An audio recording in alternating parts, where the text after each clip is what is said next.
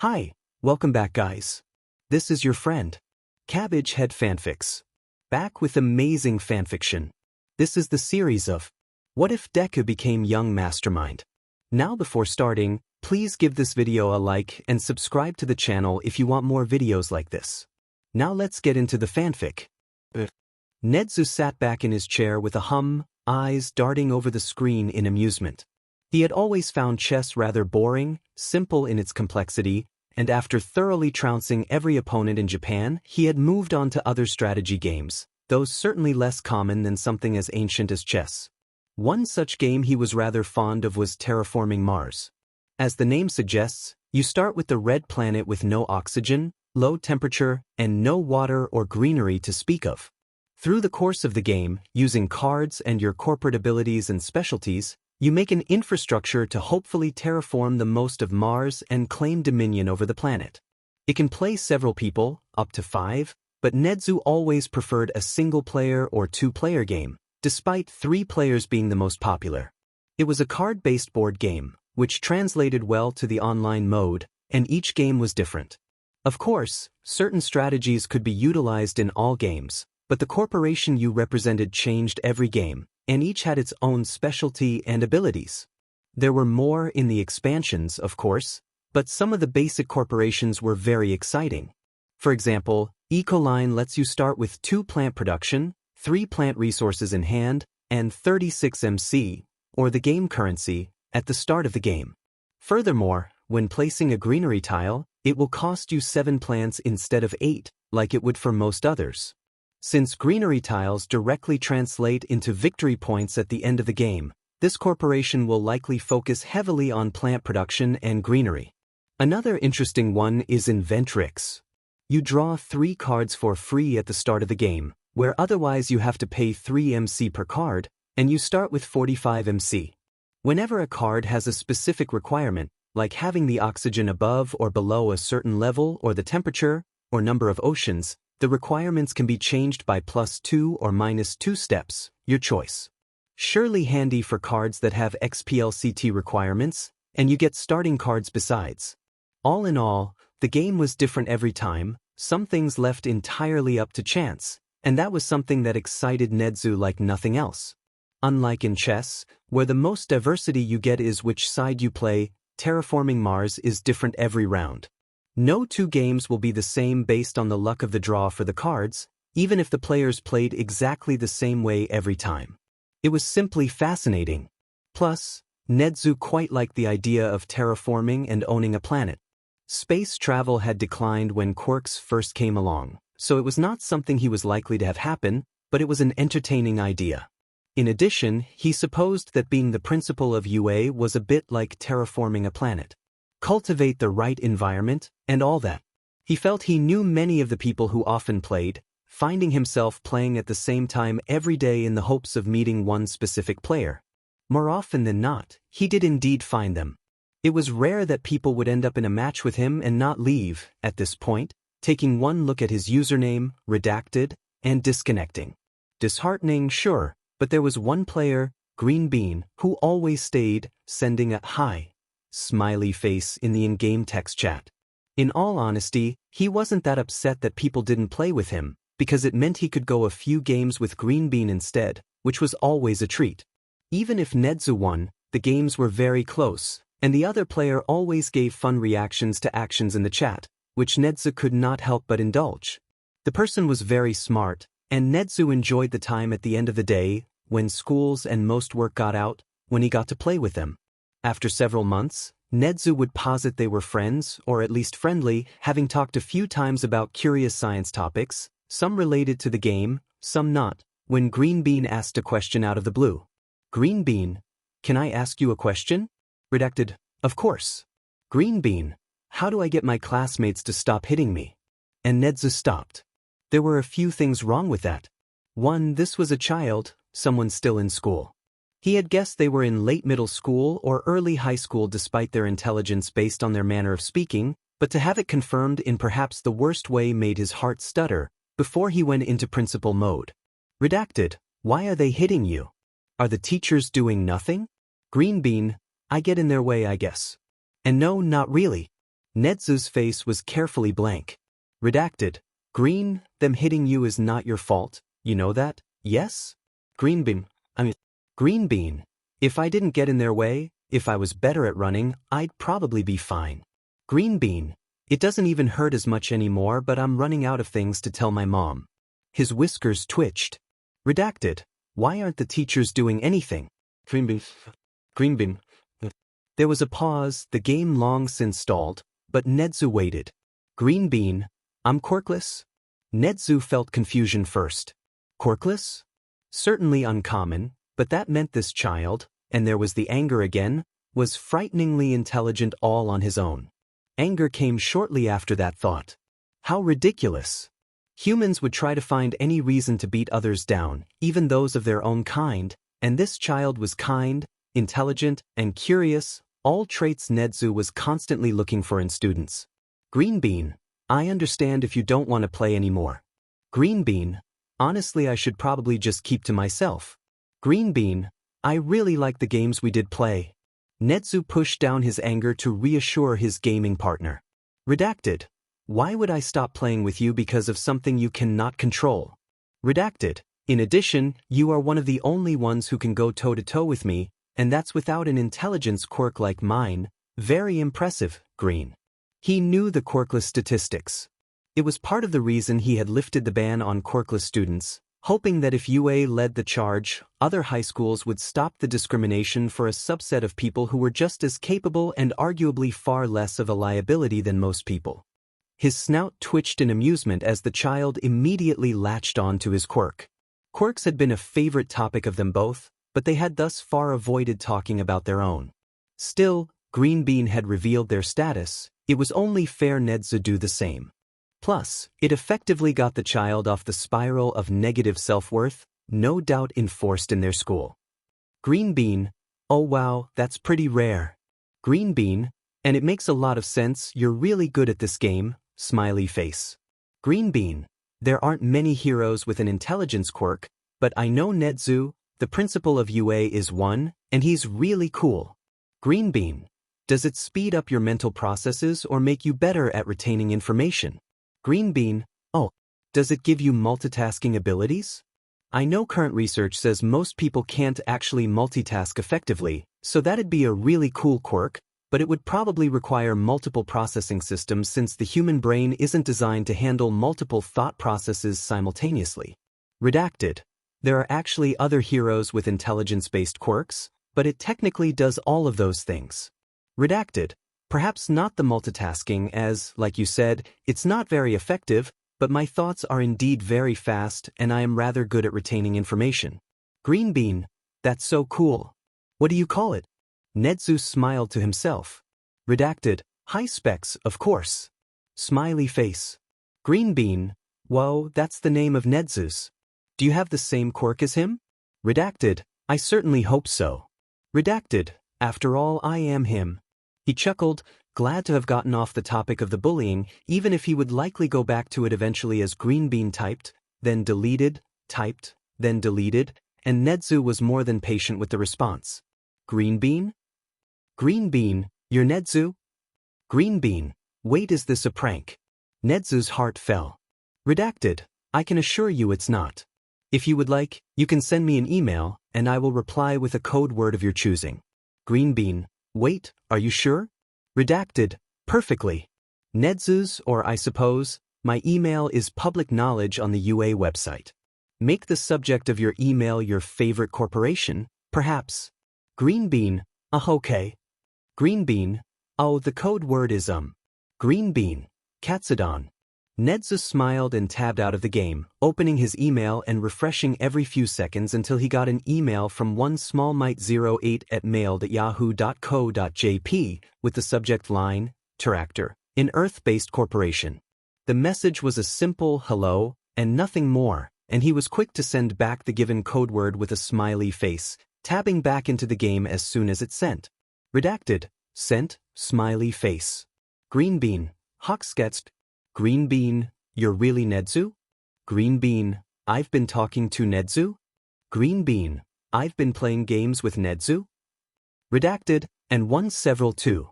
Greenbean, Oh holy moly, I've beaten Nedzu before. Greenbean, at a strategy game. Greenbean, okay, I can die happy now. Greenbean, thank you, Nedzu sir, for playing games with me. I know you're probably pretty busy. Redacted, nonsense, I look forward to meeting you on the battlefield every evening, smiley face. Greenbean, oh geez, I play video games with the principal of UA almost every day. Greenbean, hang on, I'm going to need a minute. Redacted, on a different topic, Teractor is your favorite corporation? Greenbean, oh, I like playing Earth cards anyway, so getting a cost reduction on them is nice. Plus it's like an homage to home, right? Redacted, quite right.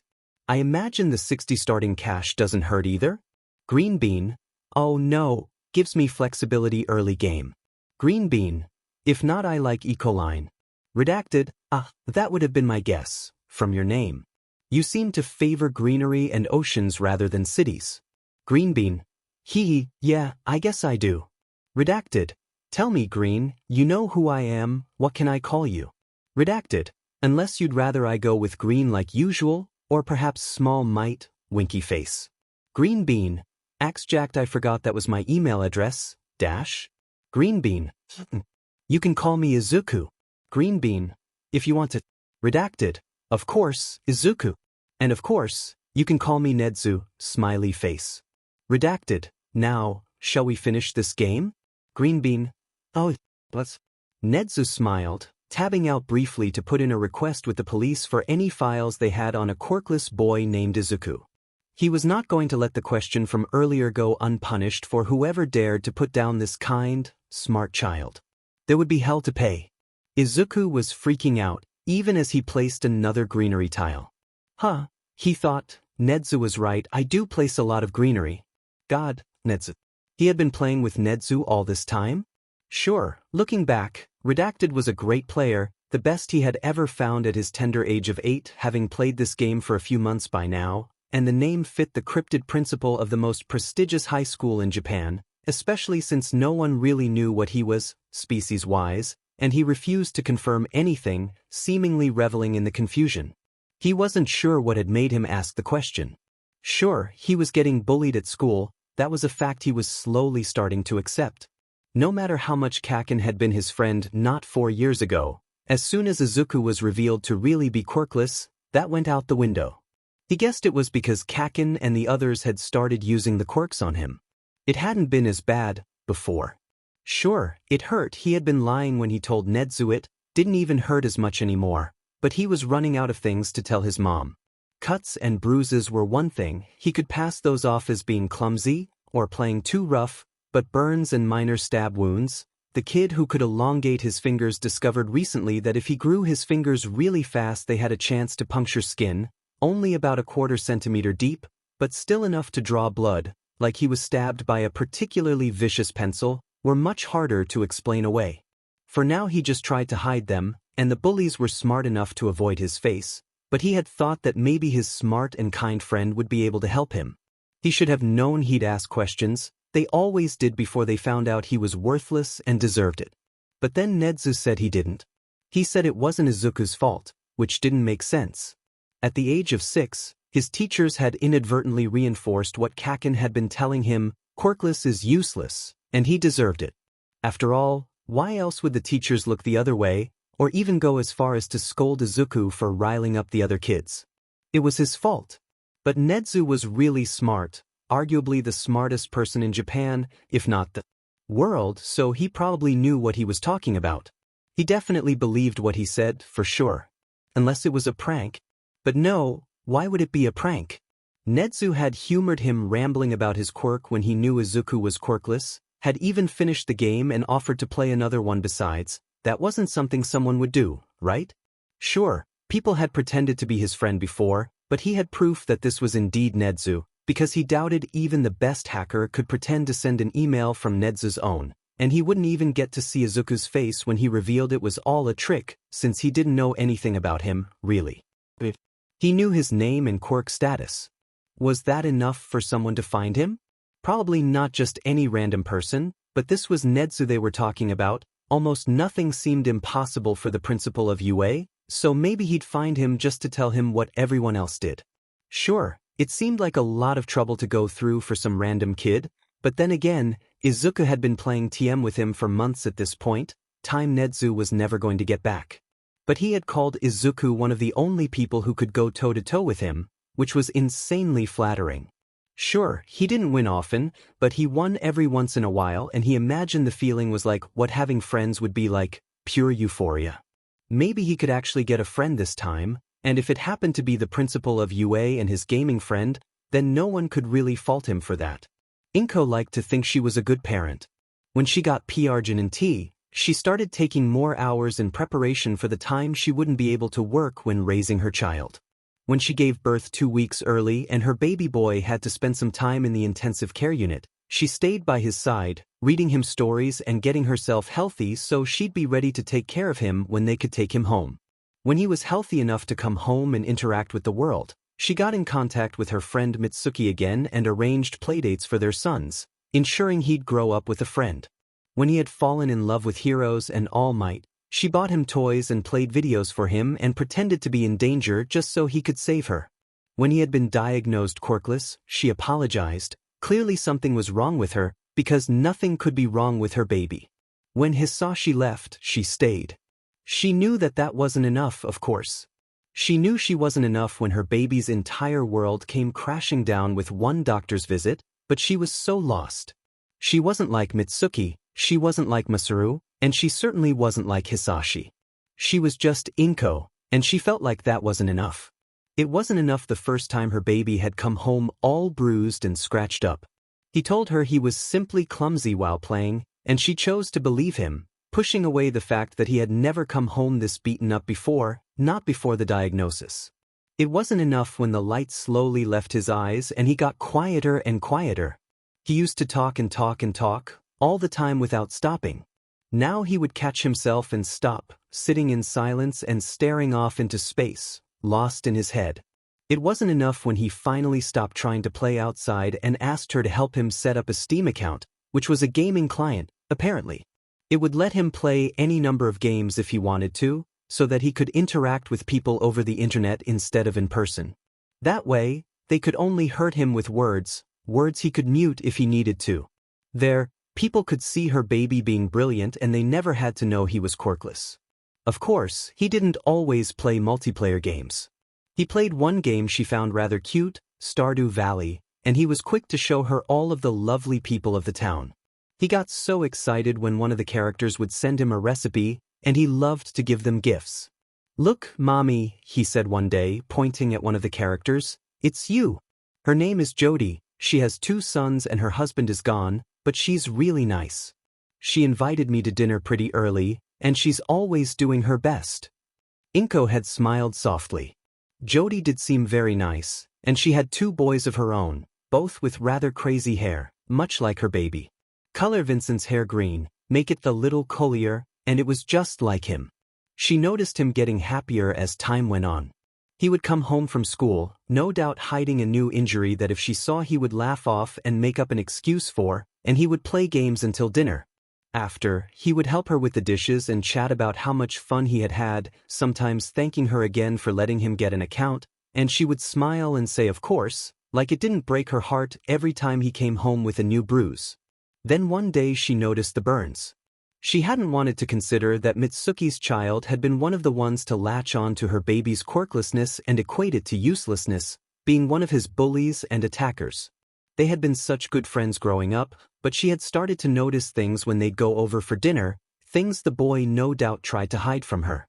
That meant he knew it was wrong, that hurting her baby wasn't something he should do, so maybe he wouldn't, maybe he'd stop. But no one else at his school had a fire-based quirk. Inko had checked. In the entire school, no one could burn her baby except Katsuki, someone who was supposed to be his friend. She had to accept the reality that not only was her baby getting bullied, getting hurt, but that he wasn't telling her about it. She didn't point out the burns, and he didn't either. She ached for him to tell her, to trust her, but he just smiled and said school was fine. She wasn't enough. She didn't know if she ever would be.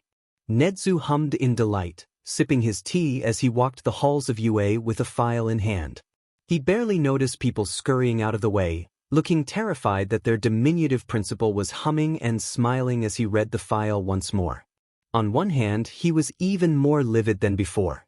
Midoriya Izuku, age 8, quirkless, living in Mustafa with his mother and attending Aldra Elementary. To think that an 8-year-old was being bullied over something as inconsequential as whether or not he had a quirk was almost enough for his grip on his teacup to tighten just enough to snap the handle off. But the teacup was spared by how, on the other hand, he was very excited. Midoriya Izuku, age 8, quirkless, and one of the smartest humans he had ever come across at age 8. Most of his 14 to 18-year-old students were not as clever as Izuku was, and Nedzu was delighted with the prospect of getting to know him and hone his mind to even greater heights, should the boy wish to.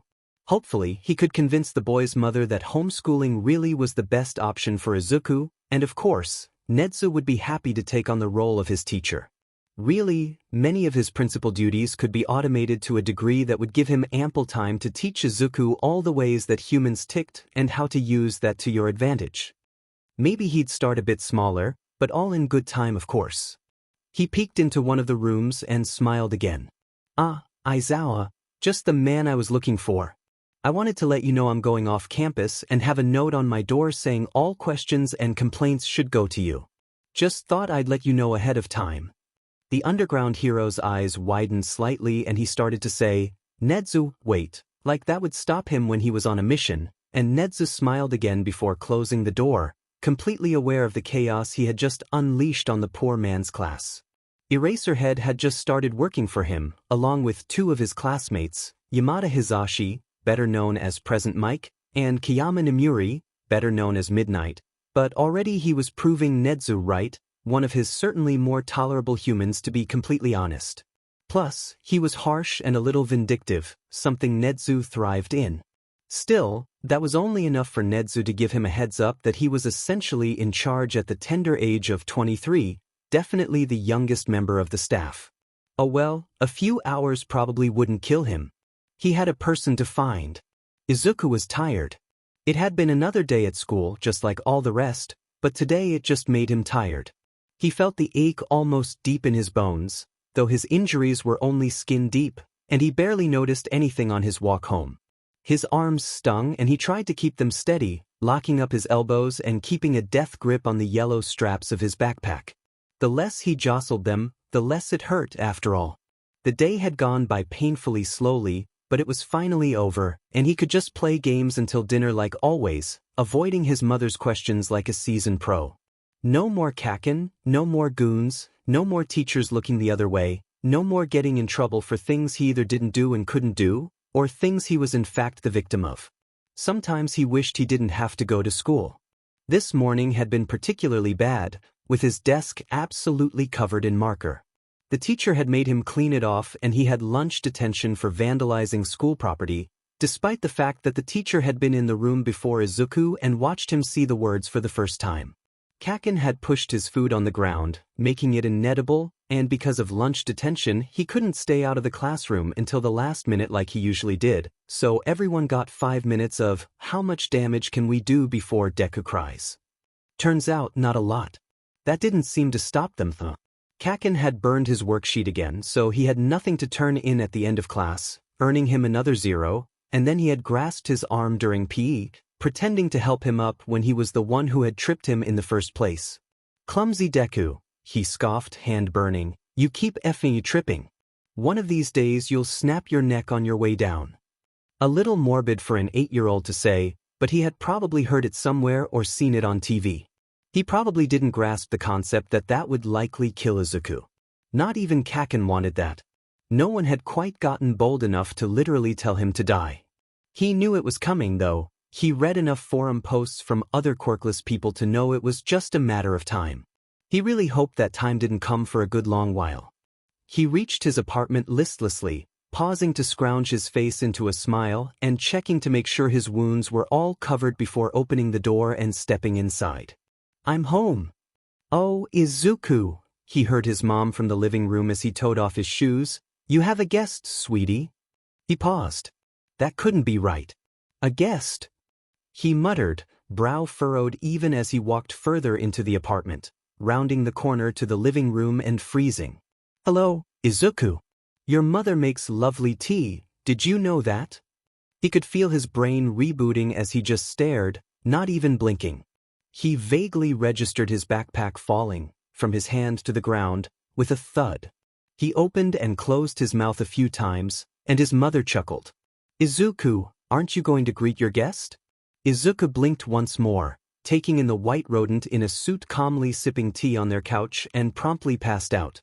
Nedzu set down his teacup gently as Inko immediately shot to her feet, completely flustered. Entirely understandable, as her child has just slammed his head onto the floor. He had expected some reaction, of course, but nothing this extreme, to be certain. Izuku passing out did not enter into the realm of possibilities when Nedzu had pictured how this meeting would go. Then, when Inko grabbed his arms to lift him up, he hissed, coming back awake from pain that Nedzu, perhaps, understood how it had come to this, and was reasonably upset. He only wanted to burn down one building, that seemed completely reasonable. That it happened to be Aldra Elementary was for convenience and nothing else. Inko hurriedly guided her son, and he certainly was tiny, to the couch before rushing off to get a first aid kit, and Nedzu hopped down, making his way over. "I'm sorry for startling you, Izuku. Are you all right? Did you hit your head?" Green eyes blinked at him before the boy shook his head, seemingly incredibly shy now that there wasn't a screen in the way. Nedzu gently patted the boy on the knee. "Excellent, head injuries are always the worst. Here is your mother with the first aid kit." "Izuku," she blubbered, "what happened, baby?" He looked away, trying to smile. "It's nothing, I just tripped during PE and scraped my arms on the ground." She fussed over him until he reluctantly took off his uniform top, revealing angry red burns, borderline second degree, but not quite there yet. Both adults stilled. "Izuku," she said gently, eyes brimming with tears again, "those aren't scrapes." He winced as she dabbed on burn cream. "It's nothing really. I'm fine." Nedzu climbed on the couch next to him. "You must be wondering why I'm here, or how I found you in the first place."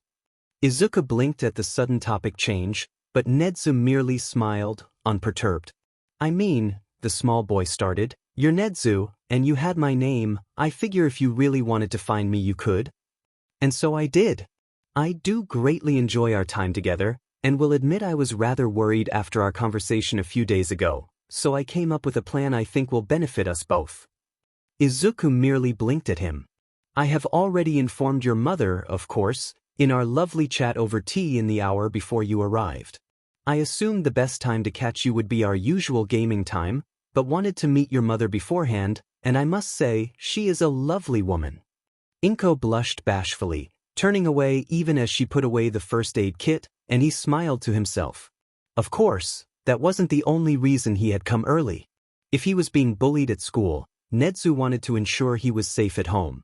He could assume, of course, with the ability to play computer games, that he at least had some measure of freedom. However, you could also play computer games while locked in your room, so Nedzu had wanted to be sure he wouldn't have to immediately claim this child as a ward of UA. Luckily, Inko was lovely, if a bit overwhelmed by virtue of being a single parent. "And what would that be, sir?" Nedzu chuckled. "Come now, we're friends, no need for that. But yes, I was wondering if you'd like to be homeschooled instead of attending public school." Izuku's eyes immediately welled up with tears, but he managed to pause them when he frowned in confusion. "But Mum isn't a teacher, would I be taking classes online instead?" No, I was wondering if you'd like to be my personal student." The boy blanched, mouth gaping like a fish, and Nedzu smiled to himself. But you're Nedzu." "Yes, and you're Izuku." He shook his head rapidly, green curls bouncing and hands waving fervently. "No, I mean you're the principal of UA, I can't just be taught by you. And yet, I am offering." Nedzu was practically beaming at this point, forcing his tail not to wag and his feet not to swing. He was giddy at the prospect, but best to stay professional and calm if he could help it. Inko placed a hand on his shoulder, carefully avoiding the burns she had treated. "Sweetie, I think it would be good for you. Plus, he's the smartest hero, like you always say, and you've always wanted to go to even if it was a little later. He looked up at his mother in shock. You think I should do it? She nodded and sniffed. I know you don't always tell me everything, but I also know that school it's not kind to you, Izuku. You're most happy when you're playing your games, and I know most of the stories you've told me at dinner these past few months have been about one specific player, and he's currently sitting on our couch. Nedzu cooed to himself. Ah, tales of their battles at the dinner table? It was incredibly endearing. He supposed that if he had someone he regularly talked to, he would also talk about the clever plays either he or his opponent had come up with. Izuku bit his lip and looked back at Nedzu with wide green eyes. Are you sure? Nedzu smiled. Of course. Then I would like that very much, please. Excellent. We can start tomorrow. Back at Ue, Aizawa Shoyuda felt a shiver go down his spine. Izuku found himself on a train, heading towards Ue, backpack in hand. It had always been his dream to go to Ue one day, as a student no less, because it was the best hero school ever. Even All Might went there. He had assumed, however, that this would happen later, when he was 14, and this was his high school. But here he was, age 8, and yes, technically a student here. He looked up at the H-shaped building and walked through the gate with a deep breath. Nedzu had given him a pass so the gate wouldn't lock him out, but other than that, had not given the boy directions. It will be a fun puzzle. All you have to do is find my office. Worry not, it won't be difficult for you, and the staff does know you're coming. It would be fine. Kayama Namuri had a free block in the morning, so she used it to plan her lessons, like any responsible teacher would. If she happened to not get much done, it was because it was first thing in the morning, so really, who could blame her? She stepped outside to go to the bathroom with a sigh before she bumped into something that barely came up to her knees. She blinked and looked down, seeing a small child. Oh, hello there, little guy. How'd you get in here? If security had failed so that a random child could just walk into UA, someone was going to die. Oh, hello Miss Midnight. Wait, he recognized her. What the hell? I walked? I had the pass, so the gates didn't close. How did you get a pass, kiddo? Nedzu gave it to me? What? Why would Nedzu give a pass to this tiny kid? Wait a minute. She paled and swallowed. How old are you, sweetheart? He blinked up at her shy. I'm 8, Ms. Midnight. Sweet Lord, Nedzu's personal student was FING 8 years old. The rest of the staff needed to be informed before it was too late. Maybe they could still get the kid out before it was too late and the rat corrupted his mind. They did not need another Nedzu running around, and this kid looked really sweet. Can you help me find his office? He never said I couldn't ask for help. No, it really was too late. She could not take the kid to Nedzu at this point. He definitely had eyes on the situation and would know if she tried to defy him. God, they were all gonna die. Of course, she tried to smile cheerily. You just come with me, Han. He smiled and her heart melted a little. Maybe Nedzu couldn't corrupt this pure kiddo. Maybe they'd be fine. Ah, thank you, Kiyama. He greeted her before the door was even fully open, and she watched the green boy light up at the sight of the rat. Wonderful to see you, Izuku, and you made such good time. Good use of your resources. The boy, Izuku, smiled bashfully and bowed at her. Thank you, Ms. Midnight. She smiled. Of course. She turned to go, but the rat stopped her. And Kiyama, perhaps keep all rumors of my student to yourself, I think everyone should have the chance to meet Izuku themselves, without previous bias. They're already biased, she screamed internally, because he's your personal student. You just want to revel in their reactions at seeing how young this kid is and be even more terrified. Sure thing, boss, she said out loud. God, this was going to be a nightmare, and she couldn't even tell anyone so they could share her pain. As the door closed behind the pro-hero, Nedzu's whiskers twitched in amusement. He could sense her bewilderment and distress, of course, and had a relatively idea of what was running through her head, but it was very amusing to watch her on the cameras when she realized exactly why Izuku was there. Wonderful. I trust the train ride was uneventful? The boy nodded. Good, no complications then. Very well, now, I do have to technically teach you the curriculum for your year, but I know you favor science, yes?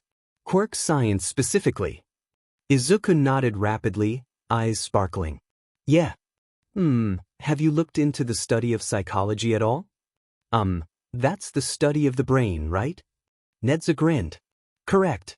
I imagine if you had an understanding of how the human brain works, it might assist you in your quirk study endeavors. Of course, we could always learn the basic school stuffs, but it's up to you. The boy blinked, contemplative. It would be neat. Nedzu sat back in his chair. How about this? We can try a lesson, and if you like it, we can continue. Izuku brightened and nodded. Okay. Excellent. First, we will learn about the different areas of the brain. Izuku very much liked psychology, he found. It was just so fascinating to learn about the different components of the brain and how they all work together. For example, at the back of his head, he had his occipital lobe that took in the information from his eyes and figured out what he was seeing by talking to the other centers in his brain. But what if I was blind? Izuku asked. Then my eyes aren't sending any information. An excellent question. Which brings us to a new topic, neural plasticity. Apparently, when you were really young, your brain was just figuring out how it was going to work and devoting areas of the brain to specific things. That was why people were only considered fully mature around the age of 25. That was when their brains stopped figuring themselves out. Because it was still figuring out how to do things, it had a pretty high plasticity, or ability to change.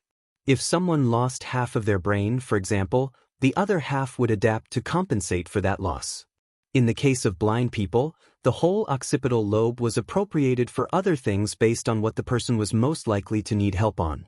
What are some of the things a blind person might need to be better at? Nedzu's question had made perfect sense to Izuku. Blind people would need to be able to hear better, like bats, and maybe touch better, since they read with their fingers, which had always seemed rather hard to Izuku. Indeed, Nedzu had smiled, there are often more neurons in the occipital lobe devoted to a blind person's sense of touch and sometimes their sense of hearing to help them perceive the world better. Very good, Izuku. And boy, if every lesson with Nedzu was like that, he would always want to come back. Psychology and the brain were so interesting to learn about. The idea that Izuku could lose half his brain right now and he would probably be okay because he was still young was flabbergasting and exciting. Now, how do you feel about board games? Izuku blinked. Oh sure. I don't really mind either way. Excellent. Come with me. He slid a box off of the shelf behind his desk and walked out of the office, Izuku trailing behind. He was taller than the principal, but not by much, so he had no trouble keeping up. They went back to the place Ms. Midnight had found him and Nedzu walked in, Izuku having no choice to follow, even as he recognized the teacher's lounge. Ah, Aizawa, ectoplasm, wonderful, you don't have class right now. Could I impress you for a game with me and Izuku? Izuku looked up at ectoplasm in wonder. Sure, he knew UA only employed heroes as teachers, especially after seeing Ms. Midnight, but to see another one in the flesh? He felt like he was going to vibrate out of his skin, but he managed to contain himself and offer a shy wave. The other man, Aizawa, didn't look nearly as familiar, but he sighed. This is your personal student, then? Yes, this is Izuku. Hello, Aizawa, sir. Kid, I am definitely not old enough to be a sir. Anyway, it depends on the game. It isn't one I've had you play before, don't worry. This will be new to everyone. In fact, even I have only read the rules. Ectoplasm sighed. Sir, that is more than enough for you, but something tells me I don't really get to say no. You would be correct. He hopped up to a table in the back of the room and Izuku sat himself nearby as Nedzu opened the box and started taking out cards and such. This game is called Sheriff of Nottingham. It is based somewhat on the old Robin Hood stories, and the goal is simple. We are each merchants trying to get our goods to market. Our goods options are apples, cheese, bread and chickens, and then, of course, contraband. The sheriff role will rotate between us, and everyone else will put cards in their bags. You declare what is in your bag, all legal of course, and the sheriff will determine if you can go to market or if he wants to search your bag.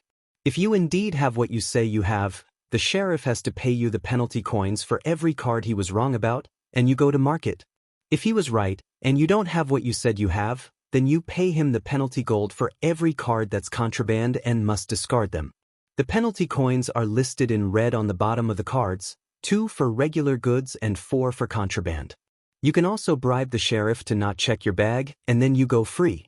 Deals are binding if and only if money exchanges hands and future promises are not held accountable. Are there any questions?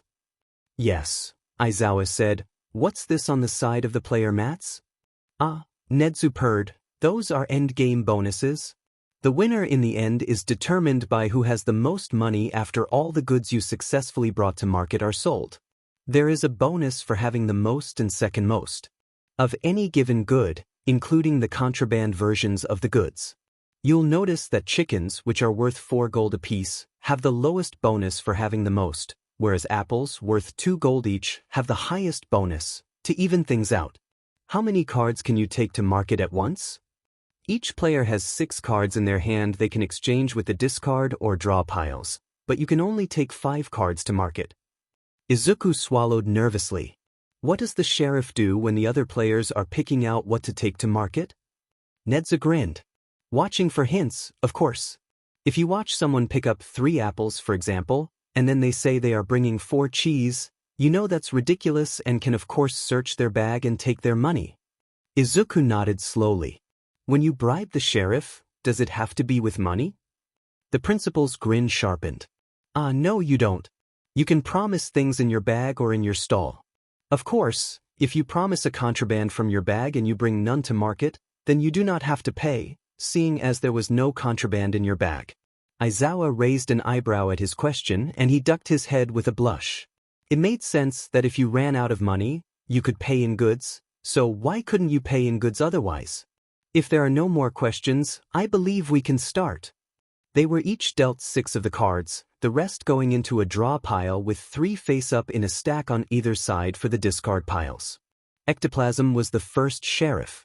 Izuku had 2 chickens, an apple and 3 contraband silk, worth 8 gold, and 2 pepper, worth both of the discard piles had nothing but cheese and bread, so he took out the apple, discarded it, and drew from the top of the deck. Another apple. Nedzu went next, taking both the apple and 2 cards from the top of the deck, discarding 2 contraband, pepper and mead, worth 8, and another cheese, placing the cheese underneath the contraband to discourage people from taking it. Aizawa ignored that and took both contraband, discarding 2 bread. And now, Nedzu hummed, we place our goods in our bags. As soon as they are snapped shut, you can no longer remove the items inside until you are either searched or sent to market. Izuku worried his lip as he watched Nedzu put 4 cards into the bag, Aizawa putting 3. 2 chickens didn't seem like enough, even for the first turn. Wait, it was the first turn. He eyed the 3 red cards in his hand and blinked. He had a plan. He snapped the bag shut, placing the rest of his hand on the table and looking expectantly at Ectoplasm, that round's sheriff. He looked at Izuku first, narrowing his eyes. I have 3 chickens. Nedzu piped up next. 4 apples. 3 cheese. I can do this in any order, correct? Oh yes, you don't have to go in turn order. Ectoplasm wasted no time. Aizawa, there is no way, you didn't even take the cheese beneath the contraband, show me your bag. Aizawa wordlessly handed it over, face completely blank as Ectoplasm snapped it open, taking out the cards inside. 3 cheese. I believe you owe me 6 gold, Ecto. The cloning hero didn't say a word, handing over 6 of his starting 50 gold, and Aizawa wordlessly slipped the 3 cheese by his player mat. Ecto glanced at Izuku once more before turning to Nedzu, sitting serenely and sipping tea. None of them were quite certain when he'd gotten, and he nervously looked at the bag. For apples, you say? Yes. Ectoplasm considered it before he sighed. I really can't read you. Go ahead to market. Oh ho ho, Nedzu chuckled. You didn't want to check my bag? For apples is a lot. You know, I'm good, thanks. Nedzu smiled and unsnapped his bag, carefully laying out 4 apples on his tableau. A wise decision. Wouldn't want you to be 8 gold poorer after all.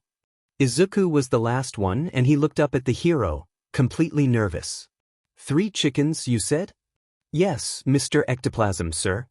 He could feel the hero searching his eyes, but he didn't dare look away. Yeah, whatever, I hate that I had to go first. Go to market, kid. Izuku silently smiled softly and snapped open his bag. He slid 3 face-down cards to the top of his tableau, where contraband goes. Ectoplasm and Aizawa both did a double take, but Nedzu just cackled.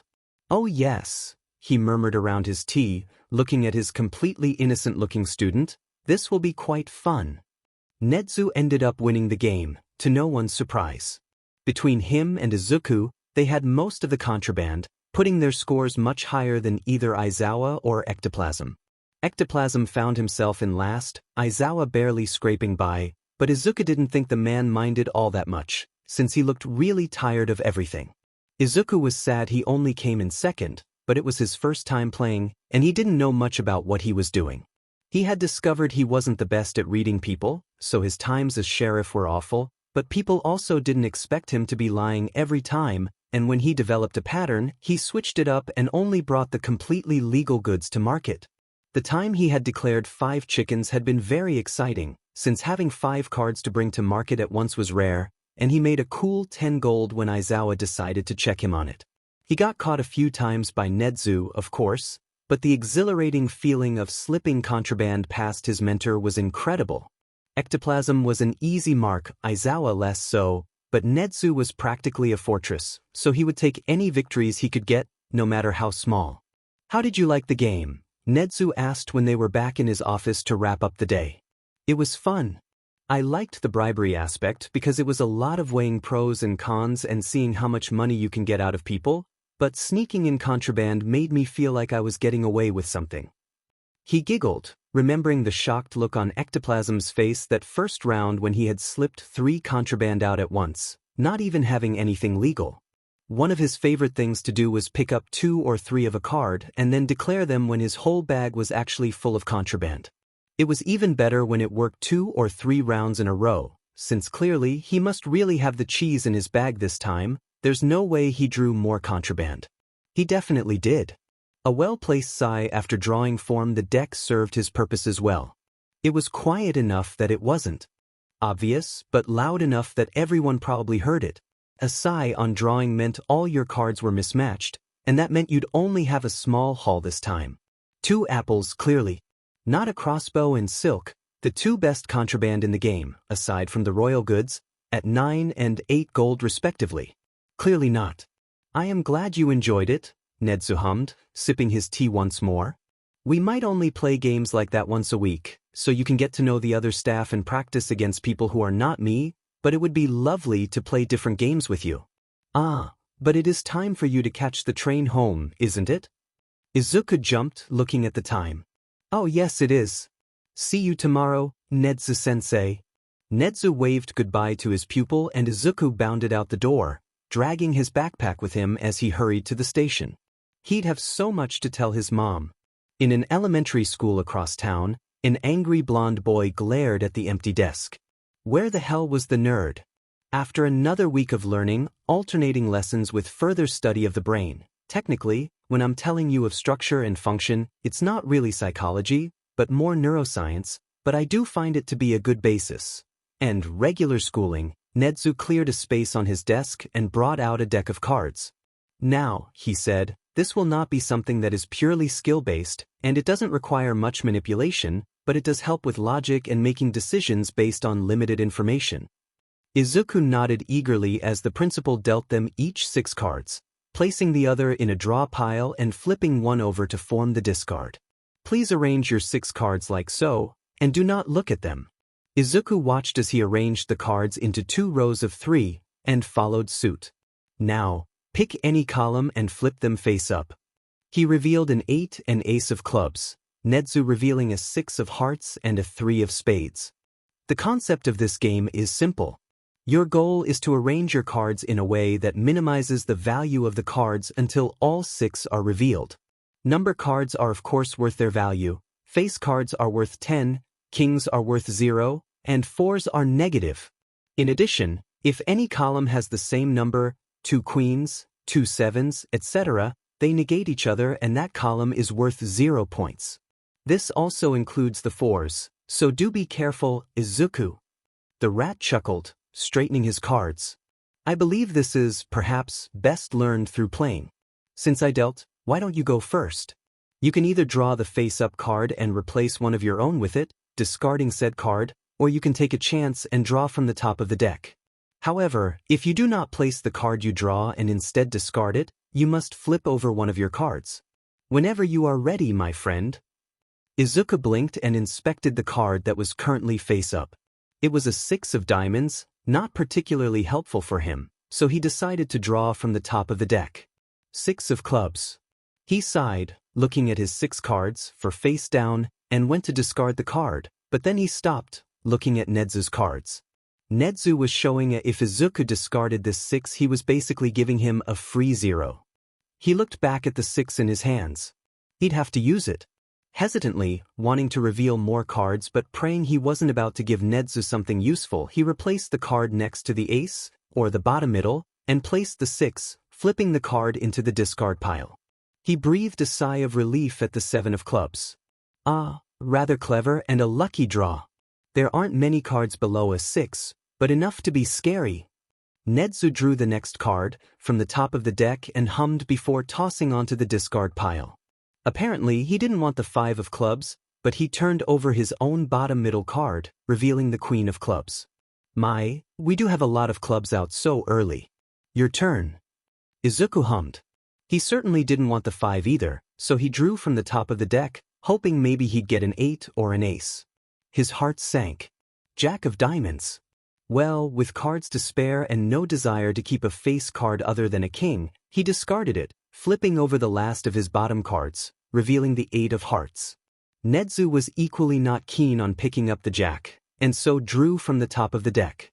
His whiskers flicked in delight and he slipped the card under his 6, discarding that and revealing the 3 of hearts. Oh, lucky. Indeed. Izuku drew a card from the top of the deck again, and his eyes widened. The 4 of hearts. He looked down at his cards, worrying his lip over what he should replace. He could go for another of his face-down cards, but then he'd be one away from ending the game, with plenty of points to his name, and he might be giving up something good. He could replace one of the cards below his 2 remaining face-down cards, but there was the possibility that one of them was also a 4, and that would negate their usefulness. He resolutely replaced his original 8 of clubs, above the ace, and discarded the, I was not the only one to get lucky this round. What a find! He grinned at his mentor, and his mentor grinned back before drawing a card. Lovely a 2. He slipped the 2 of hearts in his bottom right corner, flipping up the card he was replacing. Oh dear! Izuku sat up straight, looking to see it was another 4, the 4 of spades. He quickly grabbed it from the discard pile and replaced his 6 with it, in the bottom middle. He grinned at his mentor. Better luck next time, Nedzu. Nedzu chuckled. Oh, the game isn't over yet. They played several more games of 6, as it was called, and Izuku found himself enjoying it. Knowing what cards were left, running probabilities, and weighing risk and reward to see if you wanted to flip up that final card, ending the round, was incredibly exciting. After all, you didn't have to have a low score, just lower than your opponent. Still, the game was mostly luck with a healthy dash of strategy, so Izuku found their win-loss ratio to be about 1-to-1, which was certainly rather fun to think about. He did end up winning that first game. The combination of the 2 -4s was too much for Nedzu to overcome, even with only 2 cards actually giving him any points by the end. 9 was still much higher than 3, after all. The next lesson they had that day was finally on some of the psychology principles that Izuku could use in everyday life. Nedzu called them tactics of persuasion, which really meant that you could use them to influence how people thought and get them to see your side better. There were, of course, the different types of arguments and how each one appealed to the emotional or logical side of your brain. There were also tactics like distraction that were simply fascinating. Apparently, the logic side of your brain, or System 2, the slow thinking system could only hold so many pieces of information at once before it became overwhelmed. On the other hand, System 1, the fast-thinking emotional and intuitive side, was rather automatic and thus didn't need to hold information. They had studied this before quirks, apparently, in a way that seemed really simple and probably easy to recreate, so that's what Izuku did, Nedzu more than happy to enlist Aizawa's hero class into it. So, with lunch rush on board for the reward, Izuku went to work. He poked his head in the door. Hello. The students, previously in a study PRD, looked up at the young voice and Izuku shrank a bit under the 20 eyes that were suddenly on him, but Aizawa managed to save him. Izuku, what are you doing here? Oh, I'm doing an experiment for Nedzu. He said your class was free this block and could help me? Aizawa sighed. What do you need them to do? He brightened, very excited. It's simple. They will be given a series of numbers in one room, go to another room, and have to repeat them. That's it. And how many people do you need for this? Well, the more we have the better for the data. Aizawa sighed again.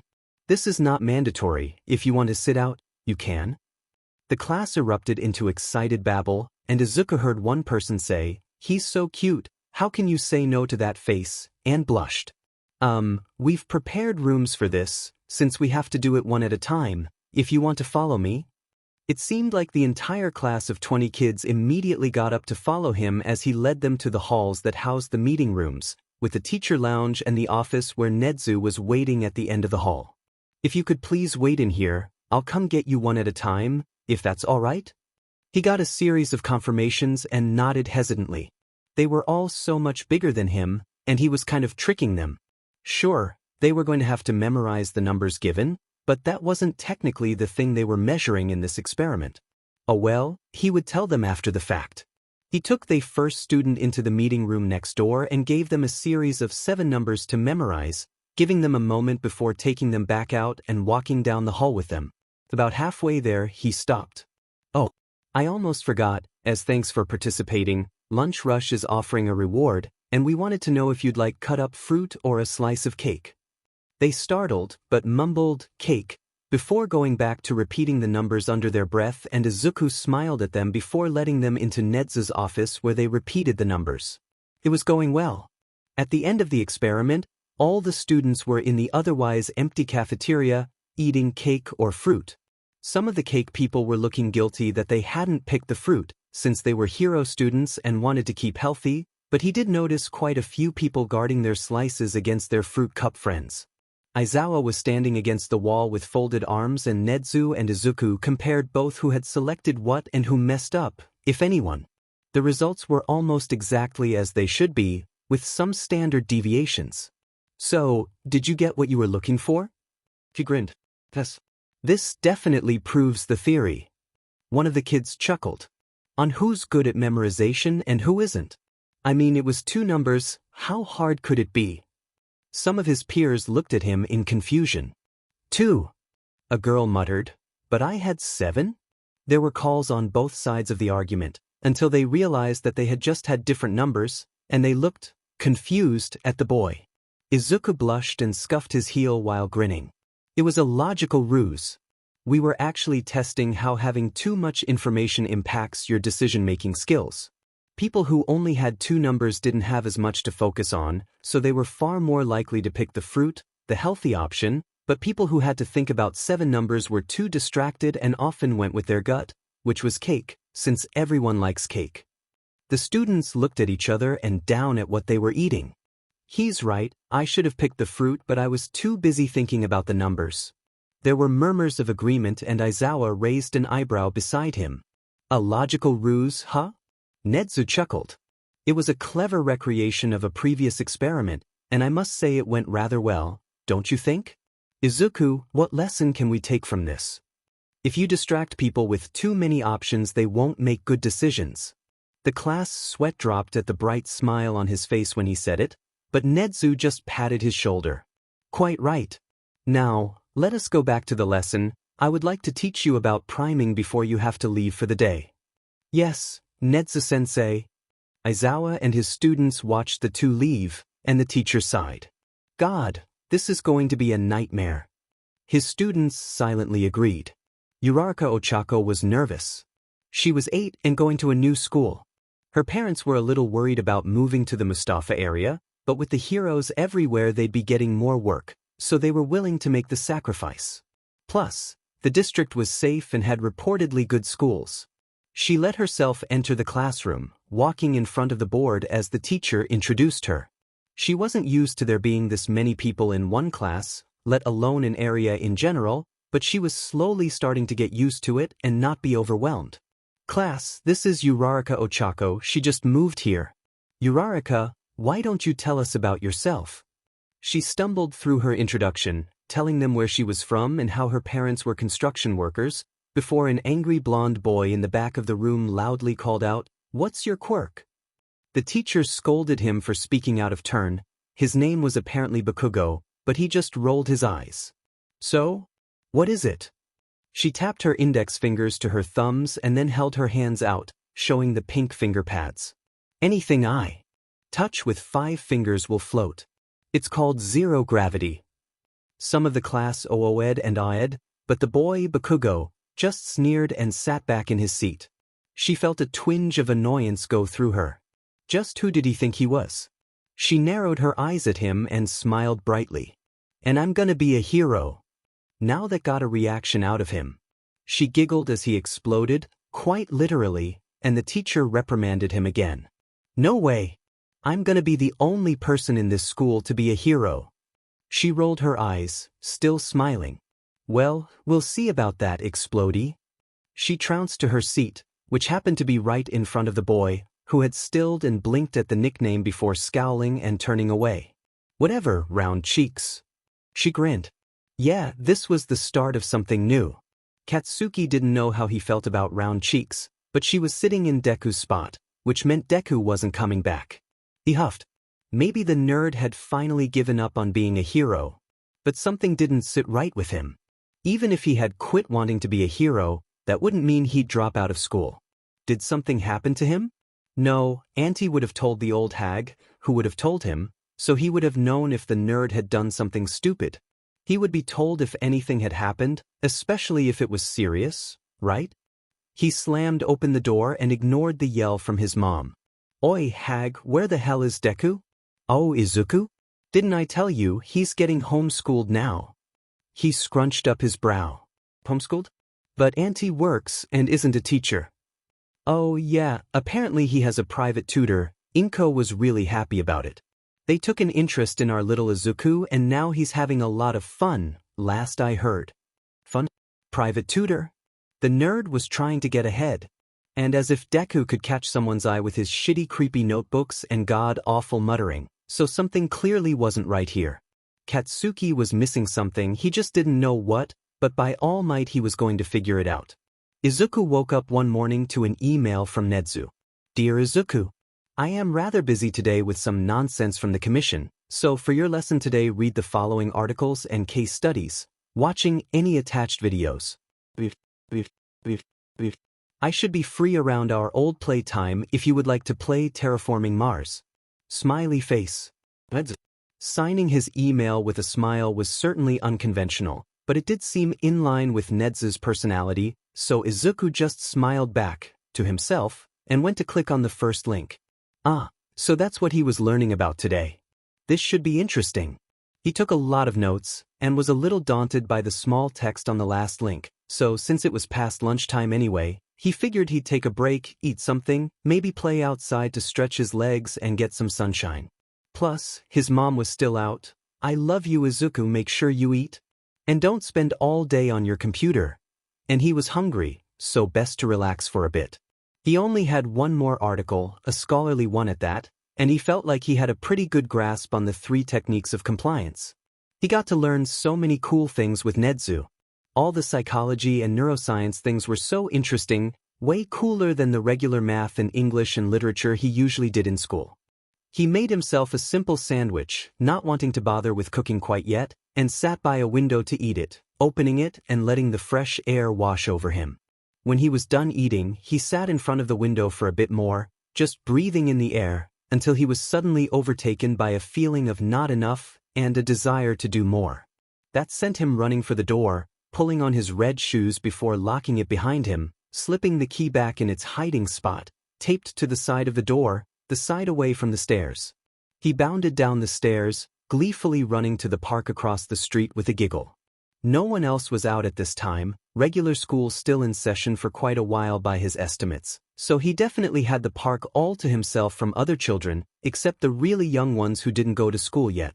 Any of his neighbors had already been told by a gushing Inko that he was getting homeschooled, so no one questioned why he was out and not in school, simply sending him smiles and going back to their jogging, minding kids, reading, or whatever else it was they were doing in the park on this genuinely beautiful day. It was his favorite type of weather, he thought as he ran around, climbing trees and sliding down the slide, with the warm glow of the sun and a gentle breeze. It was the perfect temperature for being outside, and Izuku was loving it. After who knows how long, he flopped onto the grass to watch the puffy white clouds drift by. He was so relaxed he didn't even notice when he slept into an easy sleep. It really was the perfect day. He woke with a start, body instantly rigid and heart pounding for reasons unknown. What had woken him up in such a state? He didn't remember any dreams. He thought to the pop of explosions, that was why. He scrambled to his feet as the blonde approached with a brown-haired girl chasing after him, looking a little mad, but Kaken ignored her completely. School must have let out while he was napping. He had really wanted to avoid Kaken if at all possible. Shitty Deku. Where the f have you been? He winced at the swears coming out of an 8-year-old's mouth. In general, or? Kaken stopped a few feet from him, popping off explosions threateningly. The hag says you're homeschooled now, some private tutor or some sheet, but we both know that's bullshit. No way someone is useless like you caught the eye of a private tutor. Just then, the girl caught up. Oh my god, Explodey, learn to chill. She stood straighter and the annoyance slipped off her face as she turned to Izuku with a bright smile. Hi there. I'm Uraraka Ochako, what's your name? Kaken clicked his tongue. Round cheeks, we're having a conversation. She rolled her eyes.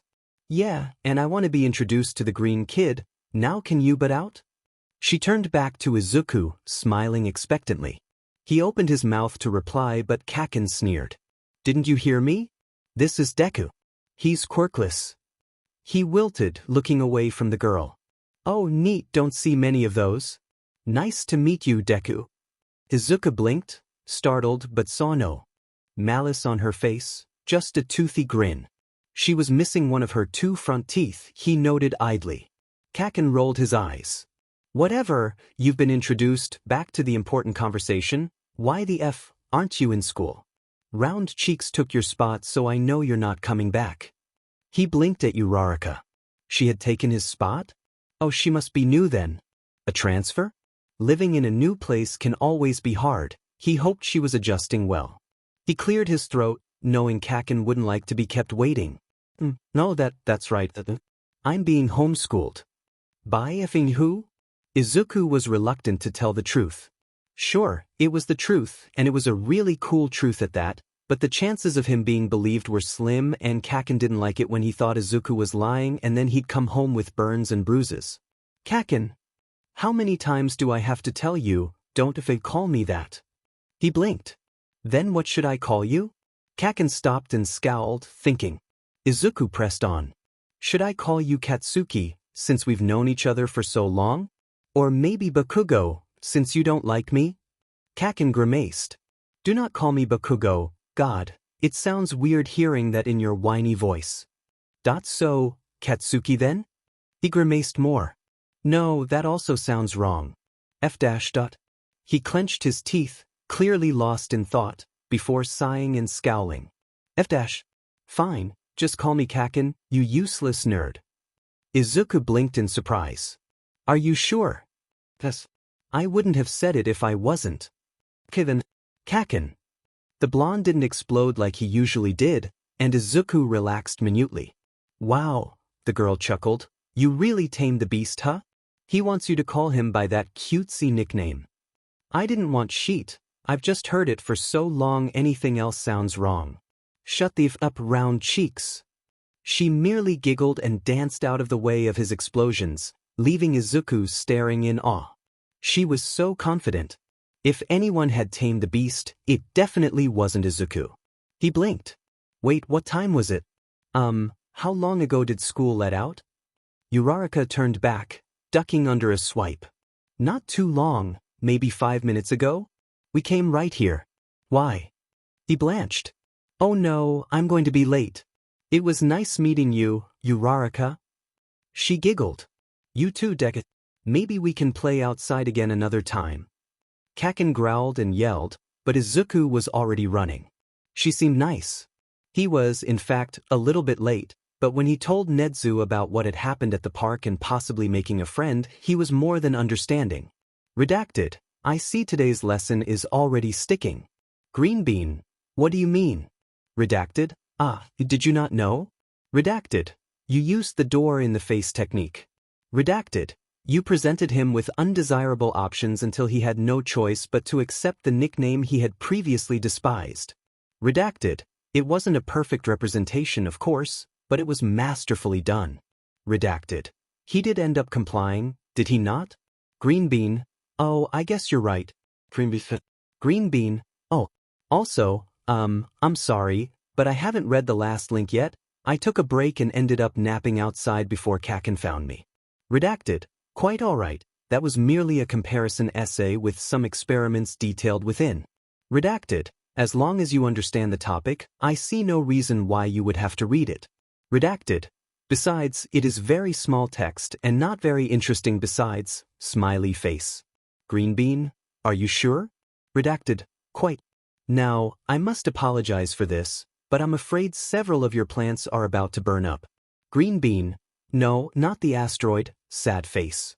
Greenbean, I will have my revenge. Redacted. I'm looking forward to it, smiley face. The next week wasn't as eventful as that one day in the park. The weather was still nice, so he did spend his lunch breaks there, but he was careful not to linger too long, not wanting to get caught by Kaken, or even Uraraka, no matter how nice she had seemed. He was at the store with his mother on Saturday, a day they both had off, except for scheduled gaming time of course, so they liked to shop together, getting in all the time together that they could. Their relationship had greatly improved since Izuku had started working with Nedzu a few weeks ago. She had always treated him a little like a porcelain doll, but now, with his new confidence, she was finally treating him more like just another little boy. He was capable, and she knew that now, it had been practically shoved in her face with the actual principle of UA, the smartest mammal in the area, coming and proclaiming it. Plus, she no longer had to worry about him getting bullied at school, since he was getting tutored on UA grounds, and there was no way Nedzu was going to let anything happen to his student. It would probably be grounds for instant expulsion, what with how fond he was of the boy. Still, the weekly grocery runs were something they both looked forward to, a nice way to conclude an otherwise busy week of work and school. She hummed to herself, maybe we should buy a watermelon? Actually, he perked up, that's probably the priming talking. I noticed a sign for watermelon at the front of the store, so it was recently in your mind. Did you have watermelon on the list? She blinked, checking the paper before chuckling and ruffling his hair. No, we don't. But still, even if I'm being primed, tomorrow is supposed to be really warm, perfect for a watermelon treat. What do you say, Izuku?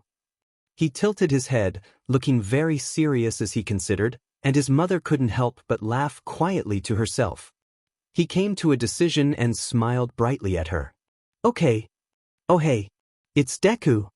His head shot up with a slight flinch, but the voice was feminine, so he was able to relax. He took in pink cheeks and brown hair before he smiled and waved shyly. Hi, Uraraka.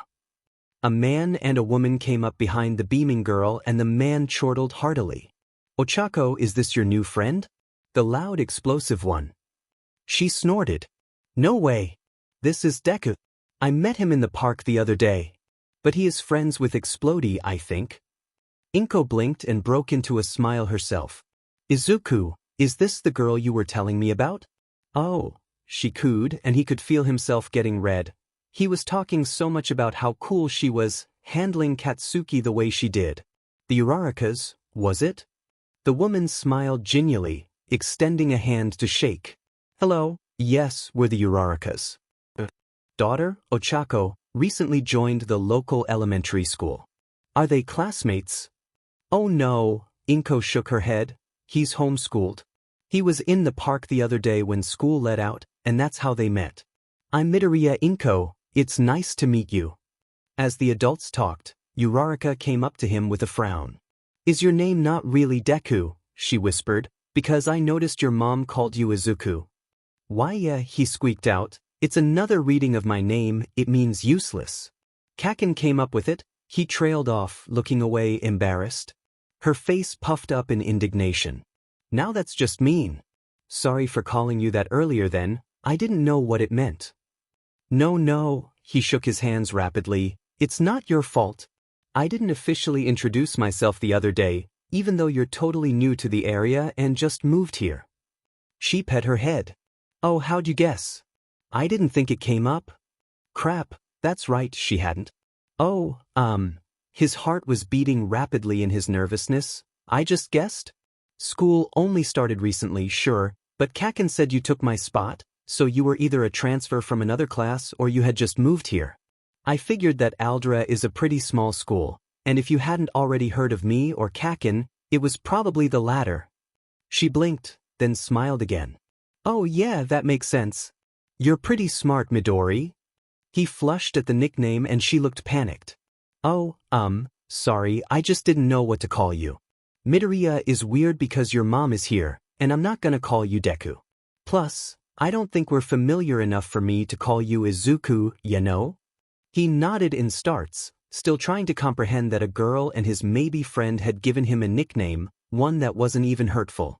Plus, she giggled, you are rather green. That drew the adults back into the conversation, all of them laughing. Inko put a hand to her face, smiling at him. Yes, I'm afraid Izuku got my coloration in all respects, but he did get his father's curls, so I don't have quite a carbon copy. Uraraka's mom laughed. You do look remarkably similar, no one will doubt he's your son, Inko. The short woman hemmed and hawed for a moment before her face brightened. Oh, you folks just moved in, right? Why don't you come over for dinner tomorrow? I would love to get to know you, impart my wisdom of the area. Plus, Izuku would no doubt love to have Ochako over, isn't that right, son? He blinked, glancing at the girl. Then he beamed. Yeah. That is, if you want to? Uraraka bounded back to her parents with wide eyes. Please? Explodey probably isn't going to invite me over anytime soon, and I have no other friends yet. They quickly agreed, chuckling all around, before Inko gave them the address and the time, and they all peeled off to do their own shopping. Izuku, his mom said as they approached the produce section, let's pick up 2 watermelons. He sighed good-naturedly and put 2 watermelons in the cart. Drawn in by the priming mom. She just laughed, and he couldn't help but giggle too. Nedzu was nervous, Izuku could tell. Well, it wasn't really nerves. It was more like... It was hard to tell. If Izuku had to put a label on it, it was a mix of flustered, angry, annoyed, upset, and a little bit of exasperation thrown in for good measure. No one else would probably be able to tell, but Izuku had been having lessons with Nedzu for almost 2 months now, and he had a pretty good handle on the various emotions of his friend. Plus, Nedzu had wanted him to focus on observation, now that he had a lot of manipulation tactics and psychology tricks down, so he would be able to accurately figure out which ones would work best. Because of that, he had really gotten much better at reading people, including Nedzu. He just didn't know why Nedzu was feeling all those things, but, well, if you want to know something, you can either do some digging or be direct. Nedzu? Yes, Izuku? Why are you upset? The principal blinked before smiling. Forgive me, I didn't mean to have it interfere with our lessons. No, it's not, he shook his head. I was just concerned is all. Nedzu blinked. Concerned? For me? He shifted, suddenly nervous. Well, why, you are usually pretty cool, not to say that when you're upset you aren't cool. I meant, like calm and collected? In control, I guess. But recently, Nedzu hummed. There has been a case with the commission and one of our top heroes that needs to be kept under wraps. Oh, he blinked rapidly. Of course I won't pry. Oh no, Nedzu chuckled. That's not what has me irritated, not in the slightest. I understand completely why they want to keep such a thing hidden, but, he pet his head, examining Izuku, before he seemed to come to a decision. Well, Maybe you can see for yourself. Okay, all cards on the table. This was not what Izuku was expecting, honest. Someone injured? Sure, they were headed to a hospital anyway. A hero injured? It made sense, something the commission would want to keep under wraps, especially if it was bad. Plus, they headed to the hero ward, so he wasn't shocked to see a hero. No, it was the #1 hero who was injured. In retrospect, a fun word he had learned recently, it made even more sense that the commission would want to cover this up. All Might, symbol of peace, severely injured in a villain fight? Yeah, people would probably freak out, like it was the end of days or something. Crime would probably hike up, people would become petty criminals, there might even be something like looting in the streets, and that was with All Might winning. In fact, they didn't even make it to the room. All Might was busy using the wall to get himself to walk down the hallway and out of his hospital bed, while Sir Knight I pleaded with him to go back to bed. Izuku was so shocked he actually stopped, making Nedzu tug at his hand where he held it, not expecting the stop. He didn't stop the boy when his hand slipped out and he rushed forward, both mad and concerned. Hey, you're really hurt. Get back in bed. The two pros blinked at Izuku, not quite seeing Nedzu yet, before All Might spoke up. I can assure you, young man, I'm perfectly dash. Tashinori, stop, even a child can see how injured you are. At this rate, you'll finish what that man started. All Might huffed. Mirai, I can't just stop being a hero. The world needs me. Izuku folded his arms, annoyed at being ignored. The world can need you when you're fully healed, now get back in bed. Or do I need to call a doctor? The symbol of peace paled, and wasn't that a sight, and sputtered. Young man dash. Izuku. Young Izuku, I will be just fine, there is nothing the hospital can do to help me dash. Why not? He blinked, looking down at this 8-year-old green child who was stubbornly crossing his arms and glaring at him, Yagi Tashinori, the #1 hero. Well, he started, speaking as one would to a much younger child than Izuku, I got really hurt, but most of the hurt ended up taking out some of my insides. That's not something hospitals can just fix. What about prosthetics? I don't know if I can get a prosthetic lung. Izuku shrugged. In the age of quirks, I've seen weirder things. Cloning definitely exists, so someone, somewhere, could probably build you a new one. Well, yes, I suppose dash. But if you want that to work you need to be ready and fit as you can be, so you need to go to bed. Gently pushing against him, carefully avoiding the bandages that were spotted with pink from no doubt open stitches, Izuku herded a bewildered All Might back into his hospital room, Sir Knight Eye trailing behind relieved and amused in equal measure. Nedzu crept in behind on silent feet, watching his student and friend bully the symbol of peace into resting. When All Might noticed him, he did a double take and his eyes went comically wide. Nedzu, when did you get here? Oh, the mammal mused, since Izuku has been. We came together after all. Night Eye looked at the boy in a new light. This is the student I've heard rumors of? Nedzu's eyes sparkled. Pray tell, who did you hear those rumors from? The tall man scoffed. No, I'm not telling, I imagine you'd rather figure it out on your own. Oh ho, he chortled, quite so. But yes, this is Midoriya Izuku, my personal student and friend. Both heroes blinked at that. It wasn't often Nedzu called someone, least of all a human, his friend. Said friend was still glaring at All Might, or more the sheets he was fiddling with, and carefully rearranging the bed to try and make him more comfortable, and thus, more likely to stay in bed. Young Izuku. He held up a hand to stop the hero. No, unless it's an apology for recklessly and pointlessly reopening your no doubt terrible wounds, I don't want to hear it. Honestly, what were you thinking? You thought you could save people in this state? His anger turned to sadness and he sniffed, eyes watering. How can you save everyone with a smile if you make your friends worry? Sir Knight Eye nodded. Tashinori, please, we just want you to stay safe. Izuku looked into All Might's blue eyes, trying to morph his expression into one of determination instead of misery. How can you save anyone if you don't even save yourself? Yagi Tashinori, symbol of peace, #1 hero, All Might, and 8th successor of One for All, broke right then and there. And then again when Chio came and hit him for getting out of bed. Not 5 minutes later, Izuku was all smiles, though his eyes were still a little red and he did sniff occasionally, while he jabbered on to the bedridden all might about physical therapy, food that was light on your stomach and still good for you, bedtime stories that never failed to help Izuku sleep, and so on, everything and nothing. Sir Night-Eye pulled Nedzu aside, speaking quietly. "What on earth possessed you to bring a child here?" Nedzu smiled. "I'm not sure what you mean, we just happened to be in the ward when he saw a clearly injured person trying to resist medical help." "Don't try it, Nedzu, you brought him here on purpose?" He hummed, looking at the sparkle in Izuku's eyes. "I did, you are correct." Izuku noticed my change in mood and wanted to know what was causing it. Night-Eye raised an eyebrow. "So why bring him? Why not just say someone got in an accident?" "Oh, but I did. However, that wasn't what irritated me.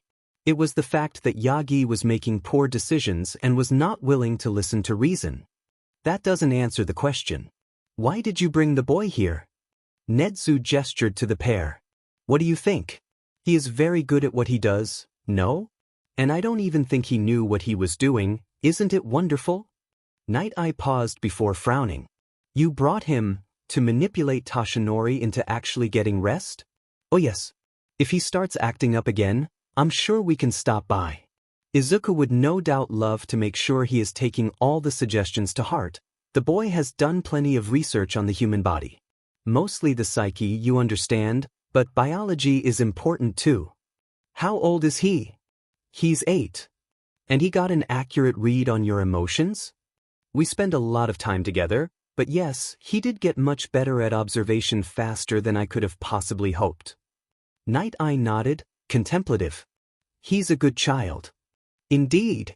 Coming from you, who hates children, that is a high compliment." Night-Eye rolled his eyes. "Coming from you, who hates most humans, it is also a compliment to call him your friend." Nedzu quieted down, smile fading to a more normal, softer expression. "Yes, I suppose it is." After making the bedridden hero promise to stay bedridden, the two left again, heading back to UA in much brighter spirits.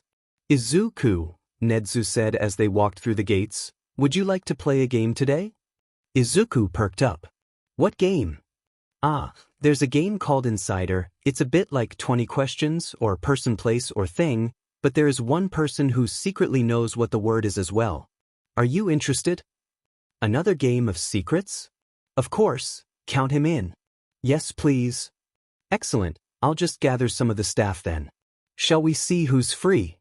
They walked into the staff room and Midnight paled at the sight of them both. Aizawa sighed and buried his face deeper in his capture scarf. Ectoplasm looked resigned, and Present Mike looked delighted. "Hey there, listener. You must be Izuku. Surprised I haven't seen you yet, since you've been here so long.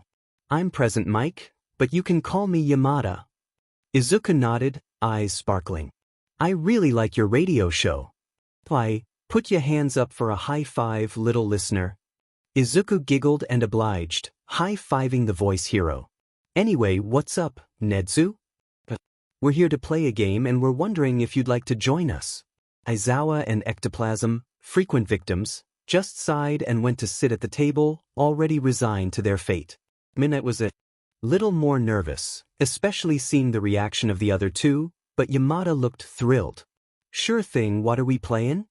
Nedzu hopped up into a seat, Izuku beside him, and slid a small red box with an eye decal on it onto the table. "Tell me, you all have played 20 questions or person, place, or thing before, correct?" There were nods all around. "Excellent. This game is not much different, just a little more nuanced. These tokens," and he slid out 6 rectangles with a black and white design on the back, "represent our roles. There is the Master, the Commoners, and of course, the Insider, hence the name of the game. The only other thing in this box you'll see is this deck of cards. On one side is a number, 1 through 6, and on the other, 6 numbered nouns.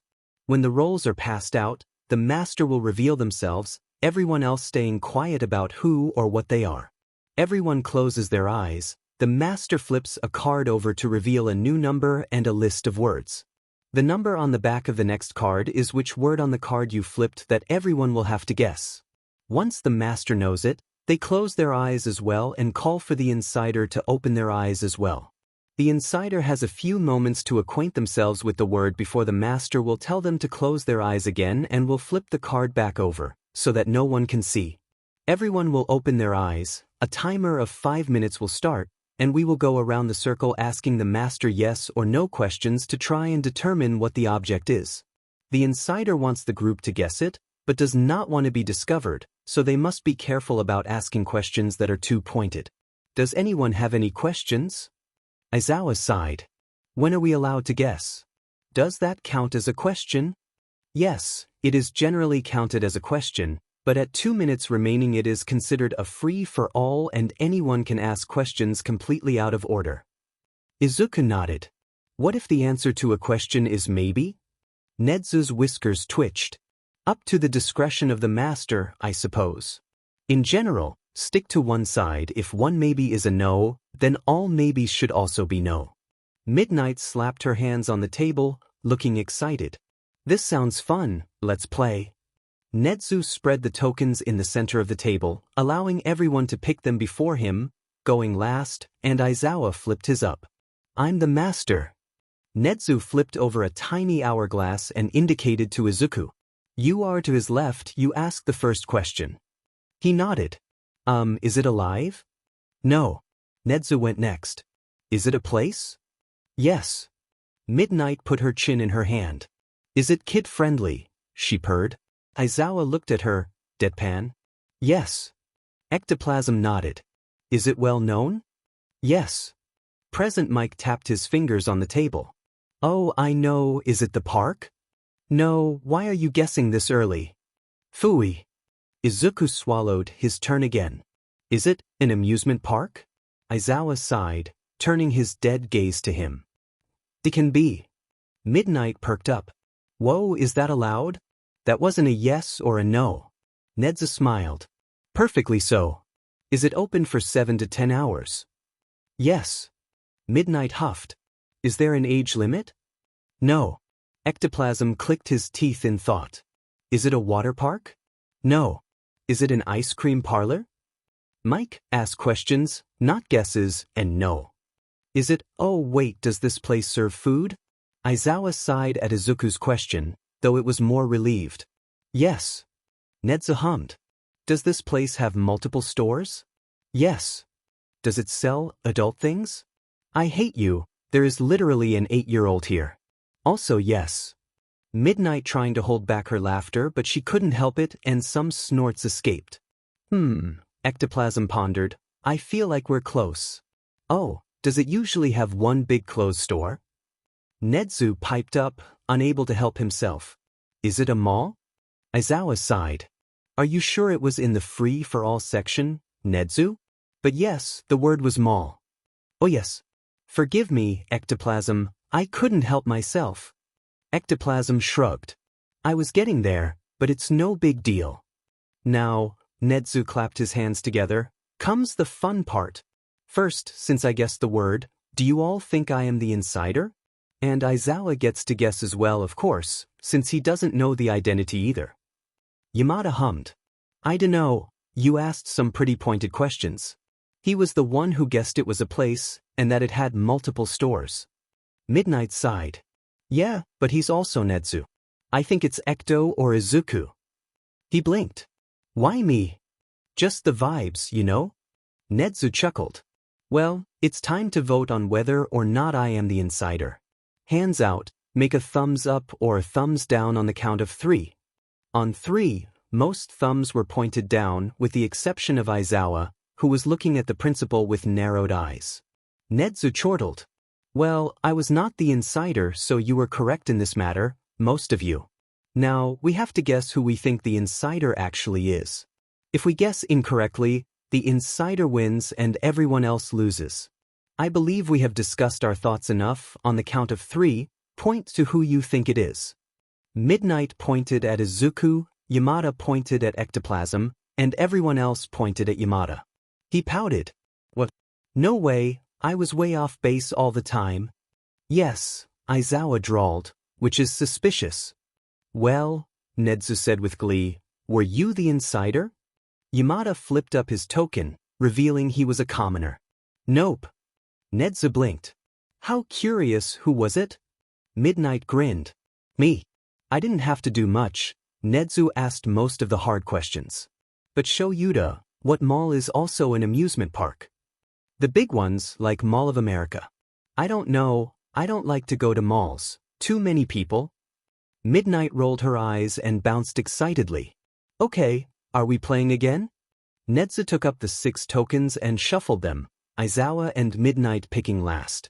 Aizawa flipped up the master token again. Midnight and Yamada groaned. There's no way that's fair.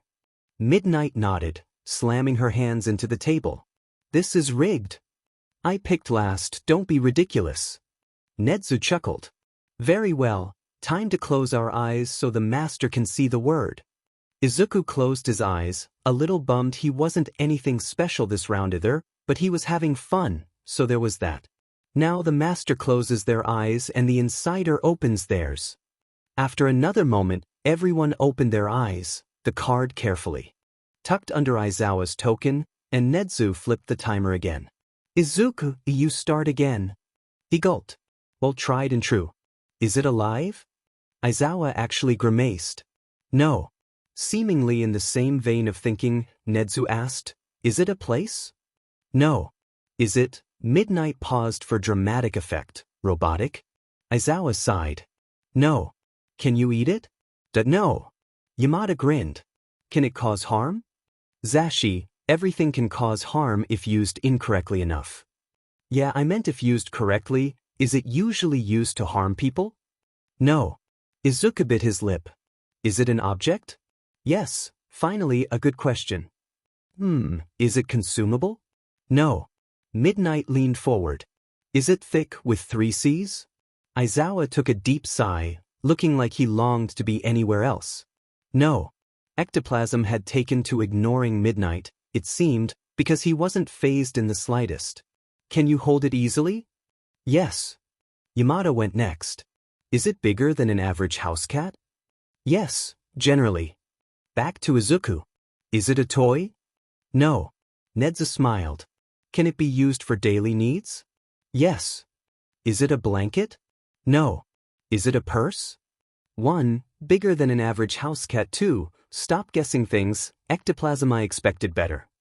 Is it a bed? Zashi, what did I just say? And no. Is it something on a bed? No. Nedzu hummed again. We've passed the 2-minute warning if you all would simply like to ask questions. Is it a phone? Namuri, I swear to God I will kick your butt into next week if you guess another thing without getting more information. Fine, can I use it to restrain someone? Nedzu, remind me why you let her in this game? Sho, answer the question. You know what? Yes. Midnight blinked and broke into a grin. Really? Awesome. Yamada sat up straight. Is it kept in a specific place? Yes. Is it made of metal? No, Izuku, it's not. Nedzu raised a paw. Can things be stored in this item? Aizawa narrowed his eyes. Yes. Midnight and Yamada did a rapid-fire guessing round. Cardboard box. Backpack. Briefcase. They kept firing off various containers, only for all of them to be shot down. Zashi, I swear, a wallet is smaller than a cat. Not a kitten. Kill me now. Wait, Izuku muttered. Can it be made of different materials? Aizawa grinned. Yes, it can. Can it be rectangular in shape? Yes. Midnight chewed her lip before shooting up. Oh, is it a basket? Aizawa ran a hand through his hair. Yes, God, finally. Nedzu clapped his hands in delight. Lovely. Now we have to ask if Midnight is in fact our insider, since she was the one to guess it. She frowned. But I was the insider last time? And I was the master, and yet. But no, I don't think it's her, or she's really bad at her job. Izuku nodded. I don't think she's the insider either. Ectoplasm and Nedzu also shook their heads. At the vote, everyone voted no. Namuri, were you the insider? She flipped up her token. Nope, not this time. I think it was Hisashi. The man gasped in shock. Again? What did I do to deserve this? I can't believe you. Nedzu's snout twitched in amusement. Personally, I believe it to be Izuku. His eyes widened. What? Why? You were the one who asked the 2 questions that lead Midnight to guessing correctly. It seems logical to me. Yamada folded his arms. I think it was Ecto. Nah, it probably is Yamada this time. They voted, Yamada getting most of the votes, with Nedzu voting for Izuku and Yamada himself voting for ectoplasm. Alas, he bemoaned, falling back with his hand to his forehead, 'twas not I. I was merely a commoner. Midnight harumphed. No way. Then who was it? Ectoplasm raised a hand. It was me. Most of the table groaned, with the exception of Nedzu, who chuckled. Aizawa tossed his master token into the center of the table. I hope I don't get that again because all of you are hopeless. They dealt out the tokens one last time, and Izuku was delighted to see he was the master. He flipped it up with a grin. Excellent, Nedzu said. Now we should all close our eyes. They went through the process again, and the card flipped up to reveal the word was wife. This should be good. Nedzu, to Izuku's left, started them off, eyes twinkling as he stole Izuku's usual starting question. Is it alive? Yes. Midnight hummed. Is this a live thing, a person? Yes. Is it female? Yes. Yamada grinned. A mother? No. Aizawa narrowed his eyes. A sister? No. Is this person in the 5 foot to 5 feet 5 inches range? Izuku blinked. They can be? Midnight plopped her chin in her hand. Are they older than 10? Izuku paled. Yes. Ectoplasm nodded. Does she like teeth? They all turned to face the cloning hero. What? I mean, like, does she collect teeth? No. Then not the tooth fairy. Yamada slammed his hands on the table. Is it a familial role? Yes. Aizawa nodded. Daughter? No. Niece? No. Parent? She can be.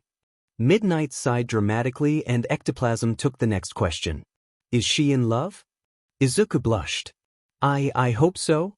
Yamada perked up. Is she a bride? No. Midnight slammed her hands on the table. Is she a wife? Izuku blushed again and nodded. Yeah, the word was wife. Yamada grinned. That makes a lot of sense. I was really close with mother, but I guess not all mothers are wives and not all wives are mothers. Quite so, Nedzu hummed. Now, do we believe Midnight to be the insider? There was a chorus of no's, the vote revealing the same. Very well, Midnight. Nope, not me. I think that this time, it really is Hisashi. Yamada groaned.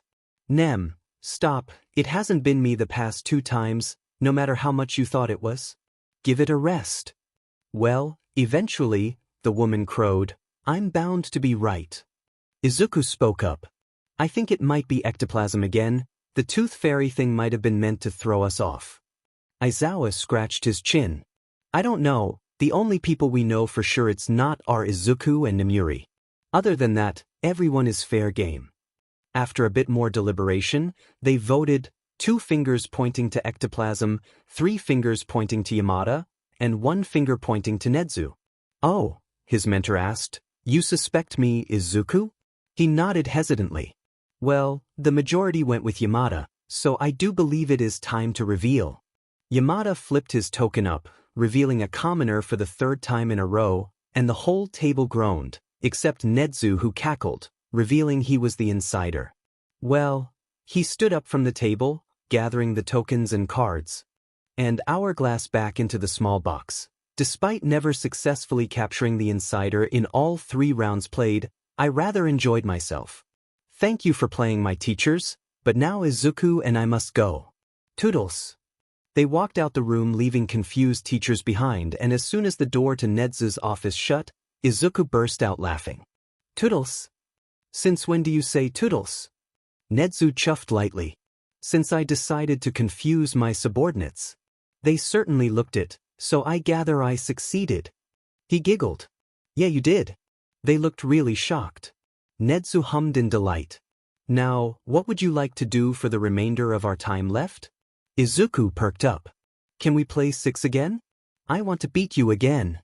Nedzu smiled coyly, clearing a space on his desk and drawing out a deck of cards. Bold words, Izuku. Can you live up to them? Izuku hummed, pretending to be in thought. I dunno, you might be right after all, you are Nedzu. Nedzu chuckled. And you, my friend, are Izuku. Now I will deal first. The next time Ochako saw Midori, after the fun dinner, was in the park again, on a Saturday. Explody was there too. Her eyes widened at the explosions coming from his palms and the green boy clearly running in fear, and she quickly whipped off her jacket, tying the arms together before running up to her classmate, wrapping it around him, and then floating him off the ground. Round cheeks, what the F dash? You lost ground privileges. Midori slowed to stop and blinked at her, taking in her quirk with wide eyes. He rushed up to her, and she blinked when he began to talk. Oh my gosh, is that your quirk? Touch-based? Some sort of gravity negation, it looks like, since he's floating and you had to tie something to him so he wouldn't float off. Explody twisted and writhed in the air to no avail, not even able to grab onto the jacket to lower himself down. Let me go, you beach. She frowned up at him. No way. You were trying to hurt Midori, and that's not cool. He sneered. Deku's FANG useless. WG, would you defend him? Her eyes blazed in indignation. He's not useless just because he's quirkless, and if you're picking on him for that, then you're being a villain. Bakugo blinked at her. Midori blinked at her. She blinked back at them. Oh, and yeah, it's called zero gravity. You're really smart, Midori. He was shaken out of his stupor by her compliments, and he flushed, sputtering and shaking his hands, just like that day in the supermarket. She gave him a toothy grin and giggled. I'm not a villain. He was uncharacteristically quiet, but his eyes were blazing with determination. She raised her eyebrows in disbelief. If I let you down, will you attack Midori? No. She nodded once and handed the jacket off to Midori before tapping her fingers together. Release. Midori's eyes were sparkling as she untied her jacket from the more solemn blonde and shrugged it back on.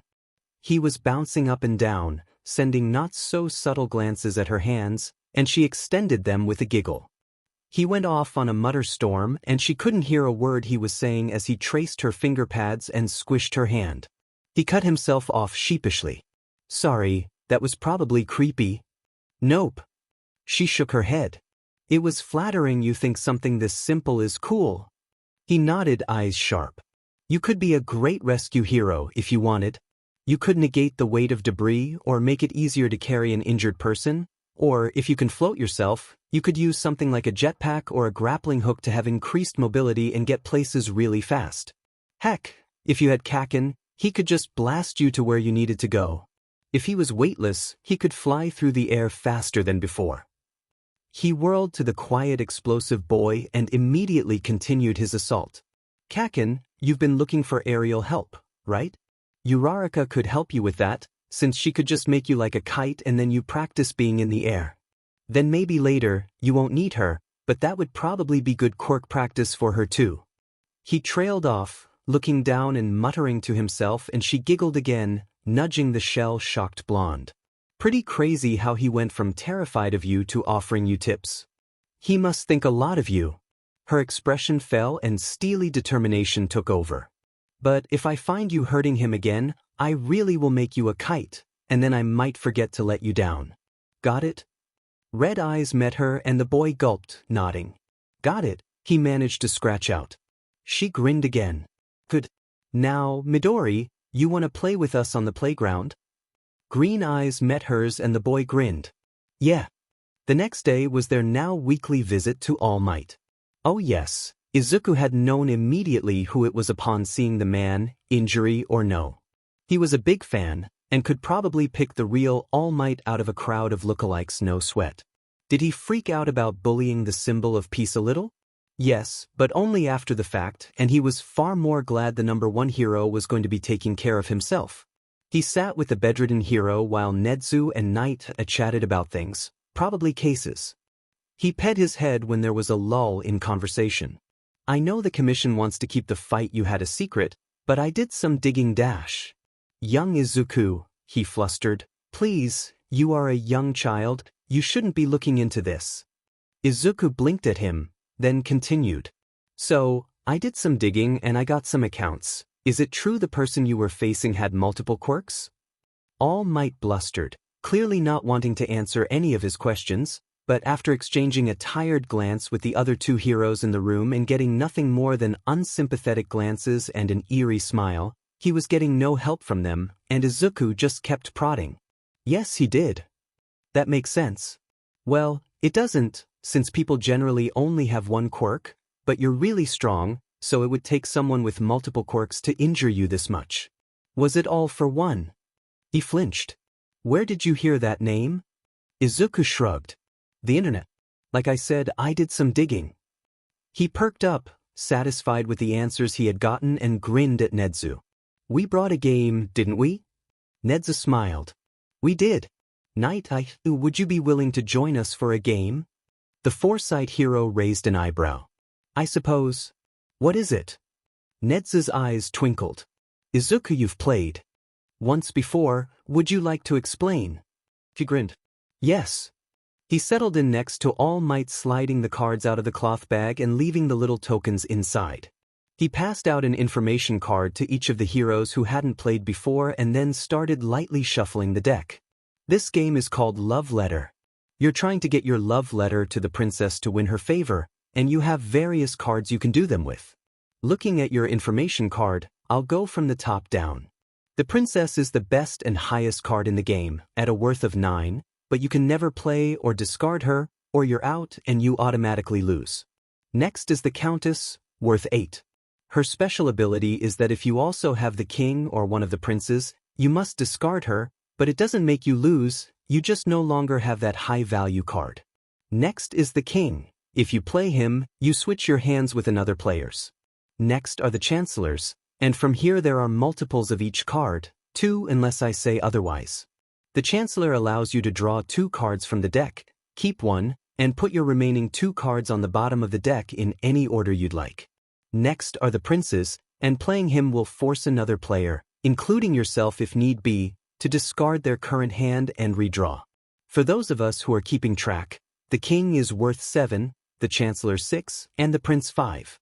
Next, at 4, is the handmaiden card. If you play her, until your next turn, any card that targets another player, like the king, the prince, or the others we haven't gone over yet, those cards cannot be played on you and must target someone else. At 3 is the baron.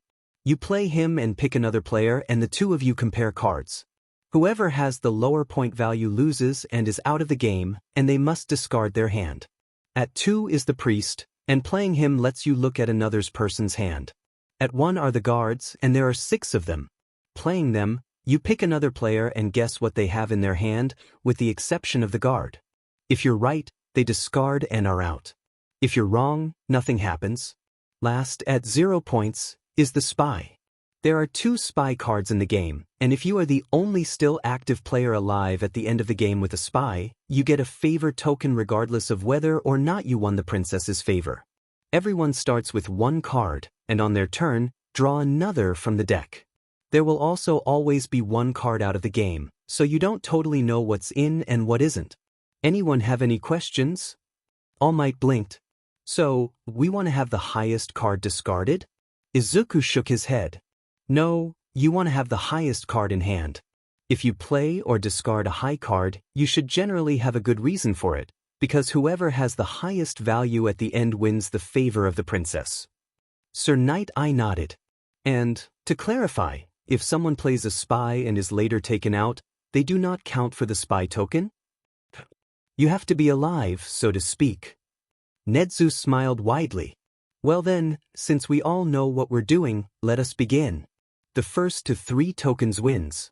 Playing a baron was always a risky move, Izuku knew, but when you had the countess, you really almost had no one that could beat you, and you didn't want to play her if you didn't have to, so Izuku felt confident when he used it on Sir Knight I. They slid their cards across the bed to each other, careful not to let anything show, and they both looked blank-faced. They silently passed them back and Izuku flipped up the countess, eyes never leaving Night Eyes. Oh ho ho, Nedzu chuckled, laying down a guard. Night, you wouldn't happen to have the princess, the only card higher than the countess, would you? Still staring at Izuku, dead silent, Night Eye revealed the card Izuku had already seen. Nedzu won that round. Izuku bit his lip, looking at the cards that had already been played. It was between him and Nedzu, and he had the last draw. The countess had already been played, taken out by having a prince in hand as well, much to All Might's dismay, so the only card that could beat him was the princess. One card was out of the game, but the two cards he didn't have, other than the Baron he had drawn and was not keen on using, were the princess and a guard. He could use the Baron if Nedzu had the guard, and then he would win. Then again, if Nedzu had the princess, he should use the king and swap their hands. There was only one right answer, but Izuku didn't know what it was. He didn't have a spy out, so he didn't gain anything from trying to preserve his life by risking the king, but Nedzu did. He had to take the risk. I'm baroning you. Are you sure, Izuku? Yes. Since they were the only two left, and it was the last play anyway, they both flipped up their cards. Izuku leapt to his feet, whooping, while Nedzu chuckled, handing over another favor token. Well done, Izuku, he murmured. Well done. He buzzed in anticipation while he drew his last card. All four of them were still in this round, but it had gotten very close. The two barons had both ended in a tie, meaning no one died, and no one had successfully been guarded, but Night Eye would be the last to draw and play, and everyone was nervous. Izuku especially, because he had the princess and the two spies besides, guaranteeing him a token if he lived. He looked at the card he drew and he grinned, plopping it down triumphantly. Handmade. Night Eye cursed. They ended up playing many more rounds than just whoever got to 3 tokens first, probably a total of 5 games, and they all did fairly well. It was part luck, after all, even if being able to weigh options and probability was equally important. The sun was setting by the time they put the game away, and Izuku lingered behind a little bit, looking at the injured hero with wide eyes. You've been keeping up with your physical therapy and diet, right? All Might smiled. Yes, I have, thank you. I'm feeling better already. Izuku doubted that, with the 2 missing organs, but whatever, if the adults wanted to sugarcoat things, by all means. When they were on the train, Nedzu plopped beside him, he hummed to himself. What's on your mind, my friend? The person who injured him. I was wondering what gave rise to a person like that. Nedzu looked delighted. And what are your thoughts? Izuku hummed again, looking down at his hands. But there's a lot of focus on quirks now. Someone with a powerful quirk basically has life handed to them. If he really was all for one, the boogeyman who could take and give quirks, then I think he's today's society's worst nightmare. And to someone like me, or with a quirk they don't want, he looked out the window, squinting. I think he'd be hope. Nedzu didn't respond, letting him gather his thoughts. I don't think he'd do anything for free though. Even if he looks appealing on paper, there's no way someone like that would just give someone like me a quirk, or exchange quirks with someone who didn't like theirs. There would always be a cost. Very insightful. How do you think we could get rid of him, if he were still a problem? Izuku thought for a moment. I think we could only really get rid of him if we took away his power. And I don't mean his quirk, I mean he preys on society. So we just have to change society. Nedzu smiled to himself. Quite right, Izuku. Perhaps we can look at ways to change society tomorrow. Izuku grinned at his friend. Yeah. This game, Nedzu explained to Izuku and Aizawa, is called Deep Sea Adventure. There is another name that I like to call it, of course, but I do believe that manages to get the point across quite well. He opened the small blue box with a picture of a submarine on it. It was about the same size as the Insider box, perhaps made by the same company. He took out a black disc, fairly small, a cardboard submarine, 3 person-shaped pieces, and little tokens with numbers on one side. First he laid out the pale blue triangles that had a single dot on the back, then the slightly darker squares that had 2 dots, then the darker still pentagons with 3, and finally the midnight blue hexagons that had 4 dots on them, all in a line down below the submarine. As you can see, there are 4 levels of treasure, for that is what we are trying to get. You will roll the dice. Note they are numbered 1 to 3, so the most you can get is 6, and there are 8 of each type of treasure. The more dots on the back, the larger the range of points. The first set is under 4, the second 5 to 9, the third 8 to 14, and the last are 12 to 16. Very exciting. Aizawa frowned. There's overlap? Oh yes, and you don't know what you get until you get it all the way back to the submarine successfully. Izuku nodded. Why are there numbers on the submarine? Ah, that is the oxygen level. As soon as someone starts a turn with treasure in hand, we move down 1 oxygen for every piece of treasure. Here, let me explain the turns so you can better see how to get treasure. He took one of the person-shaped pieces and put it on the submarine. First comes oxygen, but since I haven't even left the submarine yet, I couldn't possibly have treasure. After that, I roll the dice. He did just that, getting a 2 and a 1, to make 3. He moved the person down 3. I have landed on a treasure. I can now choose whether or not I would like to pick it up. In this case, I have no reason to, so I will decline. At that point, my turn is over, since there is nothing more I can do. He arranged other pieces on the board, putting the other 2 people nearby. If the situation was like this and I rolled another 3, I would then make a choice. I could keep going down, or decide to turn back. Since I have no treasure, it seems foolish to return to the surface, but please note that once you turn back, you can only go up. Now, I rolled a 3 in this example, but someone is in my way. Fear not, no one can ever occupy the same space, so if you encounter another diver on your way, you simply jump over them. He moved his piece down, skipping the spaces that had the other players on them. Now, another thing that treasure is bad for is movement. If you have treasure when you move up, back to the submarine, you must subtract the amount from your roll. The treasure is heavy, you see, and drags you down. He swept the pieces back to the submarine. At the point of your turn where you would pick up treasure, you can also choose to drop treasure, in case things get too heavy for you. Izuku frowned at the submarine. What happens if the submarine runs out of oxygen and you're still out there? Nedzu grinned. That is where the game's other name comes in. If, on your turn, you lower the oxygen to 0, you finish your turn and then everyone left in the ocean is forced to drop their treasure, in stacks of 3, to the bottom of the treasure line. Aizawa narrowed his eyes. And what is this other name? Why, the Everybody Dies game. Izuku thought that was a pretty good name, all things considered, because in the first round he tried to get back, but the dice were just not working for him, and his 2 treasure pieces sank to the bottom of the ocean. Apparently, stacked treasure at the bottom counted for 1 piece of treasure, so if you could get down there, it might be worth your while, but you had to get down there first. There were 3 dives to a game, and they ended up playing twice, thankfully, so Izuku was able to get a handle on it in time to not die quite as often. Still, ambitious plays were high risk, high reward, and if you could get back to the sub in time, you made a lot of points. Nedzu ended up winning the first game, Aizawa in second, and Izuku in last, but Izuku managed to pull out a come-behind win in the second game, which he felt very proud of. When Aizawa went back to teaching class, Nedzu and Izuku cleaned up the game and Nedzu struck up their usual post-game conversation. So, what did you learn? Izuku hummed. There are some things you need to sacrifice to get better things later. Also, you'll never get far if you don't take any risks. Nedzu chuckled. How interesting. Izuku liked to take walks when he wasn't with Nedzu. He had met Uraraka at the park after all, but mostly he liked being outside and people watching. It was something he had done more passively before, but now he actively sought to categorize people as part of his education. Analysis and observation were both skills he was keen to improve upon. That's probably why he noticed the otherwise really tall boy trying to make himself small. He watched for a while, trying to figure out what was wrong.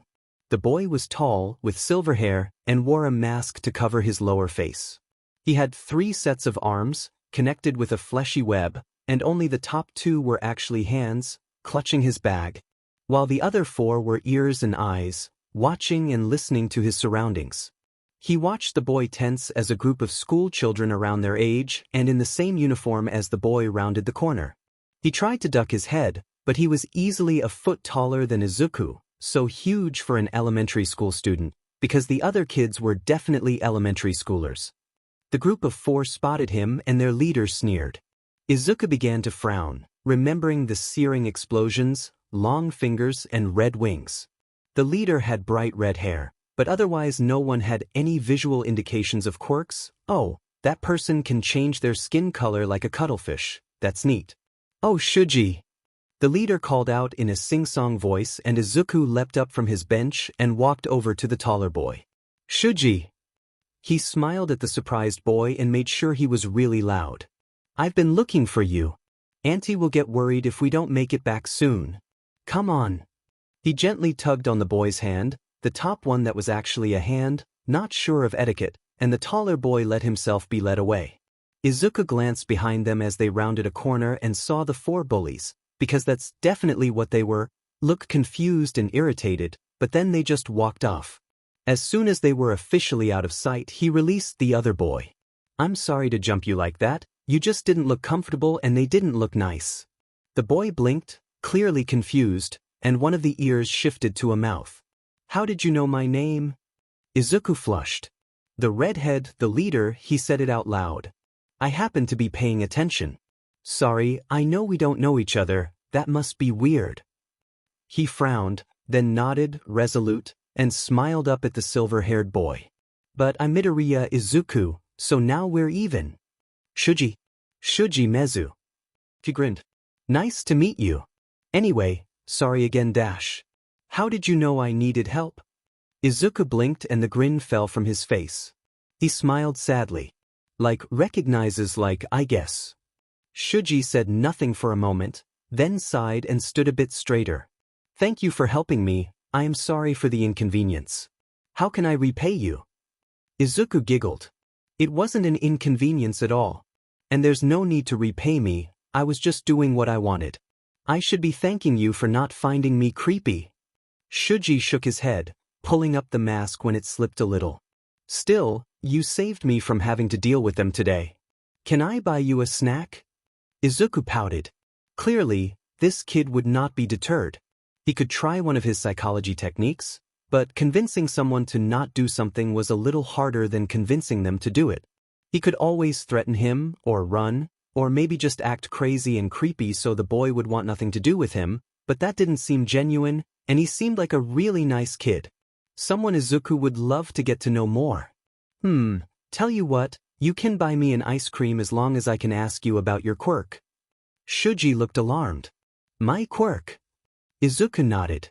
Yeah, it's really cool. You can change the ends to whatever you want, right? Is it just eyes, ears, and mouths?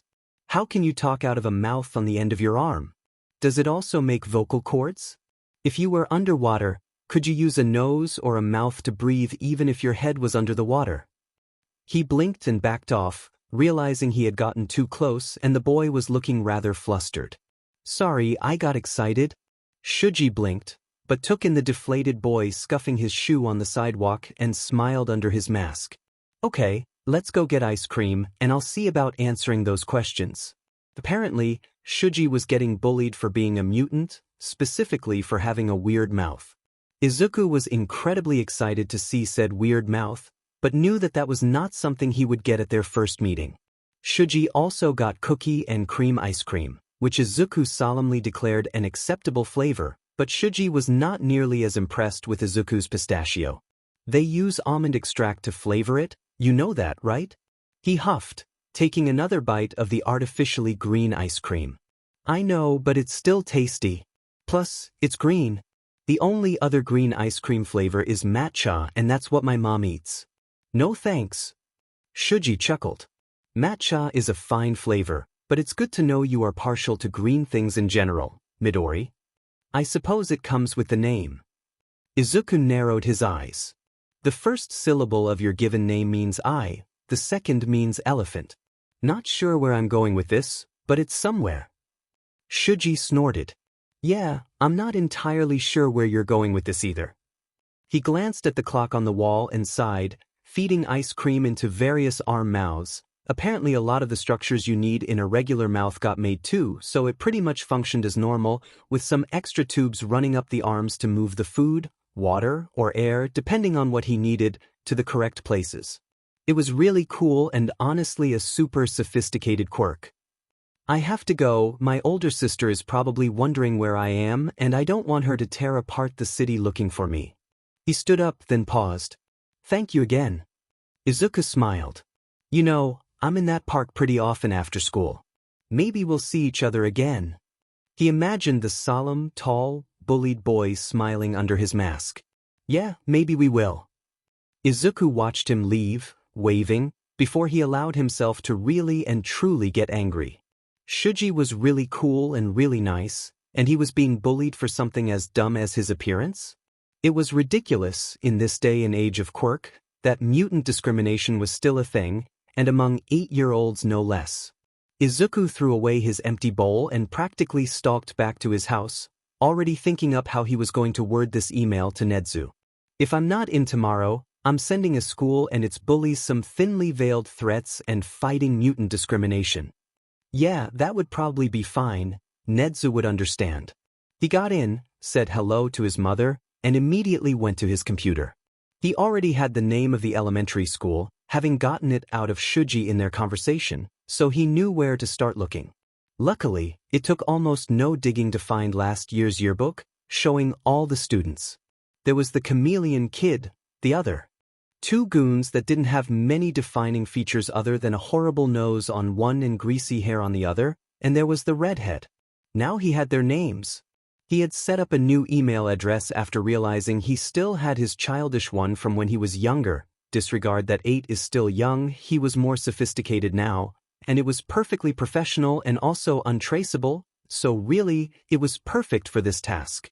And if he ended up sending the discrimination laws, links to therapists, and a step-by-step guide on the best way to dissolve a body, then he was just doing his best as a friend. Shuji was nice, and these people were not. It was simple, really. He also decided to send an email to Shuji, but then realized he hadn't gotten the other boy's email, and getting it from the internet or doing some digging like he had for the bullies was probably really creepy, and he had already been bad enough with the multitude of questions. Best not to push it. Plus, with any luck, he'd see him again tomorrow. It was always nice to make new friends. Meza wasn't sure what had happened, but almost overnight, Takashi and his cronies started avoiding him. Any time their eyes met, they would flinch and pale. Some tried to offer smiles and even tried being nice to him, which was incredibly strange to say the least, but at least they weren't pulling down his mask, calling him names, excluding him from everything, throwing things, and generally making his life hell. Meza considered it a win, even if he didn't understand how it had happened, or why. Maybe that Midoriya kid was a good luck charm. Maybe he'd see him again after school today. Meza would like that. Aizawa was a young teacher, with simple needs. Coffee, his terrible yellow sleeping bag Hisashi had bought him as a joke, his cats, and instilling the fear of God in his students. What he didn't need was Nedzu cackling in the teacher's lounge. Every once in a while, he would seemingly calm down and sip his tea with a chuckle, but then he would reread something and the laughter, if you could call it that, would come back full force. Aizawa was scared to ask, "Hey Nedzu." Hisashi had no such fear. "Isn't the little listener usually here by now?" Nedzu chortled. "Oh, he's not coming in today. He has a personal project to attend to. He's making more friends, you see." Hisashi blinked, even as everyone else in the room tensed, sensing the clear threat. "Oh, how nice. Good for him." Nedzu smiled. "Indeed. I do love his tactics as well." Aizawa really didn't like that. Hisashi merely blinked again, then smiled and shot their boss a thumbs up. "Neato. Welp, I have a class to teach. Tell the little listener I miss him and hope his friendship gathering goes well." Nedzu sipped his tea delicately and chuckled to himself. "Oh yes, it shall go quite well. Yeah, not touching that with a 10-foot pole." He needed more coffee. Ochako was more than happy to welcome the new tall boy to their after-school play sessions. He introduced himself as Shuji Mezu, and he was a god at hide and seek. The ends of his extra arms could turn into ears and eyes, which let him find people way faster, and for someone so tall and big, he was really good at hiding and sneaking around too. She really thought he was a good addition to the group, even Explodey acknowledged his skill. Plus, If he was getting mean, Shuji would help her float him into the sky, making him a very angry and explosive kite. The boy looked nervous and flinched at the anger, but Midori was quick to assure him that Kaken was getting better and that he was perfectly safe. Kaken didn't seem to agree, but he did quiet down when she told Shuji to just let him go if the explosive boy was bothering him. "Okay," she proclaimed, "I think we have an undisputed champion of hide and seek, so let's switch it up. Midori, what do you want to play?" "Heroes and villains." "Didn't ask you, Explodey, you can pick next." "Midori." The green boy grinned. "I don't mind. Cheiko, will you be the villain?" She grinned at the nervous flush that overtook his cheeks, but honestly she loved the nickname, so she wasn't about to mention it. "Yeah. I'll float you, foul heroes." Explodey cackled, making her think he would have made a better villain, but she already knew how he would get about that, so she merely ran after him, yelling out evil plans on the way. "I'm All Might. You'll never beat me, villain. And I'm Zero, the fearsome villain that will launch you into space." Midori giggled and grabbed Shuji's hand. "Come on, Webmaster, we have to help All Might." The solemn boy nodded. "Of course, Green Boy." Ochako couldn't help it, she snickered. These names were so silly, but at least they had all come up with new ones, unlike Explodey. "All Might, huh? Didn't know you worked with other pros?" Bakugo scoffed. "No way, these are sidekicks." Midori sighed. "Kaken, you and I both know that All Might has only ever had one sidekick, Sir Night-Eye." "Whatever. What are we even fighting this villain on? Anyway?" "Oh, good point." She stopped. "I kind of just went off, didn't I? How about I'm robbing the bank?" The bank being the playground over there, the part with the slide. Midori nodded. "Sounds good. Now, Zero. We will stop you, us heroes 3. She giggled. "Not if I can escape down the slide." He gasped. "No. Webmaster, cut off her escape route. I'll help corner her, and All Might can take her out." She raced them to the playground, climbing up the rock wall and ducking for the slide. "All clear for now." She started to slide down and suddenly she was wrapped in a web of flesh. She shrieked in joy and desperately tapped on Shuji.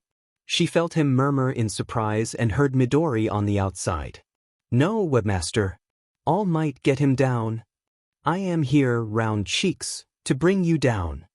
Shuji huffed out a literally that she only heard due to her proximity, and she felt them slowly sink to the ground after Explodey collided with them. With the other 2 heroes holding them down, she was forced to release Shuji's gravity. He readjusted his grip to make her face out, arms pinned to her sides, and she watched Bakugo and Midori grin at her. She could see how they grew up together, their vicious grins were almost the same. "We've caught you, Zero. Time to give back what you stole." "Oh." She grinned. "Are you sure? What about my accomplice?" Explodey scowled. "Accomplice? Who the f is your accomplice?" Catching on, Midori's eyes widened and he grinned. "Oh, them. Right. Shuji, I can assure you, they are a much bigger threat. I can take care of Zero." Confused, Shuji released her, and she caught herself before grinning at Midori. He grabbed her hand, as if he was keeping her contained, and as soon as they were turned away, they took off running. "You fools. Green Boy is really the Green Menace. He was working with me all along." "And," he yelled back, "the bank is full of bombs. Better hurry before it blows and the civilian hostages die." Bakugo cursed and Shuji immediately took off running. Ochako and Midori looked at each other with a grin and let go of each other's hands, darting off in 2 different directions. "You can't catch us and save the hostages, heroes."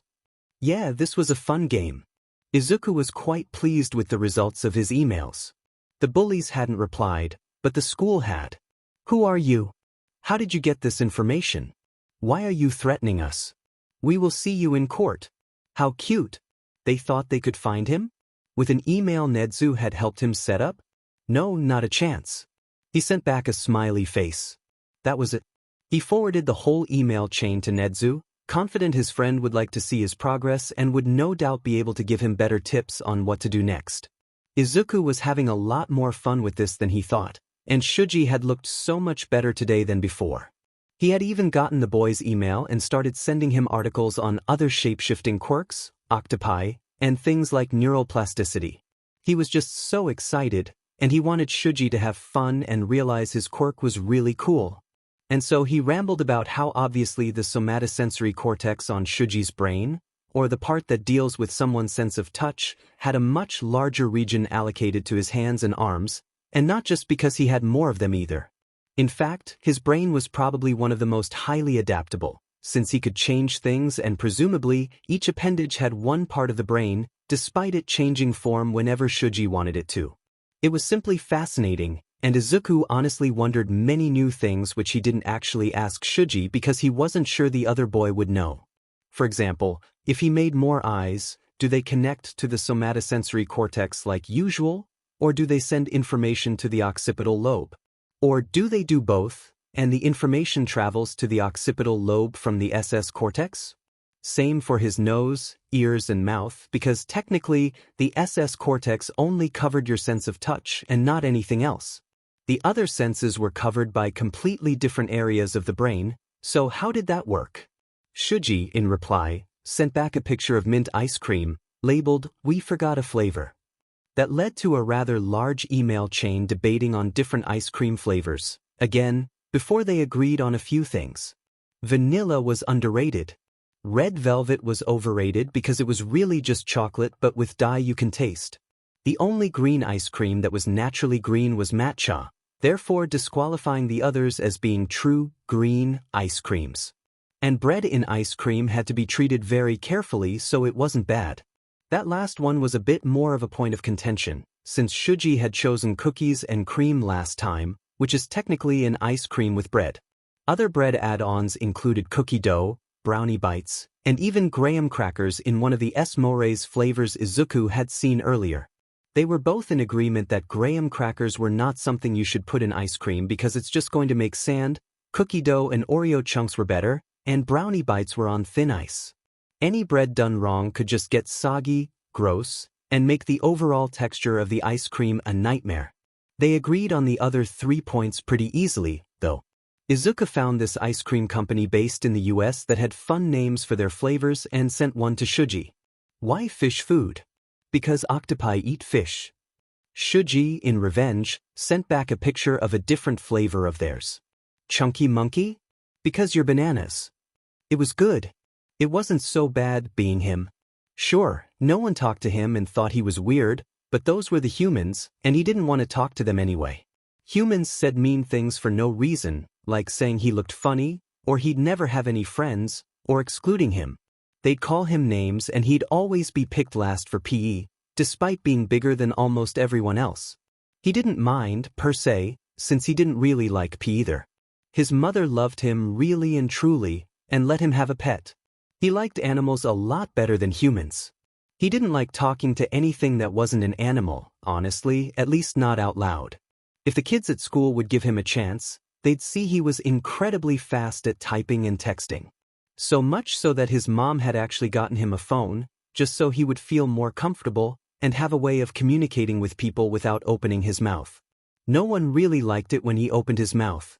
His mom tried to get him to talk, but why, when they both knew sign language and he could just text her? It was better than opening your mouth and nothing coming out. He hadn't spoken in so long he wasn't certain he could. He would whisper to the animals, of course. It was quiet enough that his vocal cords didn't even vibrate, thus preventing his throat from hurting from trying to use them after so long, but it was enough for them to hear him, he knew. Animals were always better at listening than humans were. School was fine, when the humans weren't being terrible. He was getting fine grades, the food was fine, and it wasn't a long walk from home, but it did have stray cats on the way. He liked to feed them and whisper to them about his day. Sometimes he wished he could be a cat too, even if it was just a stray. They seemed to have it good. One day, he noticed another boy was feeding and whispering to the cats, and he recognized him from school. His nerves almost made him run, but he had bought special treats for the cats this morning and didn't want to have to explain to his mother why he had gotten them. Best to use them. He smiled shyly as he crouched down, and the other boy glanced at him. Neither of them said anything, just feeding the cats. He liked it. At the end of it, he felt like they might have been friends. Maybe he'd see the other boy again. The rumors about him were clearly wrong. Neither of them were what they said they were. They were just quiet people who liked animals more than people. Nothing wrong with that. It had been over a year since Izuku had met Shuji and Cheiko and Nedzu and everyone, and he was feeling way more confident than he probably had any right to be entirely honest. Nedzu had told him recently that he technically was starting high school education, and with middle school usually still 2 years away, that was frankly astounding. He was turning 10 in a month and he was really excited to finally be in double digits, like Kaken. Speaking of the explosive boy, he had mellowed out some. With Cheiko keeping him on the straight and narrow, as it were, he had completely ditched his old cronies and was more of an angry big brother than a bully now. Izuku was almost certain that school life would be much better if he went back now, but he was so far ahead and enjoying spending time with Nedzu that he wasn't planning on it anytime soon. Shuji had gotten a better mask that reminded him of a white-haired character from a ninja anime Izuku had seen was pretty popular, so it covered his neck all the way up past his ears. It looked really cool, in Izuku's opinion, and it never slipped down like his old ones did, so he thought it was a pretty big improvement. Based on how happy Shuji had been when he got it, he agreed. Cheiko, in the meantime, had been using Kaken, and Shuji and Izuku, when the opportunity arose, as quirk training by keeping them up in the air for a long time, and she was also getting stronger. Actually, all 4 of them had been going to a dojo for several months now, to get strong and buff. They even met a nice boy at the dojo, but he was many years ahead of them in experience. Still, he was nice. Cheiko was probably the strongest, physically, out of all of them, something Kaken was quick to explode about. They had all been getting better, though, helping each other. In return for helping her stretch her quirk limits, Kaken was getting better at aerial combat and mobility. Izuku was pretty sure that it would be any day that he was using explosions to propel himself through the air even without her assistance. Shuji was faster at switching between appendages and he was really good at stealth, despite how tall he was. Izuku, in the meantime, had been getting smarter. Nedzu was overjoyed to teach him everything he needed to know about the human mind and body language, to the point where Izuku could dissect anyone he came across just on the street. Not that he would, of course, he still got nervous talking to people he didn't know, but he was still pretty good. Nedzu had made it a game to watch the security cameras in the school and have Izuku just rip into people and dissect them completely. It was hard without the audio and not having a perfect view, but it was really funny. He also got to watch the entrance exam, which was really fun. He was currently walking back from UA, on his way to the station, completely lost in his head. After school, the other 3 were planning on going to Kaken's house to play some video games, just to unwind after most of the others had the first tests of the season. He tripped over something and barely managed to catch himself in time. He looked back, eyes wide, to see a person slouched against the wall. "Oh, I'm so sorry, I didn't mean to trip over you. Are you all right?" The person, a lizard-looking guy, wasn't even paying attention, but he murmured something Izuku couldn't hear. He leaned closer with a frown. Just a lizard, can't be a doctor, all that training wasted? Izuku frowned more. Was this what he thought it was? Sir, are you okay?" Unfocused eyes trailed up from the street to meet his. "Nah, kid, I'm not, but don't you worry about it." "What happened?" "It's nothing, kid, really. You didn't notice when I tripped over you earlier, so obviously it's something to make you this upset. Why don't you tell me about it?" The lizard man shook his head, purple hair falling over his listless eyes. "No point, I should have known better. No one wants to be treated by a doctor who looks like this." "Like what?" The guy stared. "Kid, I have a mutation quirk." "So they didn't hire you because you have a mutation quirk?" "Yeah. I mean, it was just an internship, it's not that big of a deal." Izuku nodded once, then held out his hand. "Come with me." The man looked confused. What?" Izuku smiled brightly, putting on all his charms. "I know someone who can help sort out your problem." The lizard man stumbled to his feet with a hefty haul from Izuku, and Izuku was quick to hold his hand, turning back in the direction he had just come. "Oh, I didn't introduce myself. I'm Midoriya Izuku, and I'm turning 10 soon. Iguchi Shuichi, 15. Nice to meet you, I guess. Izuku nodded. Nice to meet you, Mr. Iguchi. Now, you said you were looking for an internship? For what, if I may ask? I want to be a doctor when I grow up, and I have some training already, but to go forward I needed more experience to get into a good med school. Izuku frowned, but continued to tug the teenager along. And just because you're green and have scales they said no? Did they even look at your credentials? I mean, maybe? I dunno. Izuku continued to pry information out of him, distracting him fully from the fact they were walking into Yue, until Izuku knocked once on Nedzu's door and then walked in. Hi Nedzu. Oh, hello Izuku. I see you brought a friend. Izuku smiled up at the teen. This is Mr. Iguchi, and he's a victim of mutant discrimination. Nedzu's smile got wider. Is he now? How unfortunate. Mr. Iguchi, would you care for some tea while we discuss our plans going forward? Shuichi looked between the smiling young boy and the smiling rodent he now recognized as the principal of UA and sat down dumbly. What had he gotten himself into? Izuku was more than happy to text the group chat that he was going to be a little late, because he got to help Mr. Iguchi. After a couple more times of being addressed like that, he had insisted on them dropping the Mr., but Izuku wasn't about to stop. He seemed like a nice guy. Nedzu was quick to write down the names of the places and doctors who hadn't hired him on grounds of his quirk, because there were more than one, it seemed, to make him that upset when Izuku had found him, and then phoned Recovery Girl and asked her to come down to the office. Mr. Iguchi happened to have his resume on him, or maybe Nedzu had pulled it from the files of the doctors he had probably hacked, and she wordlessly read it over, checking his credentials. Perfect, I've been looking for an assistant.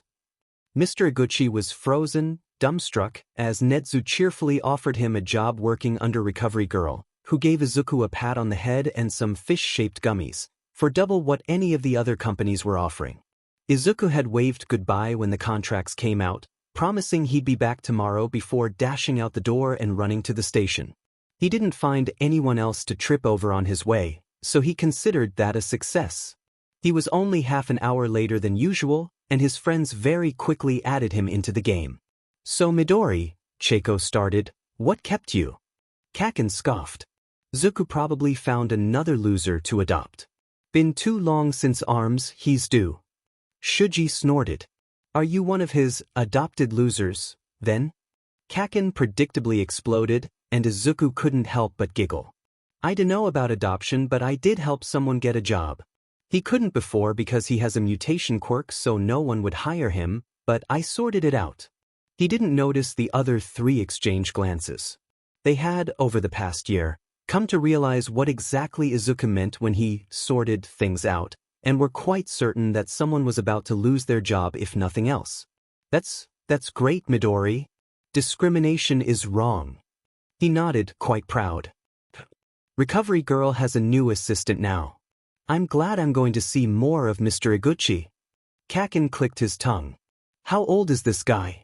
30. 15. Cheiko was the only one who nodded. Sure, her parents were making more money in Hero Central, but she knew firsthand that there was no shame in wanting a job at a young age like that. So if he's working with Recovery Girl, is he a nurse? He wanted to be a doctor, but all the further classes needed him to have experience, so he was looking for an internship. Kaken chuckled. No better internship than at UA, lucky BSTRD. Kaken. Language. Have you? Izuku rolled his eyes. Trying to get Kaken to not swear was an exercise in futility. Cheiko hooped as she slid into first place, and everyone else startled, focusing back in on the game. I'm going to beat your buttes. Cheiko. Hee, sorry Midori. Todoroki Shudo felt pretty much nothing, if he could help it. Emotions were dangerous, and the ones he felt only hurt besides. Anger, sadness, grief, fear, guilt. They were all terrible, so best to keep everything under wraps. It had been 5 years since his oldest brother had disappeared. Father said he was dead, and Fuyumi and Natsuo seemed to believe him, but Shudo wasn't so sure. Knowing what his brother had gone through, since he was going through it himself, he had probably run away. Shudo hoped he was doing okay wherever he was. Maybe once father was gone, he'd come back. He missed Tuya. Todoroki Tuya, known to most as Dabi, was not having a great time. Pickpocketing and mild shoplifting could only get him so far, and he had been on the streets, going from place to place, for 5 years. It wasn't fun and squatting was worse, but he was used to it. Anything was better than going home, he told himself. He eyed the crows perched on the power lines above him and sighed, shoving burned hands into pockets and ignoring the eye contact gave. You sure have it lucky, huh? All the flying you want, free. I guess that's why they have the saying free as a bird, huh? Anyone want to trade? I hear not many animals have quirks. What do you say, you take my fire, I take your wings? The birds cawed back at him and he chuckled. No takers? Come on, cut this kid some slack. Normally, he didn't like being called a kid. He was 17, almost 18, and he had been taking care of himself for longer than his SPRM donor had cared, and that had to count for something. Maybe it was just something about the birds that got him all sentimental. Izuku heard the crying, the heart-wrenching sobs that were trying to be quiet, and he stopped. Sure, it was none of his business, but even if he wasn't going to be a hero, it was a backup plan for when he dismantled the current government, but not high on his priority list. He had always been one to help people, and that wasn't going to change today. He peeked his head in the alley, making no sounds. It was a boy. He had purple hair that stuck up like Cheiko had run her fingers through it, and his back was to Izuku, hunched over something on the ground. He edged himself into the corner of the boy's vision and saw him stiffen. Are you all right? Purple eyes shot to him and then away, not giving him an answer. Izuku's eyes followed until he saw what the boy was crying over. It was a cat. He immediately stiffened and gasped. The poor creature was wheezing lightly and Izuku could see red matted on its fur. Who did this? The boys both startled at the anger in Izuku's voice, but he quickly recovered. If you can give me names, I can make sure this never happens again. The boy's eyes narrowed in confusion. What could you possibly do? He's going to die, it's too late. He looked back at the cat, breath stuttering, and gently pet it. They followed me, it's my fault. Izuku crouched down, edging closer. It was most certainly not your fault, unless you somehow made them do this. The boy flinched, but shook his head. Then it wasn't your fault. At least you were able to be here for him. Izuku looked down at the cat and his mouth pursed. But still, give me names. This is cruel and should not go unpunished. Hitoshi honestly didn't know what to think of this innocent-looking boy who could sound so dark talking about his bullies, but he had kept his distance, which Hitoshi appreciated. That it wouldn't help anyway. The school wouldn't do anything. I can work around that, but that's not my point, Izuku grumbled. Hitoshi wasn't really listening. I should have known I couldn't have nice things, he whispered, but I thought that just maybe, I could have this. I wasn't careful, they followed me, and then they saw him and started throwing, his breath hitched, Aurochs and... He sobbed again and Izuku looked on with sadness. Do you want a hug? The boy looked at him in confusion, but nodded. Izuku nodded back, whipping out his flip phone. He scrolled for a bit then pressed call. Hello. Hi, Shojiji, are you available right now? That I am why? Okay, please come to this location, see you soon. Izuku hung up and sent the location as promised, getting back a series of question marks and putting his phone away.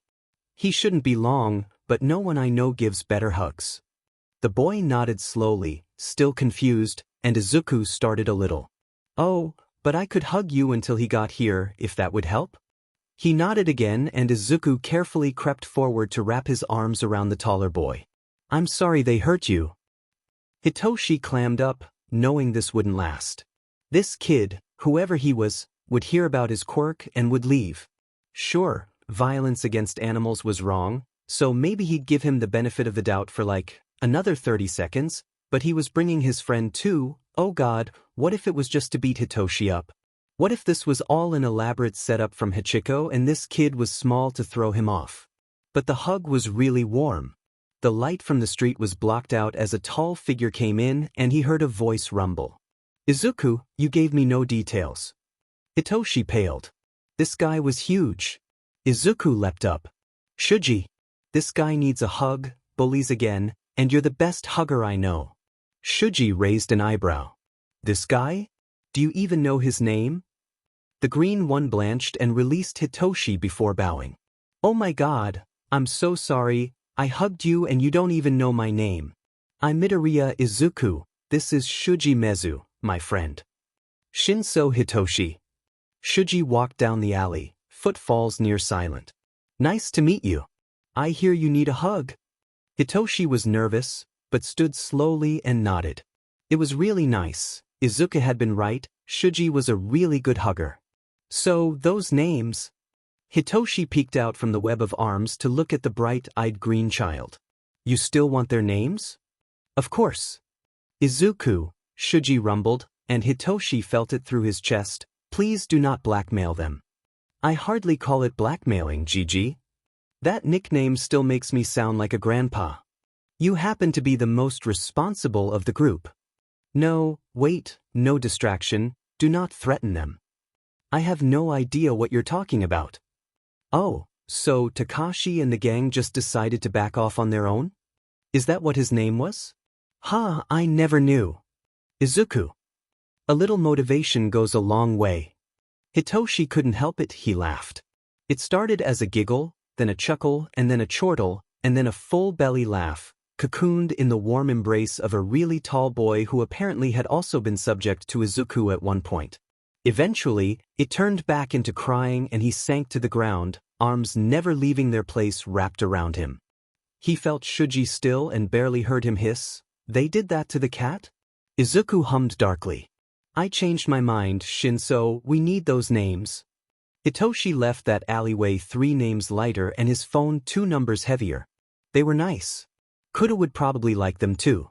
Iguchi Shuichi wasn't sure how the hell he had gotten himself in this situation, to be entirely honest with you.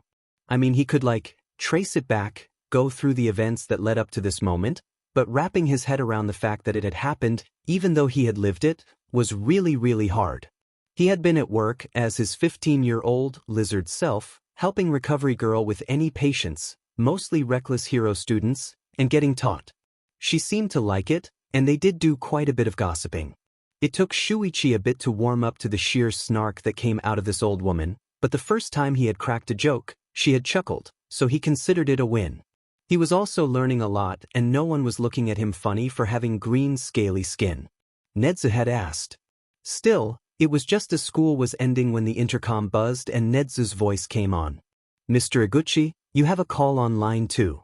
He had no idea who could be calling him, or why Nedzu was still calling him Mr., but he picked up the phone on the wall and hit the button for line 2. Hello, this is Iguchi Shuichi? Mr. Iguchi, are you free right now? Midoriya? Yeah, school just ended and I don't think we have any last-minute patients. He looked at Recovery Girl and she nodded, so I'm free, why? Have you ever treated a bird before? No kid, I'm barely a nurse, I'm not a vet. Okay, different question, do you know how to treat someone with a bird mutation? Like, broken feathers, maybe broken wings. Kid. Guessing that's a no then. You're 10, why are you swearing? Kaken. That made sense actually. Shuichi had only met the rest of the gang a few times, but Bakugo was explosive and violent in everything, including his language. Shuji was much more the teenager style, Shinso and Kuda a close second, since they were also both pretty quiet. But anyway, can you bring things to treat bruises and cuts? He looks pretty banged up even if we ignore the wings for now, not that we should let this go. Should I just bring Recovery Girl? No, he's too tired for her quirk. Okay, but what about just her general medical expertise? Can you put her on the phone for me? He wordless held out the phone to his boss and she ambled over with a raised eyebrow to take it. Yes, Izuku? He didn't hear Izuku's side of the conversation. Of course, the commission? But Izuku, have you done something illegal? Put Kuda on the phone, sweetie. Oh, then just put it on speakerphone so he can hear. There was a pause before she nodded to herself. Hello dear, is what Izuku said true? TCH, Izuku will want to send that information to Nedzu, we can get it sorted. You can tell me more when I get there. She hung the phone back up and didn't even bother pretending as she looked directly into the camera. You've completely corrupted that boy, Nedzu, But he's doing good things, so I can't say I mind. We'll be out for the next few hours, and you might want to look at staff openings for young adults with little experience. Without waiting for the rat's reply, Shuichi knew Nedzu heard all. She gathered up her house call bag and gestured him out the door. Have you ever gone on a house visit before, Iguchi? No ma'am. Are you sure you need me for this? She snorted. I suppose I don't, but it will be a good experience, and he did call you first. Shuichi nodded hesitantly. What was all that about birds? What was he getting himself into? It had started out pretty tame, in all honesty. As soon as Shinso became completely introduced to the group and saw how Izuku would fight anyone and everyone who discriminated against anyone for any reason, the boys who had thrown rocks at the cat had all found themselves expelled the next day, and Hitoshi had never been happier. He was quick to bring in Kuda-kuji, a tall, shy, rock-looking boy and his first friend who spoke to animals more than people. But boy, was he fast at typing. Izuku figured that a life of not wanting to talk out loud made for alternative methods of communication. He signed with Shinso and Kaken, surprisingly, and Izuku immediately asked Nedzu if they could add JSL to their lessons. He was delighted to comply, and Present Mike helped out, since he was fluent. His texting was almost as fast as talking would be, and sometimes he was faster than Izuku was at mumbling, which is a feat. But anyway, they had been playing games, heroes versus villains, and Izuku had asked if the birds would do recon for him, getting them intel on the villains' locations. Kuda had been more than happy to agree, and after that, Kuda's team always won on the information front. Put Izuku, Shuji, and Kuda together? Well, it was a done game. Then they started talking about how they had all met, and Shinso had gotten confused. Wait, Midoriya, you live on like the other side of the district. What were you doing over there? Izuku merely smiled. I like to walk around and see if there are people who need help. Also, it helps me practice my people skills. Oh, are you bad at talking to people? Hee, not those kind of people skills. Izuku hadn't elaborated, just smiled, but then Shinso turned to Shuji. What about you? You don't go to our school, so why were you only 5 minutes away? I'm actually in the district next door to you. Plus, I'm pretty fast, especially when Izuku calls for something. Need to make sure he's not doing anything reckless or terrifying. Hitoshi had just stared at Izuku, trying to parse the image of the boy in front of him with the word terrifying, but eventually brushed it off. No way, he was too small and innocent looking. Not a bad bone in this boy's body. Then again, he had gotten those boys expelled. At least, Hitoshi thought so. Kuda signed something and Shinso nodded. Kuda likes to use the birds to keep an eye on the strays that don't like to move, in case he can't make his rounds. Plus they warn him when JRKS are on the way. Kaken scoffed, leaning back on his hands. Just kill them. Cheiko rolled her eyes. Blasty, what did we say about murder? Wait for Zuku to approve. No. We said no murder, explodey. Unless you can get away with it. Kaken, Izuku chided. Why murder someone when you could just? He made a hand motion and a face and everyone stared. When you could just what? You know. He did it again. Shuji shook his head. Izuku, no one knows what that means. The boy blinked. Oh well, my point still stands. Murder is just so messy. There are much better ways to ruin someone's life. Hitoshi changed his mind. Terrifying definitely fit. So Izuku asked Kuda if the birds could keep an eye on a few things for him, watch out for any human strays, like Mr. Iguchi had been, to find anyone who needed help. Of course, they wouldn't help everyone, they would have to be vetted first. Izuku wouldn't just help any random person on the street, he was 10, not stupid.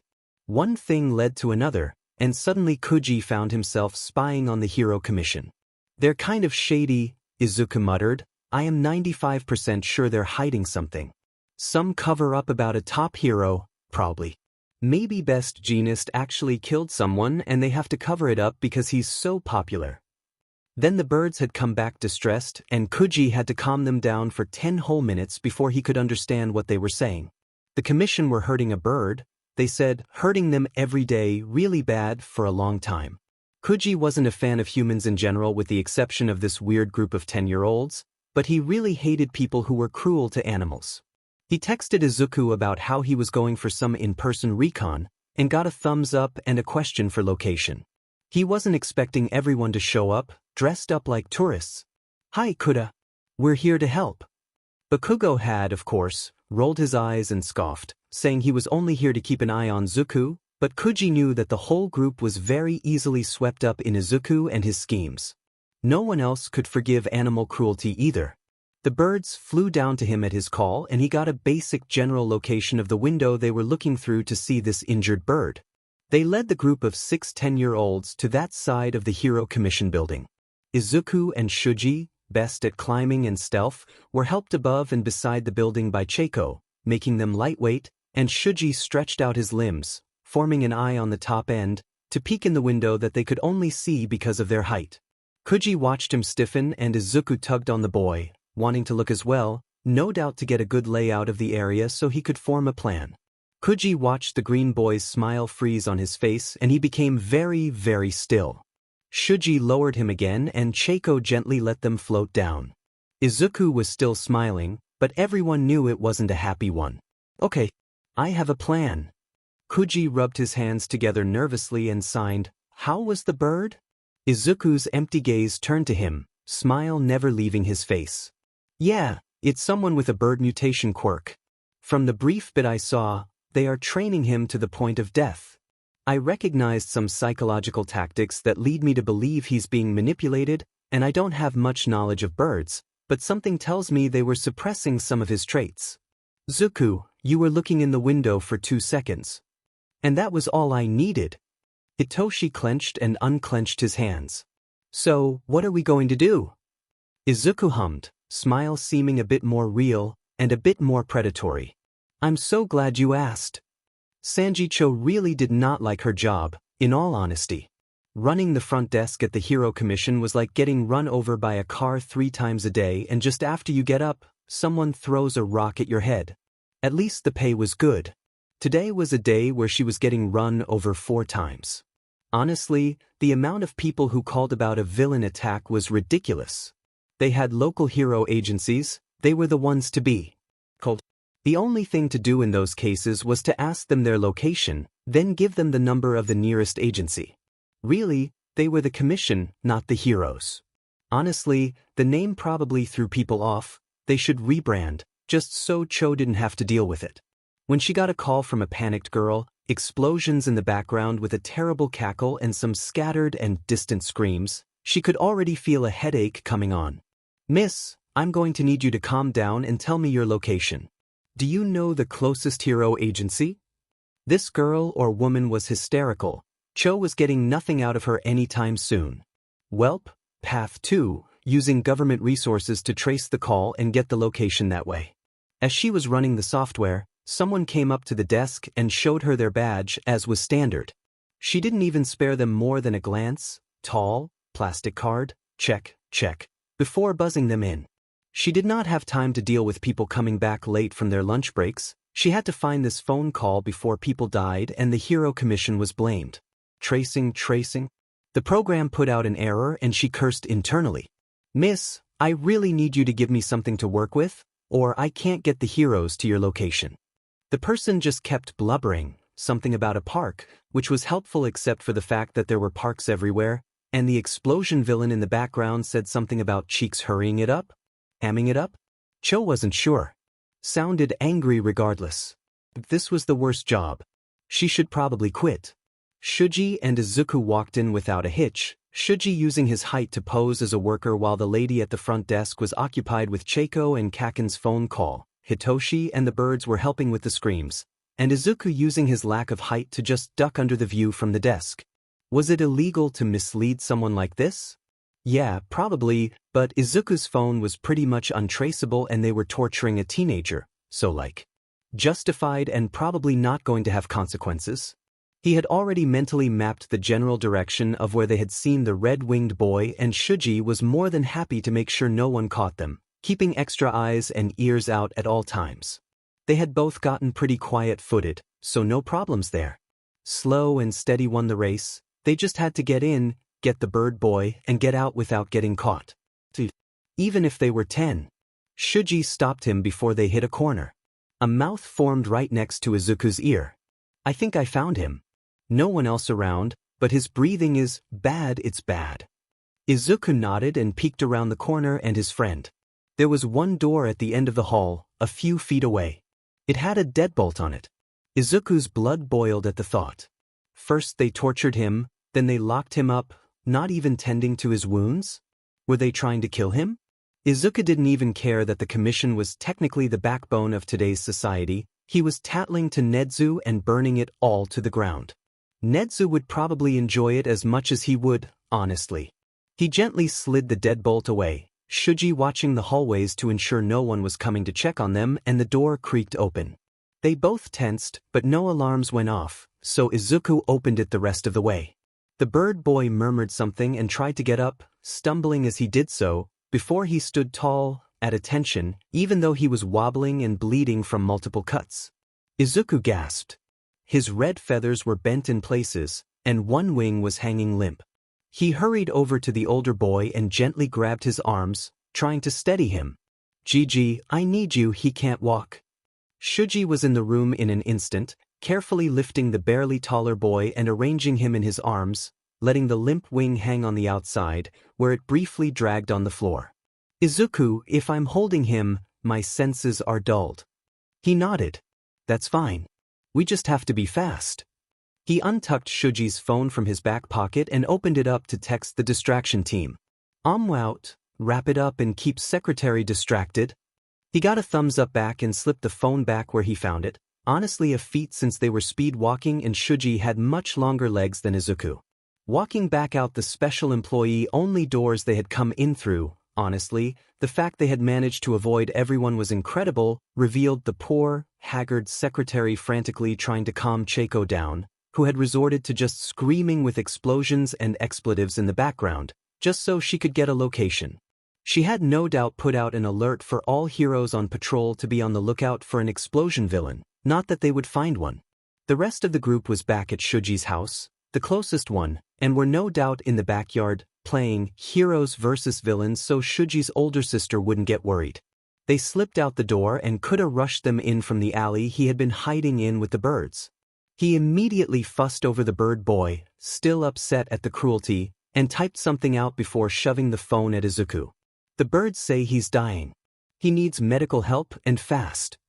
Izuku nodded and fished Shuji's phone back out, dialing a number he had long since memorized. It rang once. Hi Nedzu. Izuku, are you the cause of this explosion villain alert I'm getting? Anyway, is Mr. Iguchi still in the building? He is indeed. Would you like me to direct your call? Yes please. Oh, and there isn't actually a villain, but I will be calling you back later when I have all the facts, and then we'll have a fun project. How lovely. I look forward to it. Hold a moment, my friend. Gentle music played over the phone while they continued to walk before Shuichi picked up the phone. Hello, this is Iguchi Shuichi? Mr. Iguchi, are you free right now? Recovery Girl and Shuichi met them at Shuji's house, his older sister letting them in immediately after seeing the badly injured bird boy being brought in by her brother, recognizing the medical bag the medic heroine carried, if not the heroine herself. Recovery Girl scared at the passed-out boy, looking extremely annoyed and worried. And you found this boy where? Izuku's eyes were dark. The commission, he said flatly. What on earth could they have been doing to him, to get it this bad? Trailed off with a grumble, waving Shuichi over. Boy, treat his cuts while I look at this wing. The kids were all gathered, shell-shocked and blank-faced, watching the examination and careful bandaging of the older boy, slightly older than Shuichi, even. At one point, he stirred and tried to get up in his delirious state, but Recovery Girl was having none of it, pushing him back down. When he tried to get up again, she gave him a light peck, healing the worst of the bruises around his face and neck, and knocking him right out. When her apprentice was done, she had already set and bound the wing, sitting back to give the boy a critical eye, even as he was dead to the world. Kuda spoke up, barely a whisper. Is he going to live? She sighed and nodded. Yes. I have some concerns, but other than his injuries, he is in peak health. I put his age at somewhere around 17 or 18, and he's nothing but muscle, lean and mean, as the kids would say. Given another 6 hours, he would likely be dead, but something tells me he is a little too stubborn for that. She shook her head and packed up her bag. Observe him for the next 24 hours. If he wakes up, see what information you can get out of him. I already know Nedzu will want to take this one. She cast a critical eye at Izuku. You are going to tell him, I gather? Already did, Baba. She snorted. Not your grandma, brat, but good. If anyone has been looking for a way to tear into the commission, it's the rat. He nodded and looked back at the fitfully sleeping bird boy. After the two healers had left, he glanced up at Shuji's sister. Suno, can we sleep over? She snorted. Make yourself at home, kiddos, as long as your parents approve. If you can't stay, Mezu and I can watch him. They quickly all whipped out their phones, each one getting approval from their parents. A lot of them were just happy their kids finally had friends, and most of the parents had met the other kids. Shuji dragged out the spare futons and arranged them around the living room, since the bird boy, who they still didn't know the name of, was taking up the couch. Shuji's older sister nodded at the kids that piled around her living room and meandered off to the kitchen. I'm going to keep the kettle on. Something tells me this is going to be a long night. Hitoshi sighed and curled up in the chair. I have insomnia, so I'm not sleeping anyway. I'll take the first shift. Kaken nodded sharply. If the bird wakes up, get at least one other person up. Cheiko raised her fist. I'm second shift. Izuku pouted. Then I'll be third. Kuda raised up 4 fingers with a nod. Shuji. I'm probably going to be up all night, but if I do sleep, I'll go 5th. Kaken huffed. Guess I'm last shift. Turns out, they didn't need shifts, because it wasn't an hour later that a thump woke them all up and had them scrambling up from the floor to hear the whimpering of the boy. Izuku peered down at him, carefully sitting him up to get him off his wing. Hey, it's okay, you're safe, just sit up slowly, that's it. Tsuno brought a glass of water from the kitchen, setting it on the coffee table the boy had narrowly avoided, and at the sound of it connecting with the glass, his eyes shot open and locked onto it. Apparently taking it in sufficiently, golden eyes went from person to person, getting wider with each one until he scrambled back, climbing up the couch until he was perched on the back of it. Izuku held up his hands non-threateningly. Hey, it's okay, you're safe, you're not there. And where is here?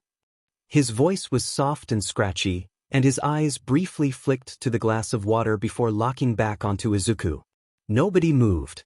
We're in my friend Shuji's house, he gestured to the tall and still boy, where we brought you to treat your wounds. You were really hurt, mister? His pupils thinned a little. Hawks. Izuku frowned to himself. That wasn't a name, it was a title, a moniker. Okay, Hawks, would you like to drink this water? I can't imagine holding that position is helping your wing, and Baba Chio would kill me if I let you break it again. The boy flinched and looked at his bound wing, before the feathers smoothed out from their fluffed-up position. His hands relaxed minutely, sharp fingernails, talons, really, leaving behind puncture wounds in the couch. He turned to his other wing and grasped one of the bent feathers before tugging it out.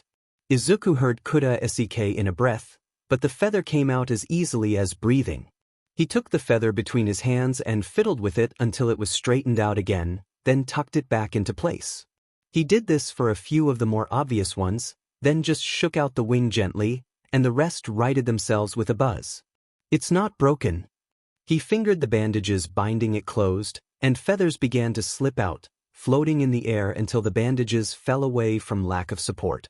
It seemed like all the straight feathers had flown out, leaving behind only the broken ones, which he set to straightening out, just like before. He didn't flinch once, even though the feathers were partially streaked with blood from where they had bent and broken. The more mangled off the feathers got set aside, not rejoining the wing when the feathers slid back into place, but when he was done his wings looked fine. You couldn't see much of the blood on the red color of the wings, in the darkness of the night besides, but his hands, you could see it on his hands. Throughout the entire ordeal, almost ritual, the 6 kids and 1 adult had just watched, none of them quite sure what to make of this boy who was almost a man. If not for the blood on his hands and the bandaged cuts and bruises, He would look like he was in perfect health. His golden eyes looked back to Izuku, not looking at any of the others. Can I go back now? They all flinched. Cheiko was the one to speak first, sputtering even as sharp eyes turned to her. Why would you want to go back? They were hurting you. He shook his head lightly. They were training me. I would like to go back, please. Kaken raised an eyebrow. Training you for what? High pain tolerance. To be a hero. Ah, that would explain the name. Hawk's eyes shot back to him. That wasn't training. You could have died if we didn't get you out of there. They wouldn't let that happen unless I really messed up. They all exchanged glances. This was not a good start. Hitoshi stood up and felt the attention immediately on him, but ignored it to approach the tense boy. As soon as he noticed the talons curling back into the couch, man, they would have to get Tsuno a new couch after this, wouldn't they? He stopped. The boy relaxed minutely. Training isn't supposed to be like that, even for heroes. Lavender eyes met golden. What's your name? Hawks. No, your name. Hawks. Your civilian name. Izuku frowned. Do you remember? The 17 or 18-year-old frowned for a moment. It wasn't important. Tsuno spoke up next. Kid, it's your name, how is that not important? Shuji folded his many arms and looked at Izuku. Call Nedzu now? Izuku smiled, but there was no joy behind it. Calling Nedzu now. Hawks, he had a name, he did, found himself being led to UA when it was daylight. Barely, it was just dawn, but he was used to being up at this time, and the herd of 10-year-olds was corralling him to the school. Sure, he could use his wings and take off, flying back to the commission and praying they accepted his excuse for why he hadn't been in his room when they came to get him, but he had the green kid, Midoriya Izuku, holding his right hand and the explosive blonde he hadn't caught the name of holding his left. Could he take off with them both? Yes, he was strong. But something about the blonde's expression told him he might lose a hand if he tried that, and he really did not want to explain to his handler why he had let himself get maimed. Plus, he had always secretly wanted to go to UA, and he was wondering if the Nedzu these kids seemed to know was the principal. Seemed ridiculous, but then again he had passed out in his room and woke up across town, so it was at least possible. Midoriya walked through the gates first, waving at, yes, that was a camera, and the boundary stayed open. The UA boundary was famous for keeping out anyone who didn't have a pass, and seeing as these kids were not students and Hawks definitely wasn't, someone must be keeping it open for them. Another point in favor of these kids knowing the Nedzu. The green kid led them through the halls like he knew every inch of them, and he waved at the heroes they passed on the way. 2 more points. Finally, they were outside the principal's office and Hawks had to accept that they really did know Nedzu, someone the commission would constantly tell him to avoid. Apparently he was a hassle and a rat. Hawks didn't think they meant he was literally a rat. Am I a mouse, a bear, or a dog? Who knows, but I am the principal of UA. Okay, maybe not literally a rat. Remained to be seen. Thank you for bringing our guest, Izuku. Of course, hope you don't mind that all my friends came, we weren't sure he wouldn't bolt. Nedzu chuckled as Izuku closed the door, leaving just the 3 of them in the room, and hopped into a well-loved chair. No problem at all, it was nice to see them. Perhaps after this you might play one of our games with them? I know Love Letter and Insider both play up 6 players. Most of the others only go up to 4 or 5, sadly, but I also have more games you might want to try, like Evolution. But I digress, tell me all about our guest, unless, of course, you wish to tell me about yourself? Hawks most decidedly did not, but it was better than whatever thing Izuku would spin, so he sighed internally. I am Hawks, I'm in training to be a hero. This kid and his friends kidnapped me from where I was being trained. He watched the kid still from where he was fiddling with a Rubik's Cube and a green eye twitched. As you are probably aware, this is a hero school, so we know a bit about training heroes. Would you tell me about your training regimen? You are in quite good shape, and we could always do with outside, alternative perspectives. That didn't seem quite right, but his animal facial expressions were hard to read. My feathers are detachable and have limited telepathy and sense outreach. I focus on increasing my range, efficiency, duration, and finesse. Then there's just regular working out, nothing special. He didn't know why he was trying to cover for the commission. He hated the training they put him through, but he really wanted to be a hero and they promised him he would. Hell, he was supposed to debut soon, as long as this whole kidnapping thing blew over without serious repercussions. Oh, what sort of workouts? He shifted uncomfortably, unconsciously falling out of attention as he avoided the beady black eyes. You know, just general ones? That sounds like a question. It's not. Nedzu sat back in his chair and Hawks felt like he was being picked apart. He understood now why the commission didn't like him. Do you remember your name, young Hawks? He frowned minutely before schooling his face into perfect neutrality. I don't see how that's relevant to my training. It took some digging, the diminutive principal continued, completely ignoring him, because the commission really tried to erase all traces of it, but luckily I am quite good at sniffing out dirty secrets, and they wanted to hide it like one.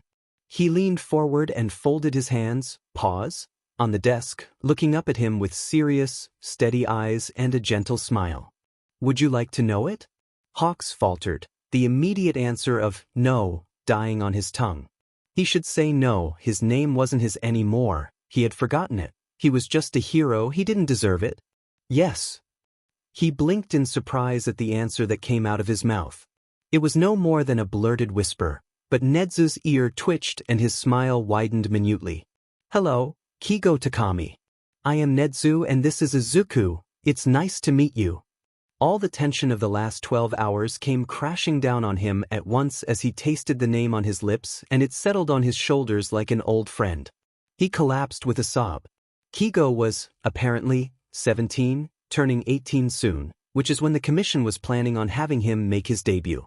Izuku and Nedzu exchanged a glance and after some intense eye contact, they both nodded. Did you know that I technically have more jurisdiction over my employees than the Hero Commission does? Kigo crinkled his brow. I don't understand. It's simple, you see, as you may or may not be aware, I have somewhat of a troubled past and am not altogether fond of humans in general, especially ones that hold positions of power over me and those I consider my own, nor people who hurt others. He smiled in glee. Hurting others just makes my blood boil, you understand? Kigo paled and nodded with a gulp, fiddling with his left wing, the one that not 12 hours ago had been hanging limp. As such, the commission cut me a deal. I imagine they simply wanted me out of the way and distracted with other things so I couldn't ruin any of their plans, but as part of my leading of this school, the next generation, I was afforded a bit of leeway outside of their control to incentivize me to stay. Of course, if I went directly against them, all bets would be off and they would no doubt push to have me removed, but all of my public employees are subject to me and me alone, with little oversight from the Hero Commission. He chuckled and leaned back in his chair. If they were to try and interfere with my employees, the public outcry would be swift and terrible, not to mention the legal team at UA would tear them to shreds for breach of contract. You have to hold the government accountable before it becomes so bad that you simply have to tear it down and start over. Kigo nodded slowly and Izuku smiled, laying his head down on his arms and looking at the boy 8 years his elder. What are you implying? Nedzu grinned, all teeth and looking a little feral. I have recently had a secretary position open up and am in need of a new hire. Are you, perhaps, interested in a job? I have no experience being a secretary, why would you even want to hire me? Izuku snorted. Nedzu already told you. You'd be safe. Kigo stopped. But I have no experience. Nedzu smiled and held out the form. Would it help if I told you I created this job today? In reality, there is not much you would do besides sitting at a desk in the teacher's lounge and occasionally reading papers I send down. Oh, you would also be answering the phone, that is usually the job of a secretary. Nedzu used to answer the phone all the time, it was a hassle, but if you take the job you will be our first line of defense. I hope you aren't shy. He shook his head slowly, staring at the job contract he had been handed. I'm used to talking to people, it comes with the job. Nedzu smiled. Excellent, then you'll do just fine. Would you like a pen? Hitoshi watched as Izuku led the bird boy out of Nedzu's office, and honestly the teenager looked pretty dazed. Izuku smiled. Hello again, may I introduce Kigo Takami, UA's new secretary? They all said hello and Izuku patted the dazed boy on the arm. Okay, bye Kigo. See you later. Kigo waved, blinking as the group of 6 10-year-olds left UA. Izuku was humming as he practically skipped down the pavement, but before they got too far, he whirled around to face the group. How many other secrets do you think the commission has? Kuda smiled and their phones pinged, the group chat going off. Hitoshi looked at his friend with a smirk. Kuda's right, let's go find out. Todoroki Shudo noticed there were a lot more birds around the compound than there used to be, but Fuyumi said it was just because it was spring. Shudo wasn't convinced. Dabi raised an eyebrow at the crow he had been feeding for the last week. I hear your kind is supposed to be smart, so you think you could help me out? I need to make money, and no one wants to hire this patchwork face. The crow pet its head and Dabi liked to imagine it was almost asking about his trouble. Tell you what, Corvid, you want to hear a story? I know I always enjoy eating more when I have something to occupy me. You might not know all the stuff about humans or whatever, but I bet even a bird like you has heard of the number 2 hero, Endeavor, huh? Well, I know him too, probably a bit more than most. You see, he's my shitty dad? Kuda nodded at the crow, Konosuba, as it told him the story. He immediately whipped out his phone. Anima, I have a scoop. Greenbean, HC or Stray? Anima, maybe both. Anima, there's certainly a scandal here. Explodey, Jesus F, please tell me we're not adopting any more sad bois. Explodey, Cheeks, did you change my name again? Gravity Girl, yeah he XD. Gravity Girl, anyway Kuda. Give us the scoop. Octopus, what's the sitch? Anima, Suba got back from talking to Smoky Purple Boy. Anima, still haven't figured out who it is and Suba has a vague idea where he hangs out but. Anima, apparently he told the crow a story. Insomnia, he talked to the bird? Anima, he's been feeding Suba for a while and desperate people do desperate things. Anima, we talk to the cats all the time. Tamnya, valid. Anima, he was talking about his dad. Anima, who is apparently the number 2 hero, Endeavor. Greenbean, wait what? I thought he had like 3 kids. Greenbean, and none of them are smoky or purple. Greenbean, pretty sure his youngest, Shudo, is the only one with a fire quirk. Anima, like I said, Scandal and Stray. Anima, honestly if we can get to this guy, we could get the full story, but from what Suba got. Anima, it's bad, really really bad. Anima, like Kigo bad. Octopus, so they have chosen death. Gravity Girl, Wyatt, why is this a scandal? Greenbean, secret child who's probably Todoroki Tuya, presumed dead 5 years ago, living on the streets. Greenbean, unless any of you have heard of this before and didn't tell me about the secret 4th child, this is definitely a cover-up. Explodey, Jesus Christ, you had like 3 details and half a minute and you already found this guy's identity? Greenbean, no, I probably found his identity. Greenbean, I don't see a reason why he would lie to a crow but like. Greenbean, not many people would claim to be Endeavor's son, let alone his supposedly dead one. Insomnia, can I be presumed dead please? Insomnia, sounds fun. Explodey, literally shut the F up, eyebags, if you need a fake death, just ask. You know Zuko has at least 3 plans running at any given time in case the commission decides to check their FING cameras? Greenbean, I don't have 3 plans. Explodey, my bad for. Greenbean, sad face. Gravity Girl, don't worry Midori. I have a plan for faking at least one person's death too. Greenbean, smiley face. Octopus, okay that's cool and all, happy for you guys. Octopus, but Tuya. Octopus, the Todorokis. Octopus, plan? Anima, I've increased security on the Todoroki household to see if this lackluster and dangerous training didn't stop with one dead kid. Insomnia, but he isn't actually dead. Anima, pretty sure no one actually knows that but us and Tuya. Greenbean, can Suba guide me to his location? Anima, sure, are you bringing anyone else?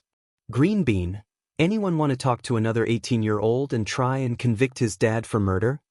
Domestic abuse and child endangerment? Insomnia? I'll go, he sounds like a vibe. Insomnia? Also, I need you to not scare him off by threatening to murder his dad. Greenbean? Getting him arrested is not murder. Insomnia? Yeah, we all know that was pretext for you murdering the number 2, just saying. Explodey? Fucker reminds me of me before. Explodey? Well, Explodey rubs me the wrong way.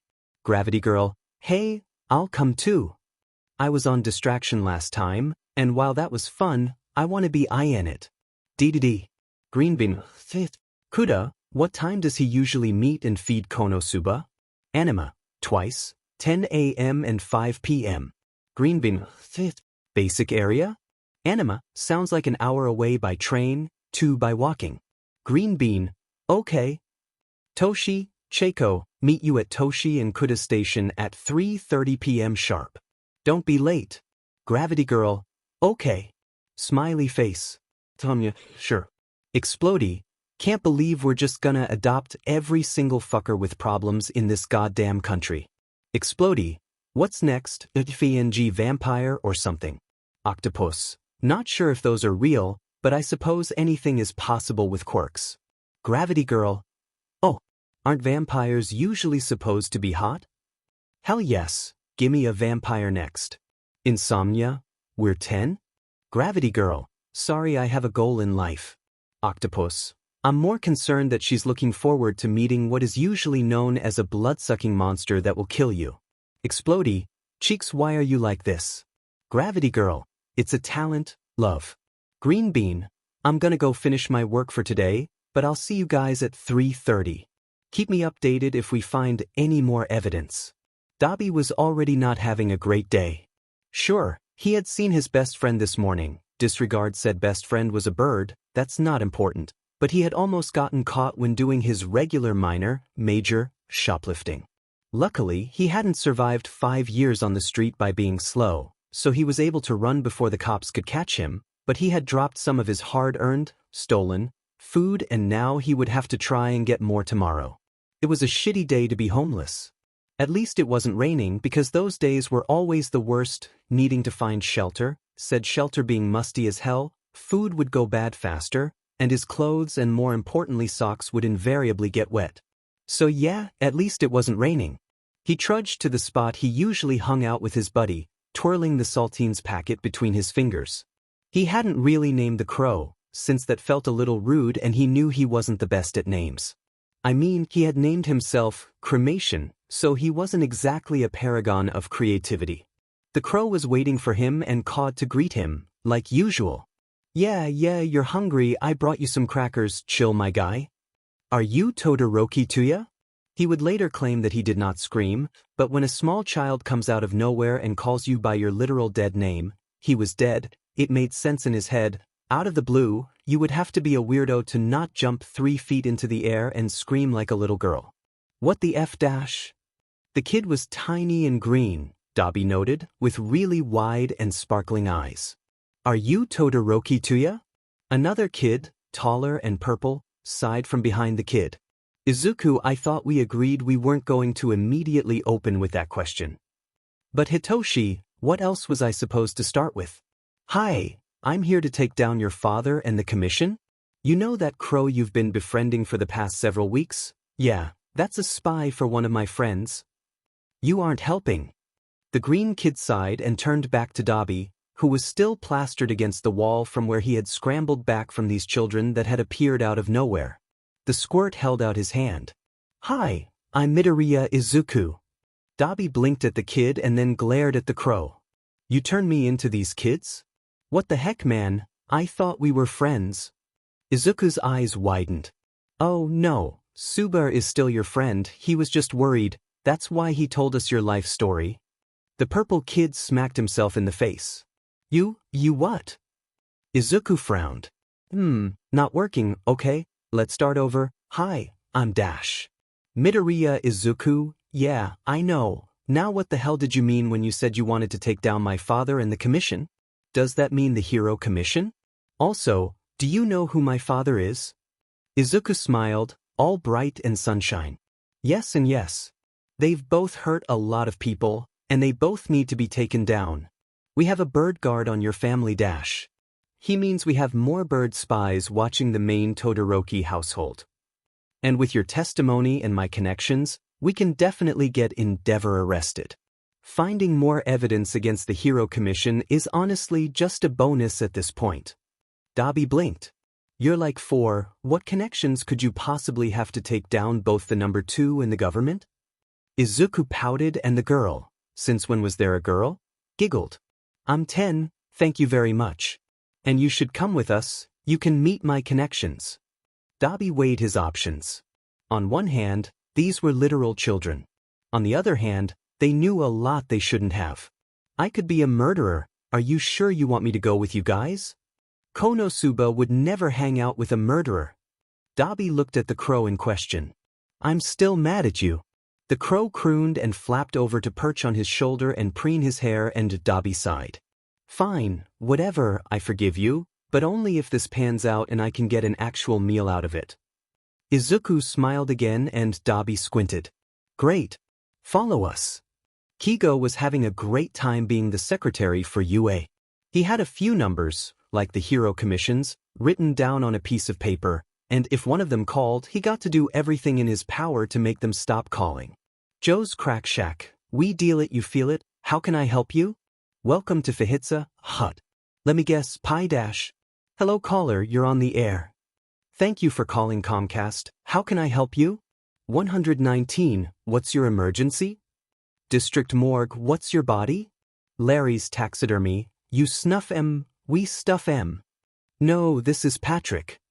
Thank you for calling Booth World Industries, your number has been logged and traced and you've been scheduled for remodeling. Hello, this is the People with AIDS hotline, how may I help you? Janet, I swear, if you call one more time, I will burn your house down. Or his personally favorite, heavy breathing and or straight up screaming into the receiver. He loved this DMN job. Occasionally, of course, he'd have to actually answer the phone, but that was pretty easy. He would either direct the calls to someone if it seemed actually important, or he would take down a name, number, and message and relay it to someone later. Did he have experience? No, but he just acted like how he had been taught to deal with fans, maybe throwing in some vapidness because it was fun. If he wanted to act like a ditz, he would. It made people underestimate him anyway. He saw the door open just as the phone rang, catching his attention, and he rolled his eyes. Commission, you've reached the home office of Bear Grylls. It seems you aren't subscribed to our mailing letter. Would you like to dash? They hung up and he sighed in satisfaction. He looked up at who came in. He blinked. Hi, Kigo. He tore his eyes away from the newcomer to look at the Greenbean with 2 of his friends, the Gravity Girl and the Purple Kid who really looked like he needed sleep. Hey Zooks, who's this? This is Dash. Dabi. Kigo smiled and raised both eyebrows, sliding his hands together. Okay, so that's a fake name, nice to meet you Dabi, what brings you to my office? Shinso snorted, brat. This is literally the teacher's lounge. Nope, it's the secretary's office. The fact that it's in the teacher's lounge is frankly irrelevant. Dabi looked him up and down. What's a kid like you doing as the secretary of UA? Kigo felt his wings puff up in indignation. Excuse me? I'm probably older than you are. Oh yeah, and how old would that be, Birdie? I'm turning 18 soon. Dabi smirked. Shame, seeing as I'm already 18. Guess I beat you on this one, huh? Kigo ignored the only slightly older boy and turned back to his kidnapper. Zooks, why did you bring this burnt bagel in here? The boy straightened, but Izuku just giggled. Taking him to see Nedzu. More stuff to take down the commission with. Kigo smirked. Hell yeah, nice job, kiddo. Can you tell him I'm going to go get some chicken nuggets from the cafeteria? The burnt boy snickered.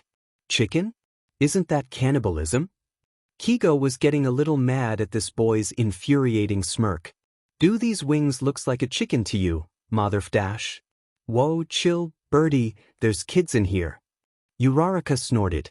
Nah, we've heard it all from Blasty, fire away K. He stood, straightening himself to his full height. Damn it, Dabi was still taller, and spread his wings a little. I'm a hawk, beach, hawks eat other birds all the time. Zooks, you want anything from Lunch Rush? Oh, I kind of want something orange flavored actually. Birdie, get me some soba, I'm hungry. Didn't ask you, Dobby. The older boy just chuckled as Kigo stalked out of the room, grumbling to himself. If he asked for a bowl of soba while he was there, it certainly wasn't for that infuriating boy. Nedzu steepled his paws as much as he could, what with them being so small, and he grinned. Izuku felt Dobby shift nervously beside him, but he just grinned back at his friend. They had already briefed Nedzu on the stuff Konosuba remembered, so he had a basic idea of what he was about to hear, but this was technically a first-hand account, and neither of them were keen to let it pass. Well, Dobby, was it? Come sit for some tea if you'd like. I imagine we have a lot to talk about. Izuku, would you and your friends like to go play? Izuku nodded. Send him to us when you're done? He can play too. Nedzu smiled. Of course, Izuku. Izuku grinned and bounded out to where Hitoshi and Cheiko were waiting for him, heading back to the teacher's lounge, he meant, the secretary office.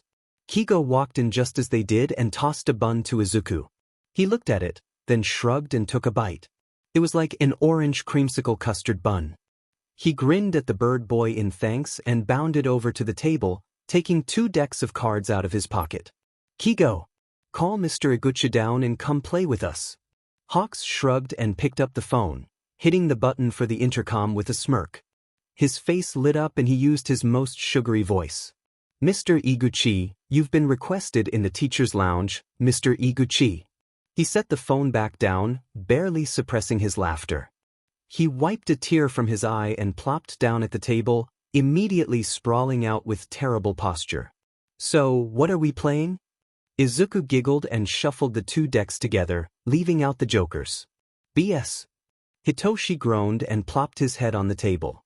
Izuku, we do not need to play against you in a game about lying and counting cards. Cheiko snorted. I believe we can take him. The lizard man walked in, saw Izuku, paled, and turned around to walk out. Mr. Iguchi, come play. He groaned and reluctantly turned back around, slowly sitting down next to Hitoshi. What terrible game are we playing today? Kigo leaned back, grinning, unaware of the danger he was in. Bullshit. Ever played before? He sighed. Unfortunately.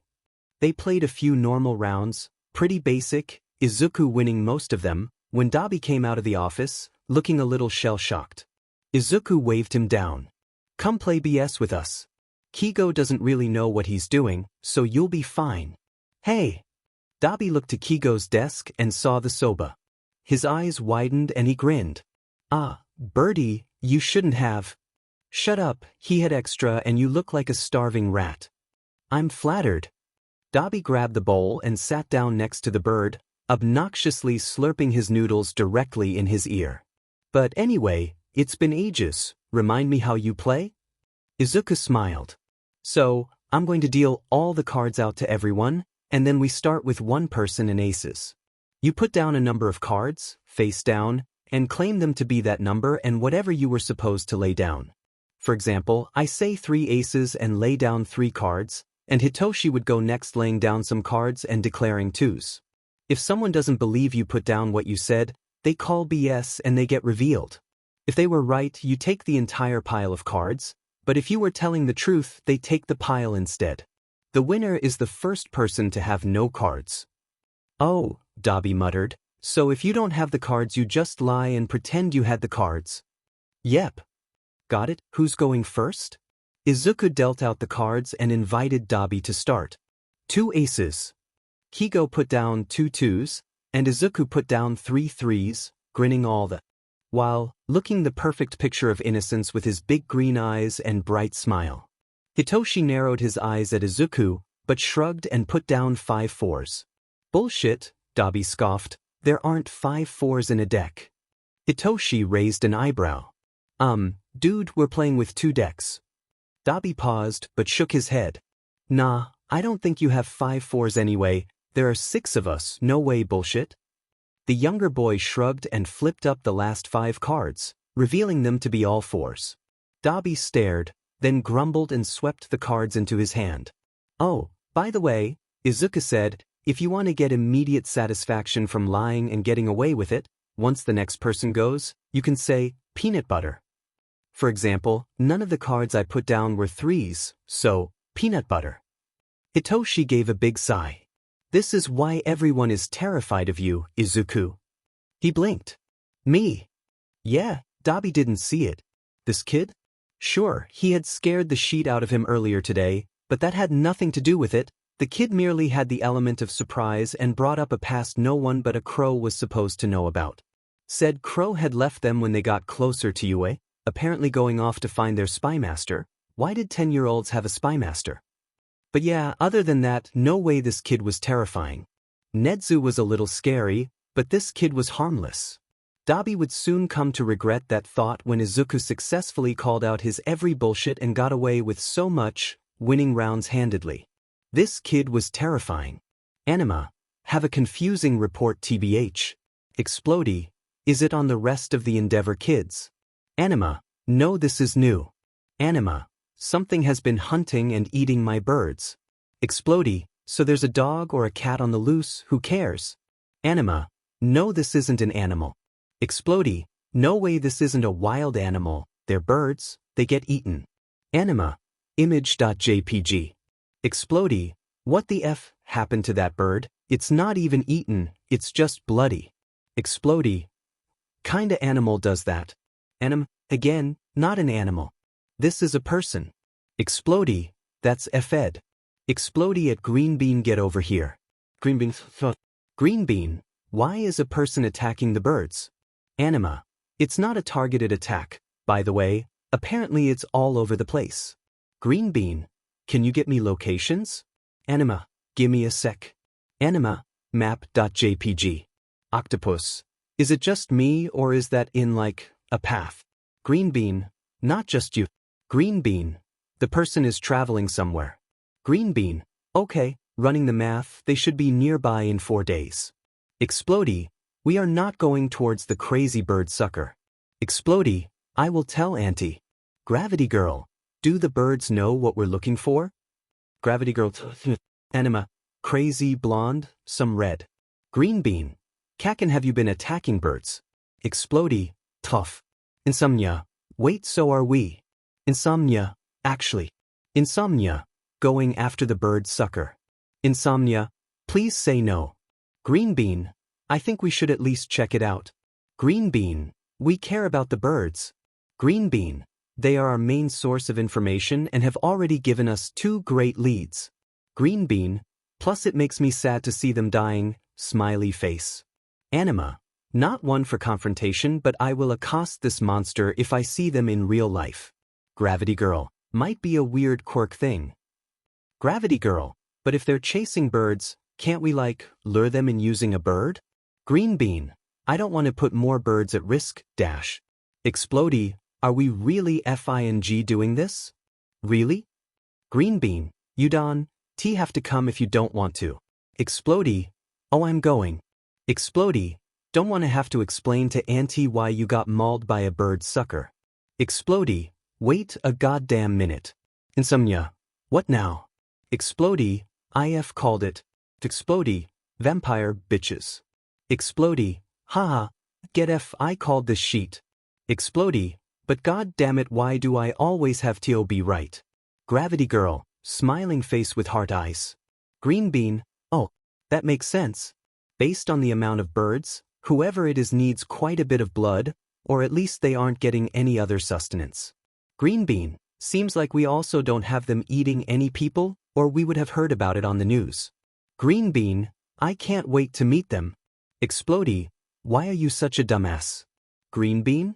Explodey, oh, a vampire? Cool. Let's meet the blood-skin creature of the night. Great idea. Octopus, that's honestly fair. Octopus, this seems like something to call the authorities on. Greenbean, can't be worse than breaking into the HC. Explodey, it definitely can. Greenbean, oh well, we have 4 days to plan. Explodey, cheeks, she's just your type. Gravity Girl, wait, what's my type? Explodey, that's it. Gravity girl, rude. Gravity girl, I'm coming over. Explodey, fine, but if you die I'm not explaining it to your parents. Gravity girl, deal. Gravity girl, sis.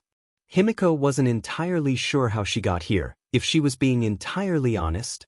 She had been chasing a bird when she was tackled to the ground, and it was pretty hazy since she was just really hungry, but then something was waved in her face and it smelled so good and she latched onto it and devoured it.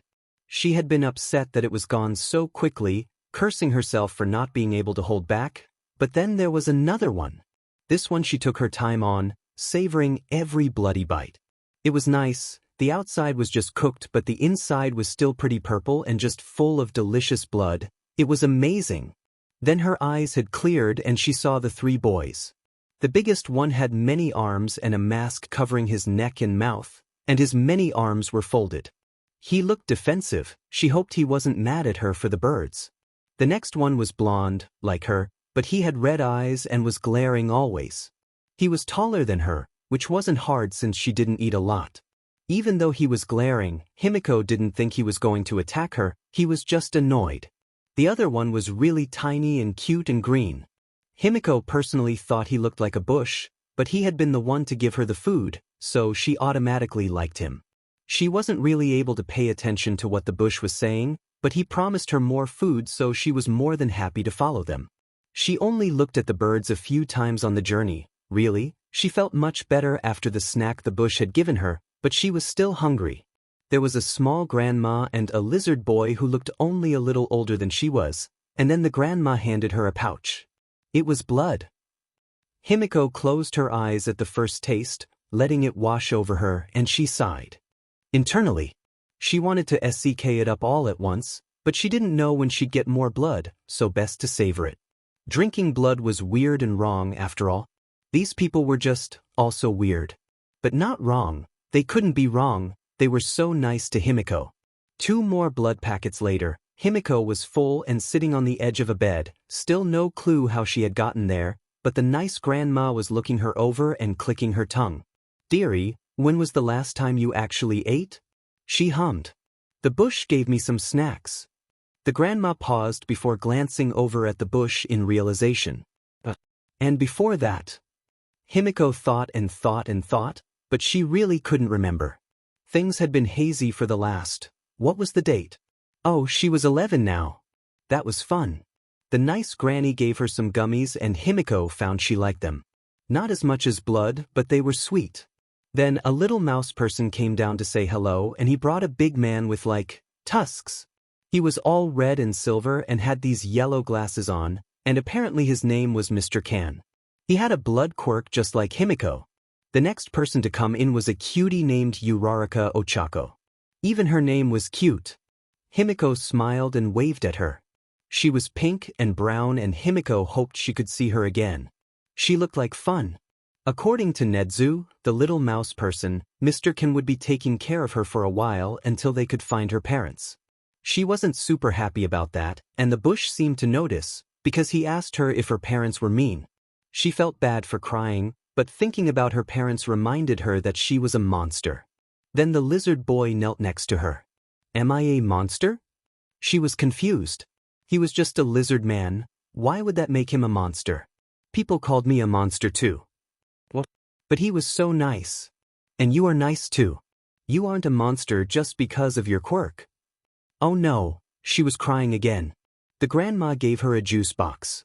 It wasn't blood, because she was full and something about getting her appetite back, but it was apple juice, so it was still really tasty and sweet. Himiko was glad she had followed the bush, the tall boy, and the angry one. For the first time in months, she could think clearly. Izuku was glad Himiko had seemed better after getting some actual food in her, and that Vlad King was willing to take her in due to their similar quirks.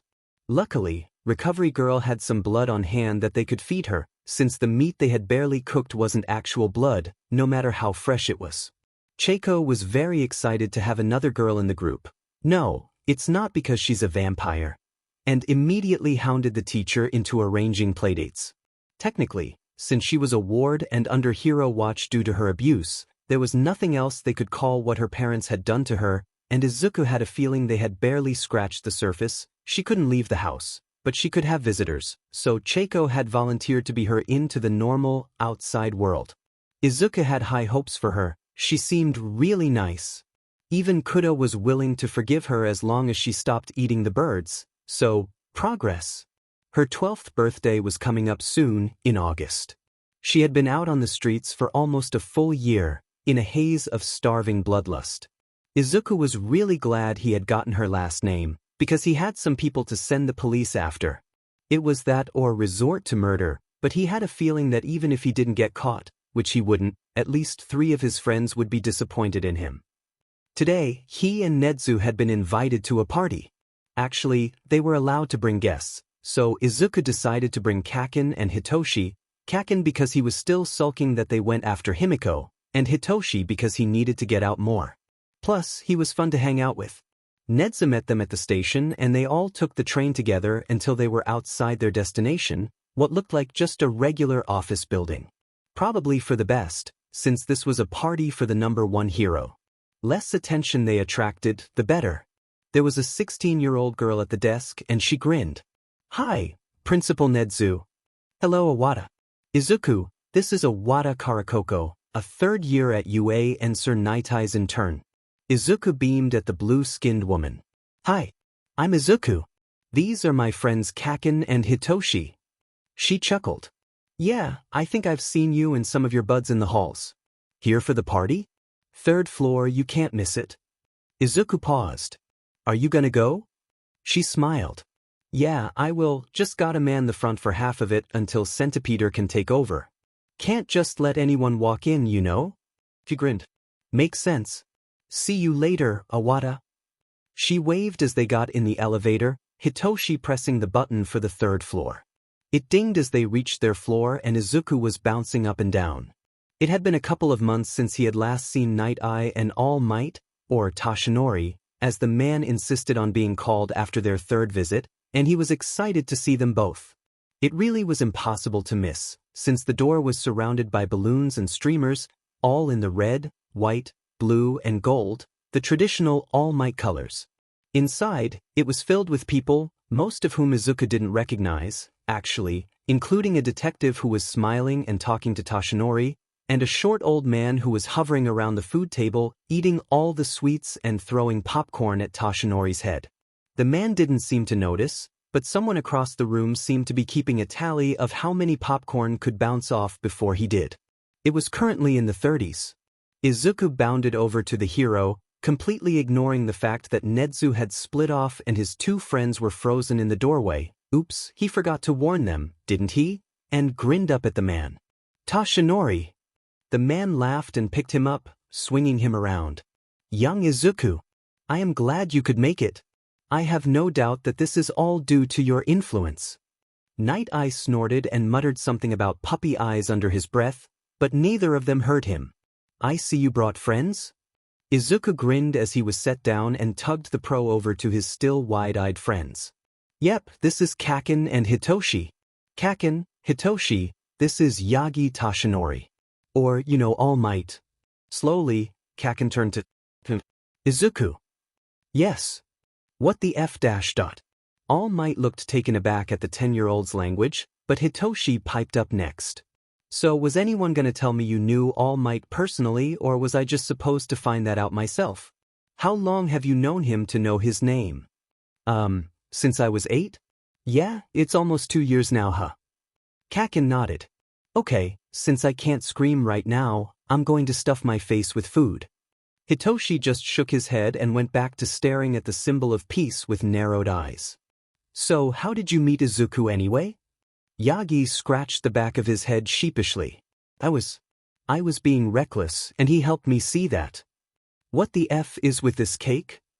Izuku meandered over to Kaken, who looked irritated. The sheet cake in question looked like a regular gender reveal cake, except instead of saying, "It's a boy," or "It's a girl," it said, "It's a lung." The old man barked out a laugh. "Learn to appreciate humor, brat. The idiot is, as of last week, with all of his organs." Tashinori chuckled nervously, edging away from the old man. "Gran is correct. I am completely whole and ready to go back into hero work." Kaken looked aghast. Your vacation was because you had lost a lung? And his stomach. Izuku piped up. Yes, All Might sighed, and it has been a long 2 years in recovery, but I am finally ready to get back to work. After 2 months of light hero work to make sure you're actually okay and you don't get yourself on the edge of death again. Gran didn't even look at him, merely taking another bite of the dango he had picked up. Why yes, I won't be quite as up to my regular levels for a while, but I will be back in action. It's better than retiring due to my injuries after all. Izuku beamed. You look way better than you did 2 years ago. Kaken, check this out, doesn't he look so sick? He whipped out his phone and opened the picture he had taken of Toshinori in his hospital bed looking sheepish and giggled and the dumbfounded expression on his friend's face. Gran snorted. I like this kid. Izuku, right? Yep. Sorahiko. Here's my number, send me that picture. Okay, Mr. Sora. All Might looked ready to pass out, seeing the two of them interacting. And the party had only just started. Dabi, this is Little Green Spy Master, right? Dabi, the one the crow snitched to. Suba says he's sorry but also not really. But yes, this is the Spy Master. Dabi, I hear you have birds on my siblings. Spy Master, and? Dabi, are they doing okay? Spy Master, in general. Spy Master, Izuku is probably planning on finding a way to pass messages and get them to meet up with us so we can get their statements and get this show on the road. Spy Master, but they rarely leave the compound so we have to carefully plan this. Spy Master, anything else? Dabi, can you pass a note for me? Spy Master, I'll do you one better. Spy Master, I can pass your number. Spy Master, then as long as they have access to phones they can talk to you as much as you want. Dabi, really? Dabi, you do that? Spy Master, Konosuba speaks highly of you. Spy Master, provide him with a snack and you have a deal. Dabi, done and done. Dabi, I guess I'll give the paper to him? Dabi, thanks. Dabi, you're pretty good for a brat. Spy Master, thanks, I think. Is this a joke? Dabi, depends. Dabi, is this about the birds? Prove it's really you. Dabi, ran away when I was 13. Dabi, dyed my hair. Dabi, Yumi wanted to be a teacher last time I checked, but if that's changed. Dabi, she's icy, literally, she has a frost quirk. Dabi, pretty sure Natsu is gonna grow up to be taller than me and I hate it. Dabi, he's quirkless, like Little Green. Dabi, ignore that last one, you don't know him. Dabi, Dabi, well, Sho doesn't really like talking to people or emoting, but when he smiles it reminded me why I stayed. Dabi, I guess I left after he stopped smiling. Dabi, because of... Dabi, dear old dad. Dabi, is that enough for? Tuya? It's really you? Dabi, unless the family became a lot more open than when I left and suddenly all that information is public knowledge. Dabi, this is for Yumi. Yumi, and I'm going to kill you. Dabi, thanks. Dabi, I already tried though, didn't take. Dabi, now I'm just kinda purple. Yumi, but you're okay? Yumi, why didn't you contact us before now, you jackass? Yumi, we thought you were dead. Dabi, legally I am. Dabi, have a fake name and everything. Dabi, let me tell you, living on the streets? Dabi, 010, would not recommend. Yumi, answer the DMN question, Tuya. Dabi, yeah, I'm okay. Dabi, Little Green found me. Dabi, well, no, the birds found me and snitched to Little Green and his spy master. Dabi, but Dabi, same difference. Dabi, what about you guys? Dabi, how are Sho and Mom? Yumi, Mom got sent to the hospital. Dabi, what? Dabi, why? Yumi, she burned Shudo with hot water. Dabi, that BSRD pushed her too far. Dabi, which hospital is she in? Yumi, Mom.map. Dabi, okay, I can go visit her soon. Dabi, what about everyone else? Yumi, Natsu is angry all the time, Sho is quiet and withdrawn, and Dad is. Yumi, well, you know. Dabi, I do. Dabi, we're working on it. Yumi, you and Little Green? Dabi, Yeah, we'll go with that. Dabi, but trust the birds, they belong to us anyway. Yumi, you sound like Shudo. Dabi, wdom. Yumi, the birds work for the bourgeoisie. Dabi, Dabi, we're directly opposed to the government. Yumi, did you join an anarchist gang? Dabi, no. Dabi, but I mean apparently we're planning on taking down dear old dad. Dabi, so we aren't pro-government. Yumi, I have many concerns. Yumi, the first time I hear from you in 5 years and I hear you're taking down society. Yumi, only you to ya. Dabi, thank you I try. Dabi, so how have you been? Yumi, busy. Yumi, when mom left I became the woman of the house, I guess. Dabi, how old were you when this happened? Yumi, 14. Dabi, quick question WTF. Yumi, it's fine I've had 3 years to get it right. Yumi, I'm much better at cooking. Dabi, yeah that's not great. Dabi, we can probably use that for the case though. Yumi, are we? Yumi, are we really doing this? Dabi, going against Enji? Dabi, Yumi, but? Yumi, where will we go? Dabi, technically I am a legal adult. Dabi, but also currently I'm technically a ward of UA. Yumi, wait what? Yumi, how? Dabi, Little Green has connections and brought me right to Nedzu. Yumi, who is Little Green? Dabi, he's Shudo's age, actually, pretty crazy. Dabi, also we have a birdie working as the secretary. Dabi, he's pretty cute. Dabi, keep in mind this is an actual person with wings and not an actual bird like the ones who are spying on you always. Yumi, so it's a person with a bird quirk. Dabi, Yumi, and he's cute? Dabi, when did I say that? Yumi, scroll up. Dabi, Dabi, it's fine you'll never meet him. Yumi, so you think he's cute, huh? Dabi, stuff. Yumi, no you left for 5 years you get to deal with this now. Dabi, he's easy to annoy. Yumi, and you like that in a boy? Dabi, no I cannot talk about this with my kid sister. Yumi, what color is his hair? Black, brown, red? Dabi, he's blonde but I don't see how that matters. Yumi, what type of bird is he? Animal quirks are usually based on a specific animal. Dabi, Itka's wings are bright red but he calls himself a hawk. Yumi, oh a predator? Yumi, Kankawai. Dabi, please stop. Yumi, again, maybe don't leave for 5 years. Dabi, let me die. Dabi, I will burn myself again. Yumi, wait till I'm there and then I can help you with my frost. Yumi, also so I can meet this boy, smiley face. Yumi, what's his name? Dabi, no nope not doing this. Dabi, I checked that you're alive and you know I'm alive. Dabi, that's enough out of me, I'll give you updates on the dad situation when I know more. Dabi, say hi to the others for me. Yumi, there is no escape to ya. Dabi, yes there is, I just won't respond. Yumi, love you too. 3. Dabi, Dabi, but I love you guys too. Chapter text.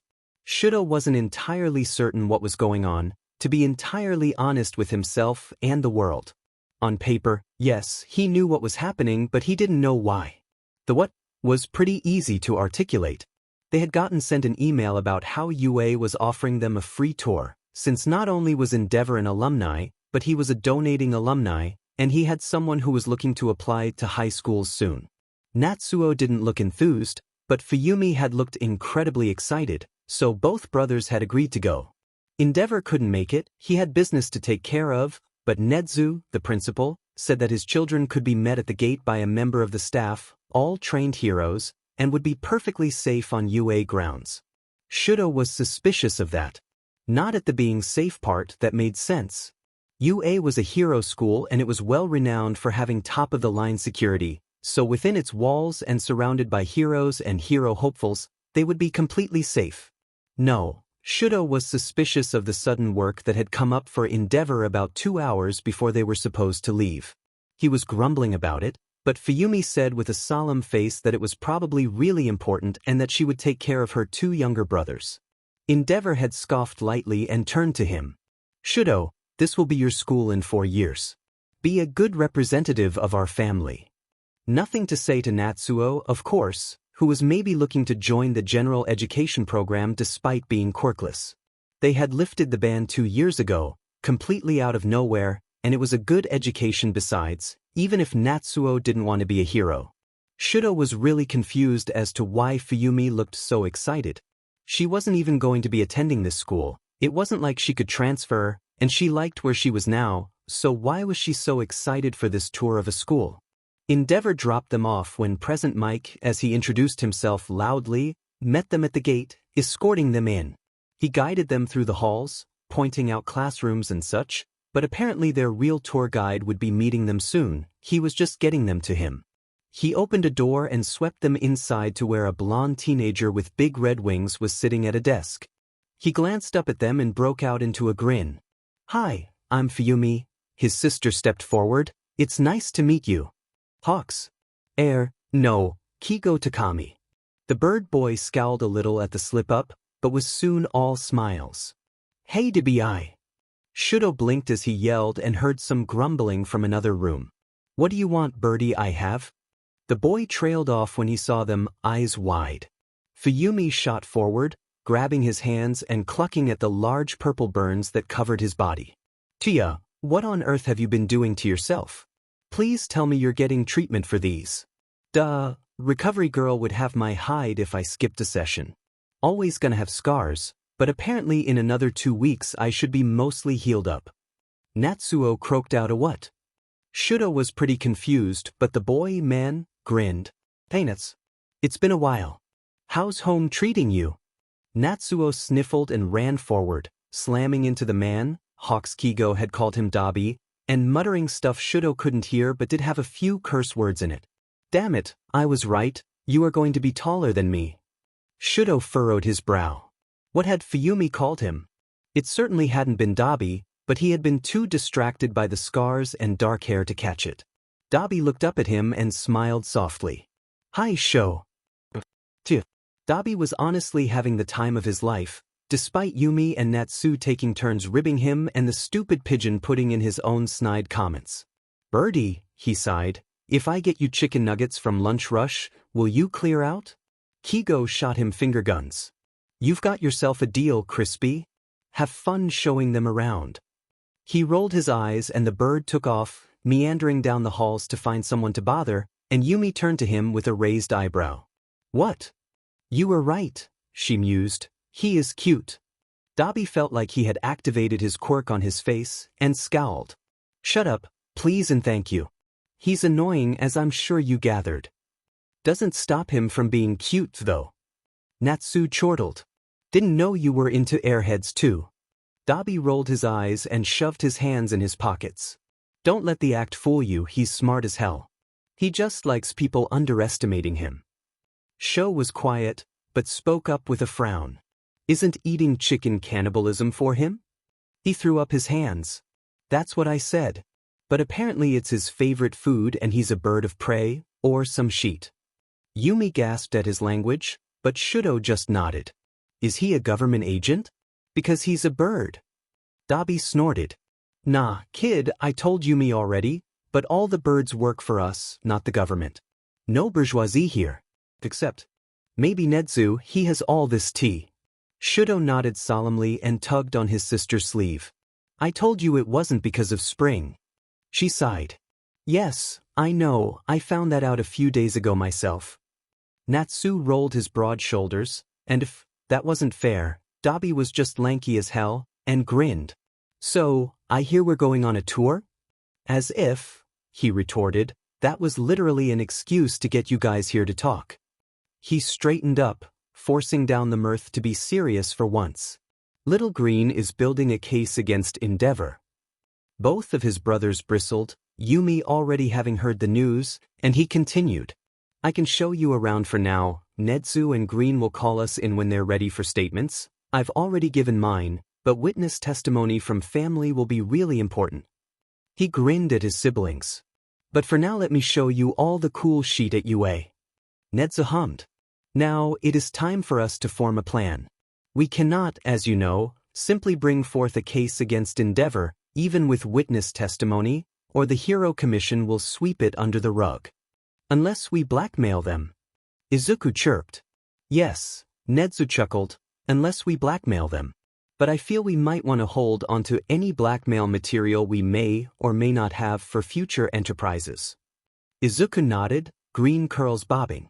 Then what would you imagine is the best way to ensure they cannot dismiss it out of hand? Izuku tilted his head and hummed. Get it in their heads without explicitly telling them? And who is they in this case? The public. Nedzu blinked. Not the commission? Izuku shook his head. We have to get the public support, so the commission has no choice but to take the case. Interesting.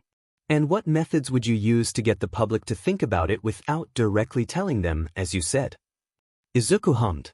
I think it was called available heuristic? Availability heuristic? But yes. What do you recall about that? Well, it's the tendency to believe that the first thing that comes to mind is the right thing. It lets us make snap judgments, even if they're wrong.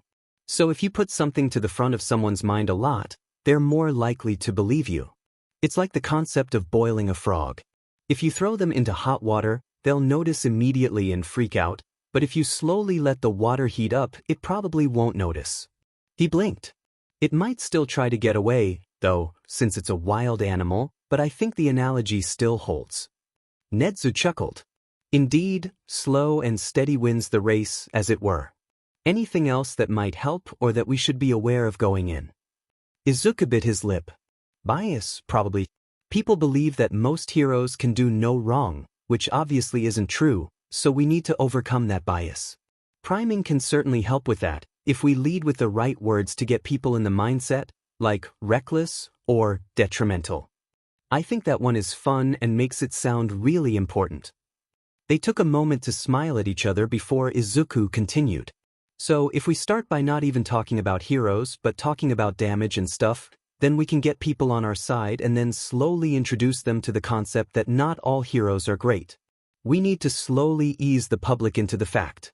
Plus, he perked up, then we can slowly start to get rid of this emphasis on quirks so we can get rid of discrimination. A powerful quirk doesn't make people predisposed to being a hero, since Endeavor certainly doesn't live up to the name. Nedzu nodded. An excellent point. This can help lay the groundwork for our future endeavors. Now, when do you believe the best time to do this is? Izuku hummed. Soon. Since All Might is coming off of leave, we have the support network, but people also recognize a bit more that heroes are people too, since he needed to have that break. It will probably be easier for people to stomach if we don't let them get back into the mindset that having the symbol of peace in business affords them. Nedzu slid over a laptop. Then I suggest we get started.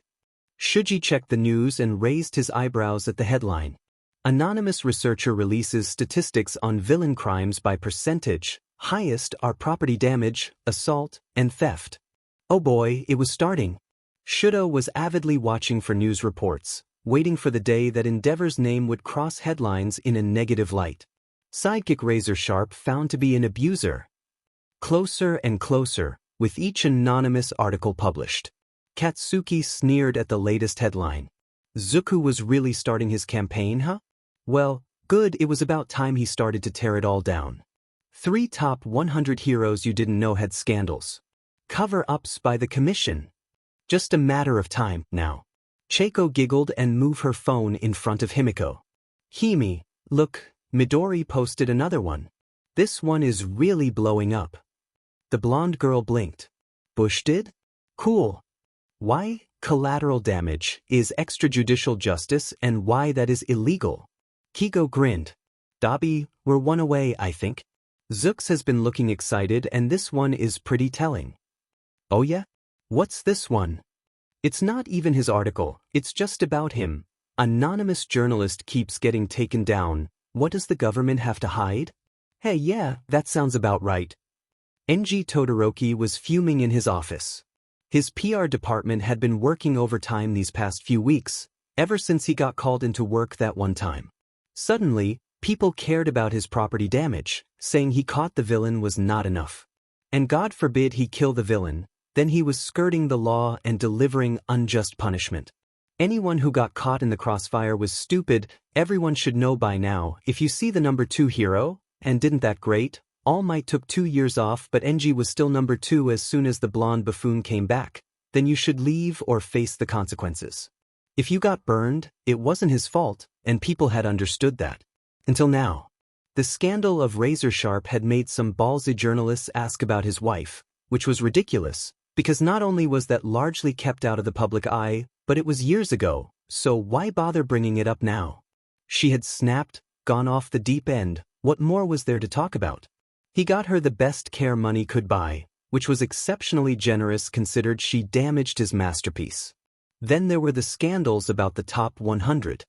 Heroes getting their illegal dealings covered up by the Hero Commission, which, honestly, they should know better than to let the commission fight their battles. The government was completely unreliable when it came to lawyers, despite literally being the basis of the legal system.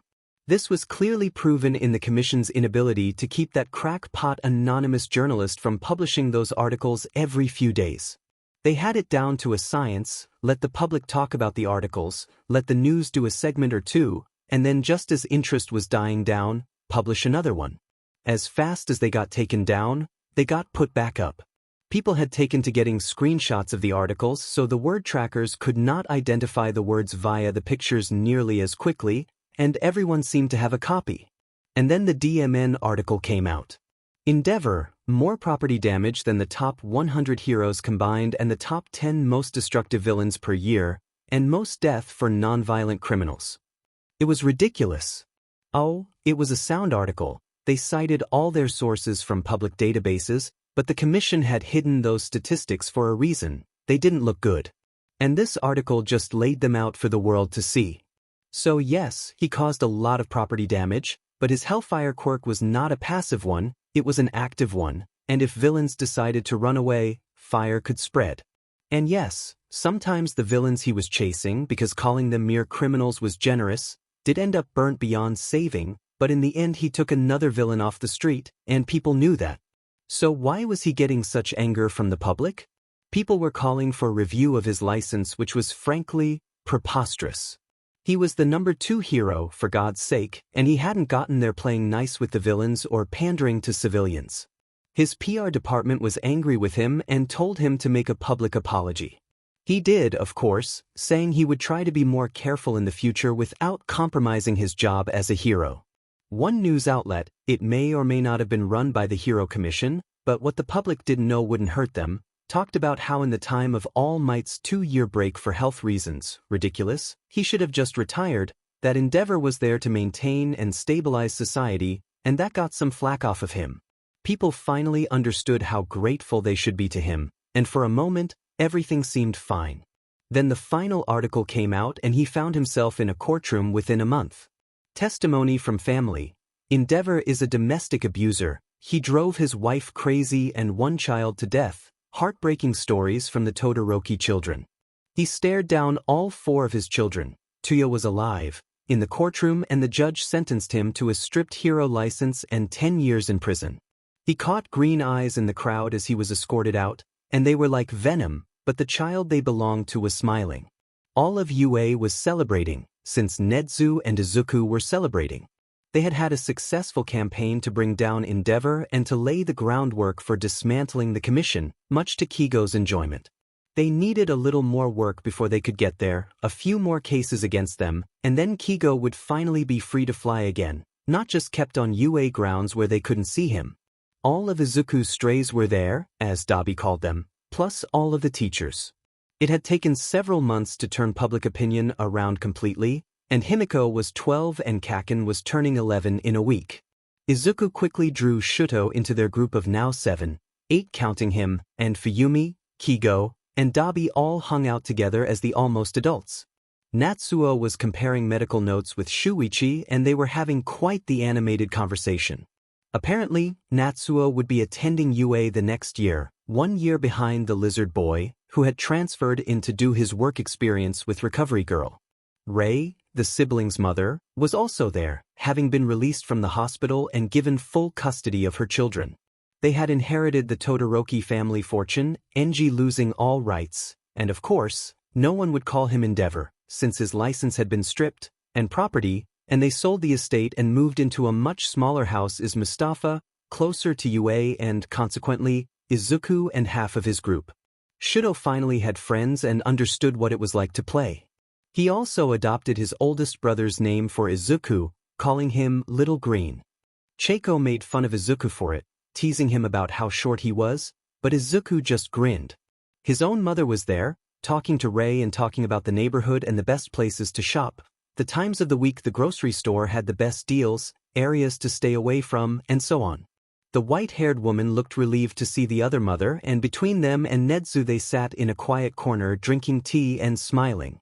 Izuku was really happy with how everything had turned out, but as the party wound down and they all said goodbye, going to their respective homes, Izuku sat down in front of the computer and got started on his next article as the anonymous Greenbean.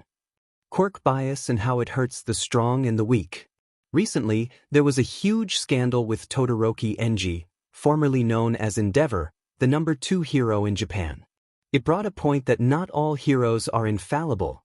Indeed, they are just people like you and me. But before claims of his abuse were brought to light, most people disliked him for the amount of accidental death and property damage that he caused using his powerful quirk, Hellfire, a quirk that everyone can agree is strong and perfect for a hero. But what if this mentality is hurting us as a whole? Hellfire is a fire-based quirk that is incredibly useful for villain detaining and intimidation, because no one wants to get burned. With a powerful quirk like that, everyone would say that you should become a hero. It's the best job choice for someone that's strong. I would like to propose that this is a bad mindset to have, for a few reasons. In former hero Endeavor, people saw his power and said that his faults were excusable. Looking at his records, he did not start as a destructive hero, but as more time went on, the numbers kept rising and no one did anything about it. Because of his powerful quirk, we as a society said it was okay. Consider children in high school is the first opportunity to go to a hero school and try to become a hero, but anyone who has taken a hero school entrance exam will tell you that it's not the easiest thing in the world to do. Some people might have great quirks for heroics, but there's a heavy focus on flashy and powerful quirks to the point where most of them have to settle for general education, even if they would make fantastic heroes otherwise. Where does this mentality come from? In general, people get their quirks around their 4th birthdays, and from then on, people have already decided what they can or can't be. If you have a powerful and flashy quirk, like water manipulation, then you are told your entire life that you would make a great hero. I'm not saying that's wrong, but I am saying that this mindset is a hindrance to our children and their futures.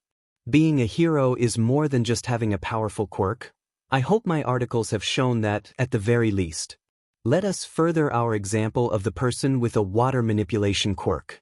There are current heroes who also deal with water, like the Water Hose Duo, Backdraft, Wash, and so on. People can see them and find inspiration and hope, and they are role models for children with similar quirks. This child is in school and everyone says and thinks they will make a great hero. To get into hero schools, you need to have good grades. If the student gets a poor grade on a test, a teacher might give them extra credit opportunities to help boost their grades, because they wouldn't want to lose such a promising hero candidate over something as silly as history or art. The teachers praise the student, telling them how much potential they have, and the child starts to notice that people with weaker and less flashy quirks don't get the same kind of treatment. They are the only ones the teachers speak about in such glowing terms. Children learn what they are taught. This child starts to think that because the others do not get praised, the others are lesser. They are worse, simply because they don't have a powerful quirk. They start picking on the other kids. The teachers do nothing, not wanting anything to happen to their star pupil for something as simple and innocent as name-calling. Kids will be kids, they say. The name-calling escalates to pushing people, to hurting them, to walking all over them, and the teachers do nothing, because this child is going to be a hero, and who are they to get in the way of that? The other kids probably did something to make them mad, and honestly should know better. The child thinks this is completely normal. Anyone with a quirk that isn't flashy, or is considered weak, or God forbid is quirkless, is lesser than them, merely the pebbles beneath their feet. They go to hero school surrounded by other people with flashy quirks, graduate, and get their licenses. They become another Endeavor, because they are better than everyone else and therefore above the law. But this doesn't just hurt the strong, this also hurts the weak. People have a villainous quirk, or they look like a monster, because of their quirk, or they're weak and useless. Before quirks, every job was done by a quirkless person. They had no inherent benefits, no special powers that made them better at their jobs, nothing of the sort. But suddenly, if you don't have a quirk, or you have a quirk people don't like, it's incredibly difficult to find a job. Quirkless statistics state that there is a 90% unemployment rate for people without quirks. Mutant quirks boast a 70% unemployment rate, including in jobs where having a quirk doesn't actually help you at all. Weak and non-flashy quirks have a 75% chance to be passed over in favor of stronger quirked individuals even when they have better credentials. Since when did your DNA determine how good you would be at a job? When did we start looking past talent, experience, and aptitude for our hiring practices? If someone goes to medical school to become a doctor, but looks like a bug, should we deny them the ability to work as a doctor, despite having their medical license? Are people less human for whatever quirks they may or may not have? All in all, the more people focus on quirks, the more our society gets hurt. We should be held accountable for our actions and abilities, not the special power we were born with, or lack thereof. We are all human, and we all deserve a chance to do what we love. Signing off for now. Greenbean. Izuku grinned as he shut his computer down for the night. Yes, everything was coming along very nicely. He couldn't wait for it to all fall into place. They were planning Himiko's 12th birthday when she tugged on Ochako's sleeve. Chieko, can we invite my cousin? Ochako felt her brow crinkle. Your cousin? Hime nodded. Yeah. I forgot about him for a while, but I kind of remember him, and he was nice. I don't think I've seen him in a long time, so I was wondering if he could come to my birthday party. Ochako shrugged. I don't see why not, but we have to find him first. Do you know how old he is? She bit her lip. I dunno, he was 5 last time I saw him, but I can't remember how old I was. He lived in another prefecture, so we didn't get to see him or auntie or uncle that often. Ochako hummed. I think Izuku guessed you ran away from home when you were 9, so he would at least be 8 now, even if the last time you saw him was right before you left.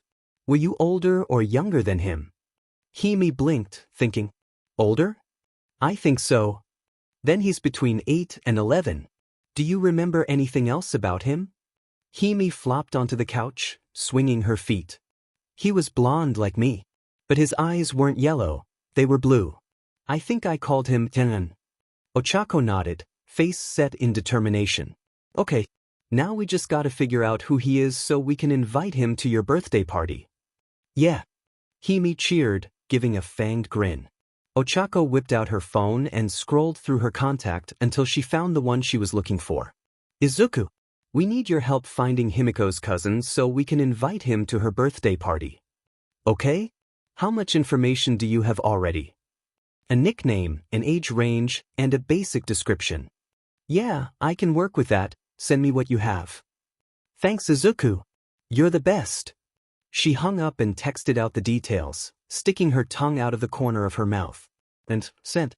Now we just wait for him to work his magic and find your cousin Tenan. Hime giggled. Bush is pretty smart at this stuff. Ochako made a noise of agreement. Okay, who else are we inviting? Well, the whole gang. Hugmaster and Bomberanian, Purple and Bird Boy, oh, and Birdie and Crispy and all of Crispy's siblings too. And Grandma and the Lizard Boy. Am I forgetting anyone? She pressed a finger to her chin. Nope, pretty sure that's it. Bird Boy is Kuji and Birdie is Kigo, right? Yeah. Then yeah, that's everyone. Okay, so that's who we're inviting. What type of cake do you want? Hime bit her lip. There's not a blood cake, is there? Nope, but there is red velvet. Explodey doesn't like it, but he doesn't have to have any. Golden eyes widened. Red velvet? Up. It's super red. Pretty sure it's a chocolate cake base? Maybe? I dunno, I don't bake. She sat up straight. It usually has cream cheese icing which is tart and delicious. Then let's have that. Ochako grinned. Okay. Now, where to have it? She leaned forward, yelling into the house. Mr. Can? Can we have the party in the park? Yeah, sure. Thank you. Okay, so if you want, we can have the party in the park. It might be hot because it's August, But then we can run around and play. Hime nodded. I want to play with you guys. Bomberanian sounds like a fun villain to play against. She giggled. Yep, he really he takes it way too seriously and makes scary explosions. She leaned in and whispered, don't tell him they aren't really scary or he'll pout and stop playing. Hime snickered and nodded solemnly. Ochako's phone dinged. She checked the message and grinned, moving the phone in her friend's face. Is this him? Her eyes widened, and they shared a grin. That's Ngan. And now to find him. Ochako forwarded the text to Kuji with an added message. Ochako, can you find this kid for me and Hime? Kuji, Ochako, he's Hime's cousin. Ochako, we're inviting him to the birthday party but need a way to get messages to him. Ochako, so if you could find his address that'd be swell. Kuji, 3. Yeah, I'll put out a notice in his area. Kuji, 3. If you give me an extra invitation with, hopefully, an explanation letter to him, then I can deliver it too and save the postage. Ochako? OMG Kuji you, the best. Kuji, 3. All thanks. And done. All we need to do now is pick the time, make these invitations, and get them out. The rest of us will handle decorations. Hime pouted. But I wanted to help with decorations.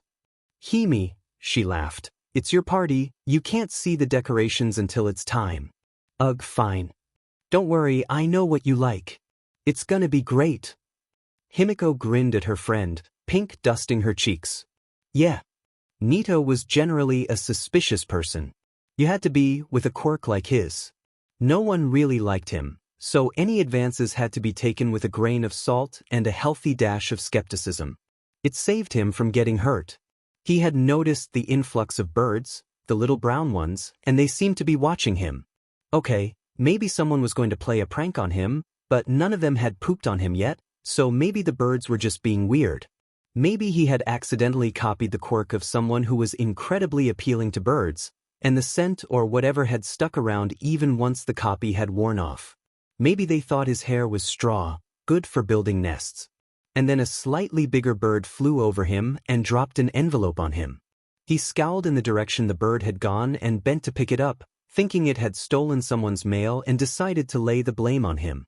The least he could do was see if it was anyone nearby so he could immediately give it back and save them all the trouble. It was addressed to him. Okay, now he was almost certain that the birds were working against him, but when he looked up to glare at them, they were gone. Other than a few flying in the distance, every single bird that had been following him had disappeared. He frowned, looking back at the envelope.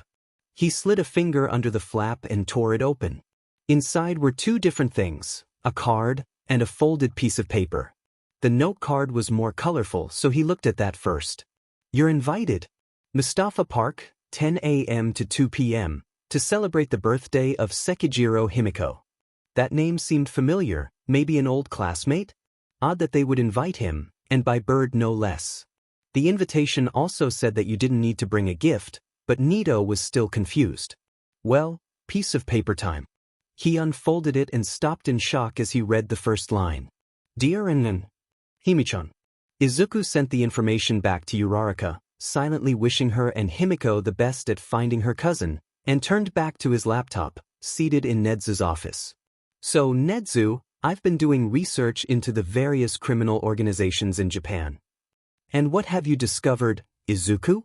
So there's a lot of gangs, not really considered villains as they are small-time criminals, but a few of them will probably need heroic intervention. There's also a really big shadow organization that I'm decently sure is the guy who hurt All Might 2 years ago, since they had a dip in productivity around that time. Then there's the Yakuza, which I would normally categorize as small-time criminals, but they also have way more money and power. Nedzu hummed, sipping his tea. I see. May I ask why you have been researching them? He sighed. As much as we hate the Hero and Public Safety Commission, they're a cornerstone of society and arguably our basis of government.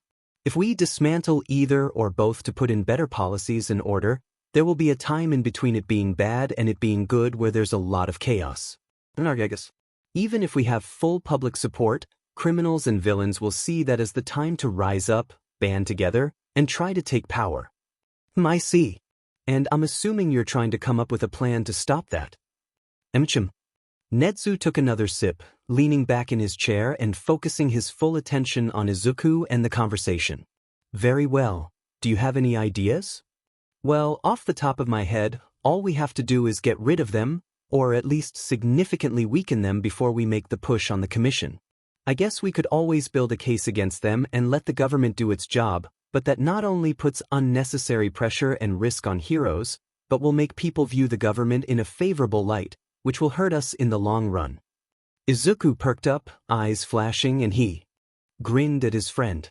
But if we could make them destroy each other, then we don't have to worry about that. They can take care of themselves. Nedzu chuckled. True enough. I imagine it would be difficult to arrange that, however. Izuku furrowed his brow.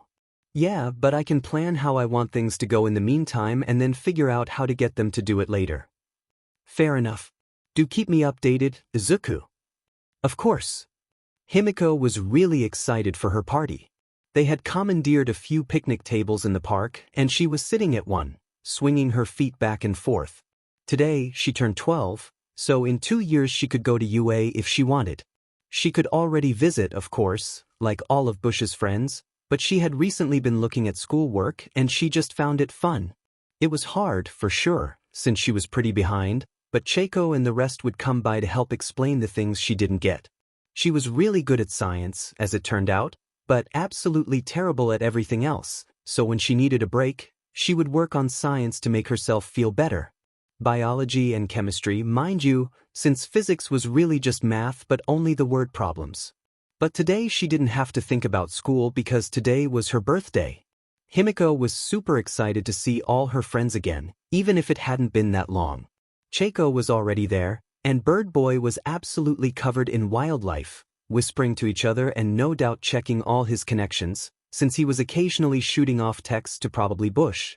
Bush was working on some really big things with Nedzu, the little mouse man who was also the principal, and Bird Boy was helping him get all the fun information he needed. Just like when they found Himiko.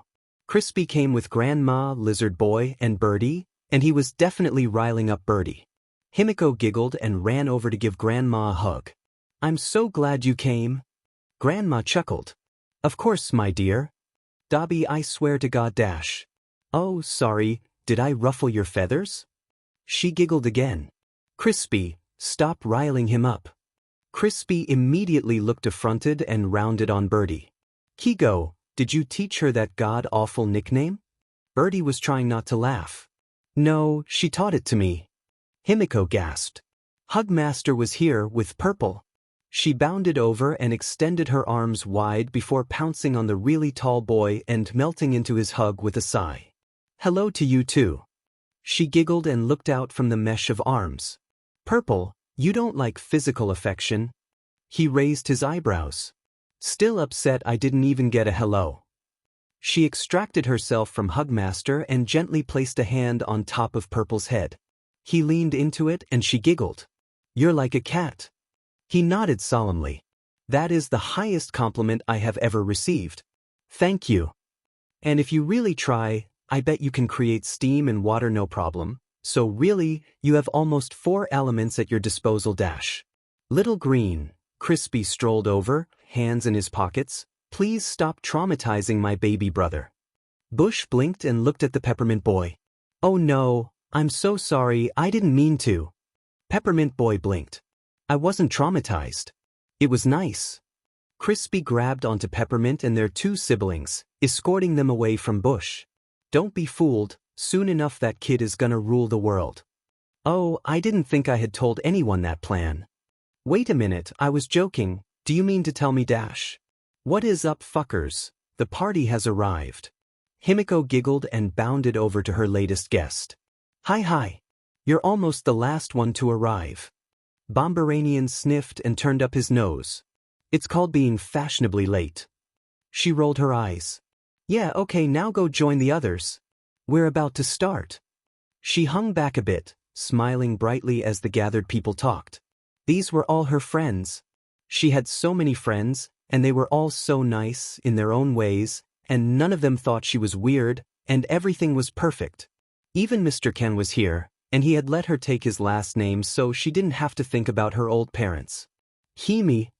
She froze and slowly turned around.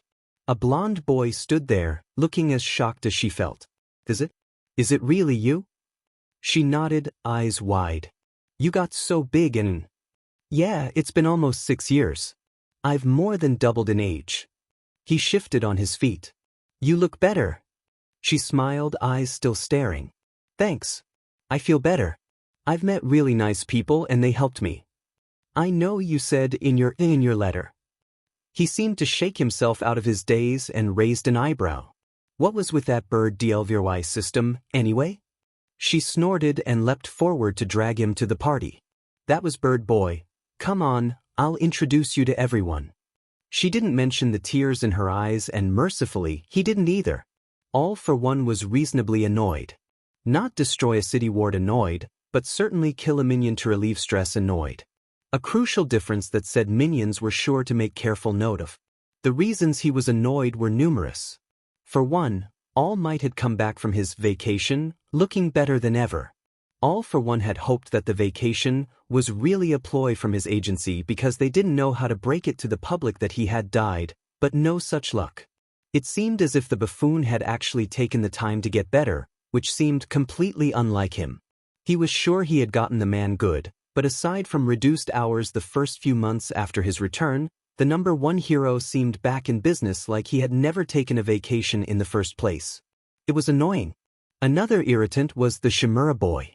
Oh yes, he had completely forgotten about his past and his old name, and he had a burning hatred for heroes that had All for One smirking, but he was also childish in more ways than one, and the cost of replacing all the things he destroyed with his quirk was, while inconsequential, not unnoticeable. God, he would throw a fit every other day, it felt like, and something or someone would pay the price. Honestly, if he hadn't already invested so much into the boy already, he would probably have called it quits years ago. Every month, Tamura tested that resolve. It was annoying. For another, he'd gotten rumors that a lot of the small-time gangs and the Yakuza of yesteryear, because let's be honest, they were a shadow of what they once were, had started teaming up to take control of the underground, which was unacceptable. All for One was an emperor, not some king who could be so easily overthrown. A well-placed bribe here, a stolen quirk there, and he had his subjects chipping away at them, so that when they finally got too big for their britches, it would all come crumbling down. It was a slide of good fortune that one of his informants had overheard one of the gangs talking about the rumors, thinking about joining up. To think that even rival gangs were looking past history in the name of power was insulting, honestly. There was only one top dog, and it was him. It was annoying. On the other hand, that anonymous journalist had completely destabilized public opinion on heroes and taken out the #2, a big player and major obstacle. He almost wanted to find the writer and thank them for setting his plans even further in motion. Perhaps he could do that after he became Emperor of Japan. It would be child's play to find the journalist, but they had published anonymously, so he'd let them maintain that illusion of privacy for a little while yet. Then again, the journalist had also started posting about quirks, and it was also quite annoying. The things they talked about were all true, of course, but All for One didn't want the public to know and believe that. People with powerful quirks putting down those with weak or villainous quirks were practically the cornerstone of his hiring practices, and for that to be disrupted was a thorn in his side. A small thorn, but a thorn all the same. It was only one article, but because everyone knew of this Greenbean already, while it would have been dismissed out of hand mere months ago, now people already considered it. It was annoying. But oh well, it was one journalist and he had more pressing matters to deal with. Eventually, society would come crawling back to what it knew, which was quirk supremacy. How odd to live through the time when quirks were a death sentence, and now, it's completely the opposite. People would fall in line because they craved power, more than comfort, more than safety, more than knowledge, more than anything. Everything would go his way in the end, and he had all the time in the world. Bring 5 to 6 of your closest friends on Saturday. Best wishes? Smiley face. Oh boy. Nedzu had no earthly idea why Izuku had sent out a summons to 6 of them, but he wasn't entirely concerned. Sure, Izuku could be terrifying but not to his friends, So unless this was a meeting to sniff out a traitor, all of them would be fine. And none of them were stupid enough to be a traitor, not this late in the game. He met with Hitoshi, Bakugo, Kuji, and Shuto at the gates of UA. Ochako had been invited too, but she had already made plans with Himiko and Nito for the three of them to hang out, so she couldn't make it. Izuku bounded up to them from the sidewalk. Sorry I'm late, I was trying to figure out the code and lost track of time. Bakugo raised an eyebrow. What FING code? Izuku grinned. Nedzu sent me a letter, which is why I asked you guys to come here, but he was super vague, so I figured he might have hidden a secret message in code. I have no idea why he wanted you guys here. Meza took it back. If Nedzu was really the one who had summoned them, then this was a whole different ballgame. He was suddenly and reasonably concerned. Welp, let's go in. Izuku skipped forward, forcing the other five to follow, and Mezu exchanged a glance with Hitoshi. The other boy looked more awake than he had a few minutes ago. They made it all the way to Nedzu's office before the door swung open, revealing Nedzu. Ah, the mediums have arrived. Thank you for answering the call. I do hope you can be of assistance. Izuku blinked, then broke out into a grin. It's a game, he whispered to the gathered group. You see, Nedzu continued, sending a wink Izuku's way, I have recently discovered a ghost haunting these very halls, and I was hoping that you fine psychics would be able to help me determine how the poor thing died. Do you think yourself up to the task? Izuku looked back with a beaming grin, and they all nodded in agreement. This sounded pretty fun, actually. Excellent. He clapped his paws together. Then please follow me to where the ghost is most present. The ghost has terrible amnesia, you see, but I was able to identify everyone who passed through the area in the time frame of their death, and they should be able to remember who was there with your help, as well as the location of their death and the murder weapon, of course. He swept into one of the meeting rooms where there was indeed a game setup. At one end of the table was a screen, hiding things from view, and next to it was a large stack of large cards.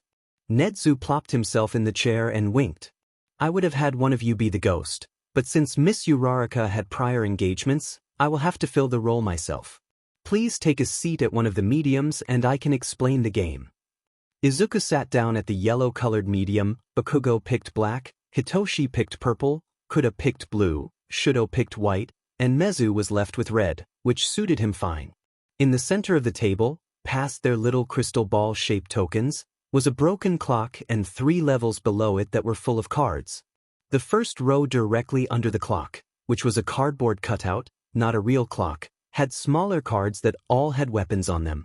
Some were obvious, like a knife and a gun, but others were a candlestick, a marble bust, a rope, and a dumbbell. Below that level were artistic drawings of rooms. There was a library, a bedroom, a kitchen, a study, a garden, and so on. Below that were 7 different portraits of people, with various items scattered around the cards that indicated their profession and such. All in all, there were 7 of each type of card, separated by a thin cardboard strip. Behind my screen I have assigned each of the mediums a set of 3, a suspect, a location, and a weapon. There are 7 hours, or rounds, to the game, indicated by the clock you see here. Every medium has to have correctly identified their set of 3 by the time those 7 rounds are up or we all lose. To identify, I will be giving you a number of vision cards. You see, this ghost is mute and can only communicate through sending the medium's visions. They are quite surreal, but hopefully they will give you a good indication of who or what you are looking for. He smiled. You will all start with the suspect? Then once you have that, you will put it in front of you and your next set of visions will be for the location. At the end, if everyone has found all 3 cards, we will have a final round where the ghost will remember which of them is really the suspect, and then we will vote based on the visions given. The amount of the visions you see will depend on the amount of points you earn throughout the game. He extended a paw to the spaces in front of them. You might have noticed these little teardrop-shaped tokens you have. 3 of them have a check mark and 3 of them have an X. When one of your fellow mediums makes a guess, you can use any or all of your tokens to indicate whether you think they are correct or not. If your token matches the outcome, you get a clairvoyancy point. The 4th turn will see your tokens return to you, so best to use them before then. At the end, 8 clairvoyancy points will be enough for you to see all 3 visions for the final clue, so do try and aim for that. Izuku raised a hand. Can we tell people what we think their visions mean? Of course. This is a cooperative game, and you win or lose together. They were all done by the 5th round. It was a combination of trusting Izuku and knowing that Izuku also had a pretty good grasp of Nedzu's head at this point that had them getting pretty good at guessing the right things. For example, Hitoshi's suspect was this old spinster-looking lady, and Izuku was quick to point out how both her card and the vision he had received had a red ball of yarn, completely ignoring the plates and mounted antlers also in the picture that made Hitoshi think of the hunter or the chef. Meza's location was a room filled with bird cages and sheet-covered furniture. A skylight filled the room with blue and green light, and Nedzu gave him 2 vision cards, which were both incredibly blue. Shudo's weapon was the shaving knife, and his vision for that included a wheat field, which, as Izuku put it, looked a lot like hair. All in all, Bakugo and Shudo were the only 2 who didn't get to 8 clairvoyancy points. They cleared off the table and laid out their 6 suspects, locations, and weapons, and Nedzu put a circular token face down on the board. I will now give the 3 visions. For our 2 mediums who did not clear the 8-point threshold, you must vote after seeing only 2 of these visions. Each vision will apply to a different part of the story. Here we are. He flipped up the first 2 and they all immediately started pointing things up and tying them to various suspects until they got it down to 2. The 2 boys slid their vote tokens, which were the other side of the clairvoyancy tokens, numbered 1 to 6, onto the table, and Nedzu flipped up the 3rd vision. Izuku nodded. It's clear it's Shudo's. Everyone else voted. It was counted to be a majority vote for Shudo's set of cards, and Nedzu flipped up the token. Congratulations, mediums, you have won and laid the poor ghost to rest. They cheered. Now that this is through and mostly everyone is here, how are things looking for our unwitting adversaries? Nedzu looked around at the boys before focusing on Izuku. Well, the underground is stirring. No one's made any major moves yet. But I don't think it'll be long before they really start fighting.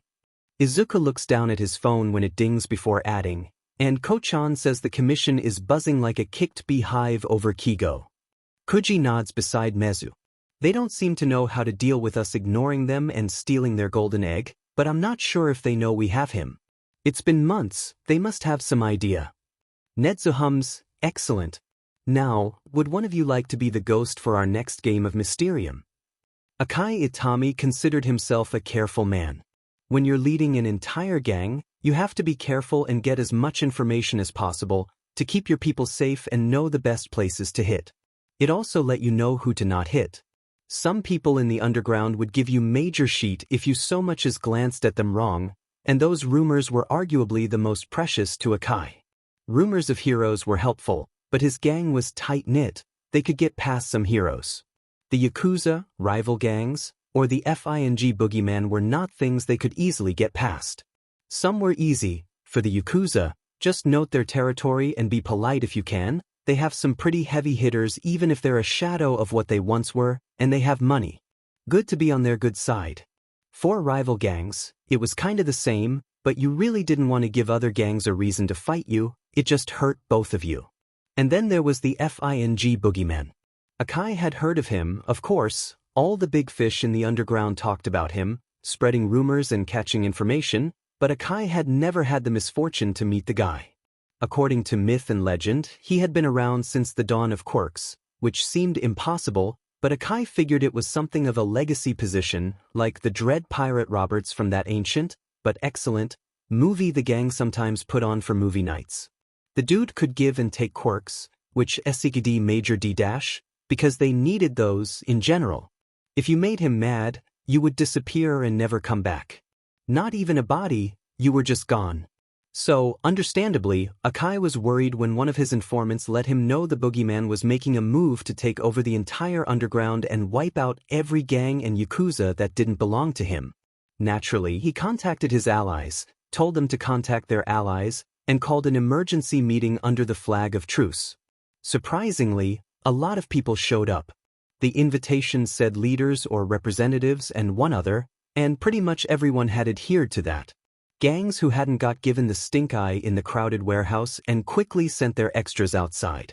Everyone perched on crates and the floor, making it almost seem like a coliseum with an empty center for whoever decided they wanted to take the stage. Why did you call us together, snakes? Akai stood up with a sigh. We have word the boogeyman is making a move that serves to put all of us under. How under? 6 feet. A grumble went up, but Mori of the Flying Fish spoke up. I heard those rumors as well. Do you think there's any credit to them? Akai nodded. People have started to disappear. If this all for one really wanted us gone, he could do it, but he's being quiet about it for now. Maybe he thinks we won't catch on in time and he can officially wipe everyone else out. The room quieted with a deep hum, and Akai tensed to recognize the elderly leader of the Shy Hisekai, stroking his chin. We have also noted some members of the family disappearing. There is merit to this rumor after all. Golden eyes locked onto Akai's. What do you propose we do about it? Akai swallowed. I called us here under the flag of truce. If we could extend that and form a coalition to fight against the forces of All for One, we might be able to take him out first and save our skins. Once the threat is gone, all rivalries could go right back, but we need a united front against the boogeyman. Hitoni of the Black Dagger scoffed. Oh yeah, the snakes are all about harmony and holding hands. We haven't forgotten the slight from 2 months ago, when you decided to do business with the party poopers instead of us. The representatives of the party poppers bristled. Sorry we offered a better deal than the butter knives. The fighting rose for a bit more until the Yakuza raised a single hand, and it all stilled. We have the money. You all have the manpower. If we combine our resources, not even the notorious Quirk Stealer himself will be able to stop us. Golden eyes narrowed in anger. He should know better than to mess with the Shy Hisekai. We are willing to be a part of this coalition. Akai breathed a sigh of relief. They were old money, old business, and with them on board, people were more likely to accept and join up themselves. In the end, only a few gangs had decided against it, either going off on their own or actively going out to join their enemy, but Akai looked at the gathered group of gangs from all over the area, and the Yakuza besides, and he felt confident that All for One would regret crossing the rest of the underground. Himi, had a nightmare? Can you guys distract me? Cheiko, what is your opinion on walking your pet fish? Kuji, you can't walk a fish. Himi, sounds like a good time, but wouldn't last long. Nito, wait, how do you walk a fish? Shudo, with great effort. Zuku, technically there are strollers with the fish bowl and so you can. Toshi, when you fish, like to eat them. Toshi, you can leave them on a line to swim until you are done for the day. Cheiko, is water wet? Blasty, no, go to sleep. Toshi, is the ocean a soup? Himi, no, because soup is hot. Toshi, there are cold soups. Gigi, doesn't mean they're good. Cheiko, the ocean is a soup. Nito, calling the ocean a soup is cursed. Himi, not all soups are good. Toshi, not all goods are soup. Zuku, also everything is cursed tbh. Toshi, are humans soup? Nito, somehow that's even more cursed. Zuku, I mean bones have proteins in them. Zuku, as do other things. Zuku, and we're mostly made of water. Cheiko, noodles. Cheiko, we're made of noodles. Kuji, yes, but we're not liquid, like soup is. Zuku, unless you have a quirk for that. Toshi, is cereal soup or overdressed salad? Blasty, I hate this FE family. Toshi, but you can eat cereal without milk though. Toshi, you can't really eat soup without the fluid. Kuji, also there's no meat or veg in it. Cheiko, cereal is noodles for the soup. Cheiko, you can have noodles without soup and cereal without milk. Shudo, cereal is just uncooked pasta.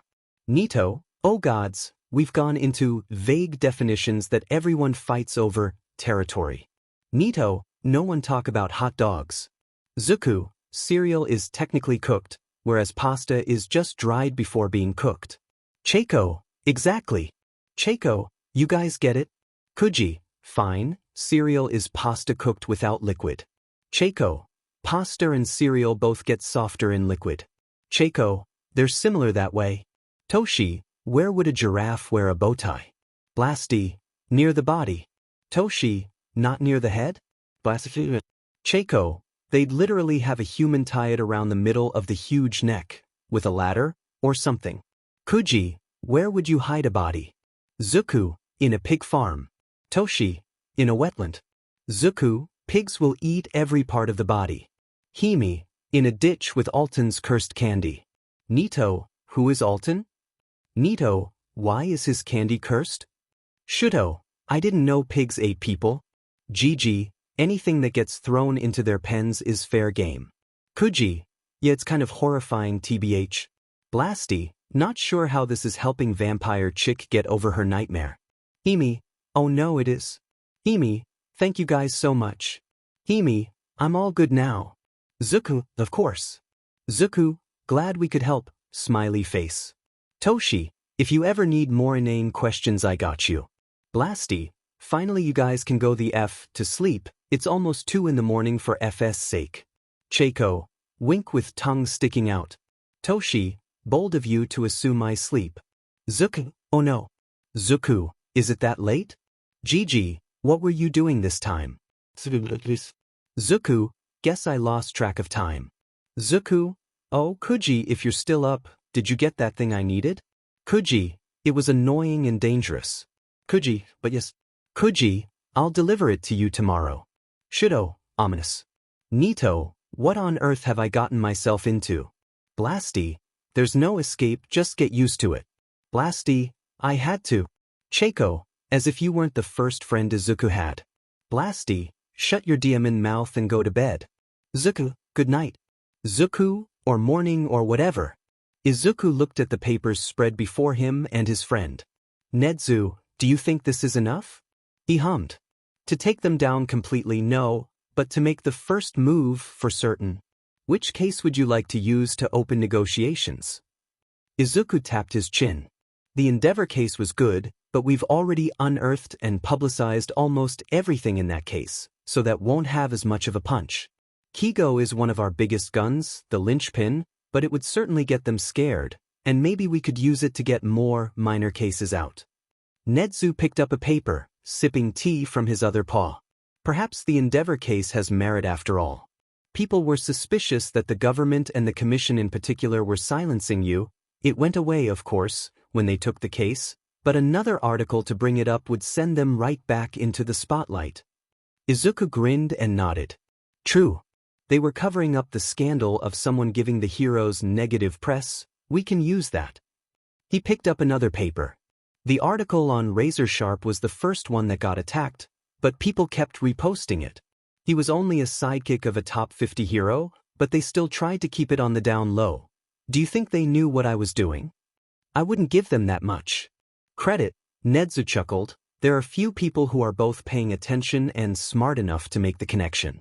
I have no doubt someone in the commission has figured it out, perhaps even the president herself, but there is nothing they could do about it but try to take down the articles, and we both saw how well that turned out.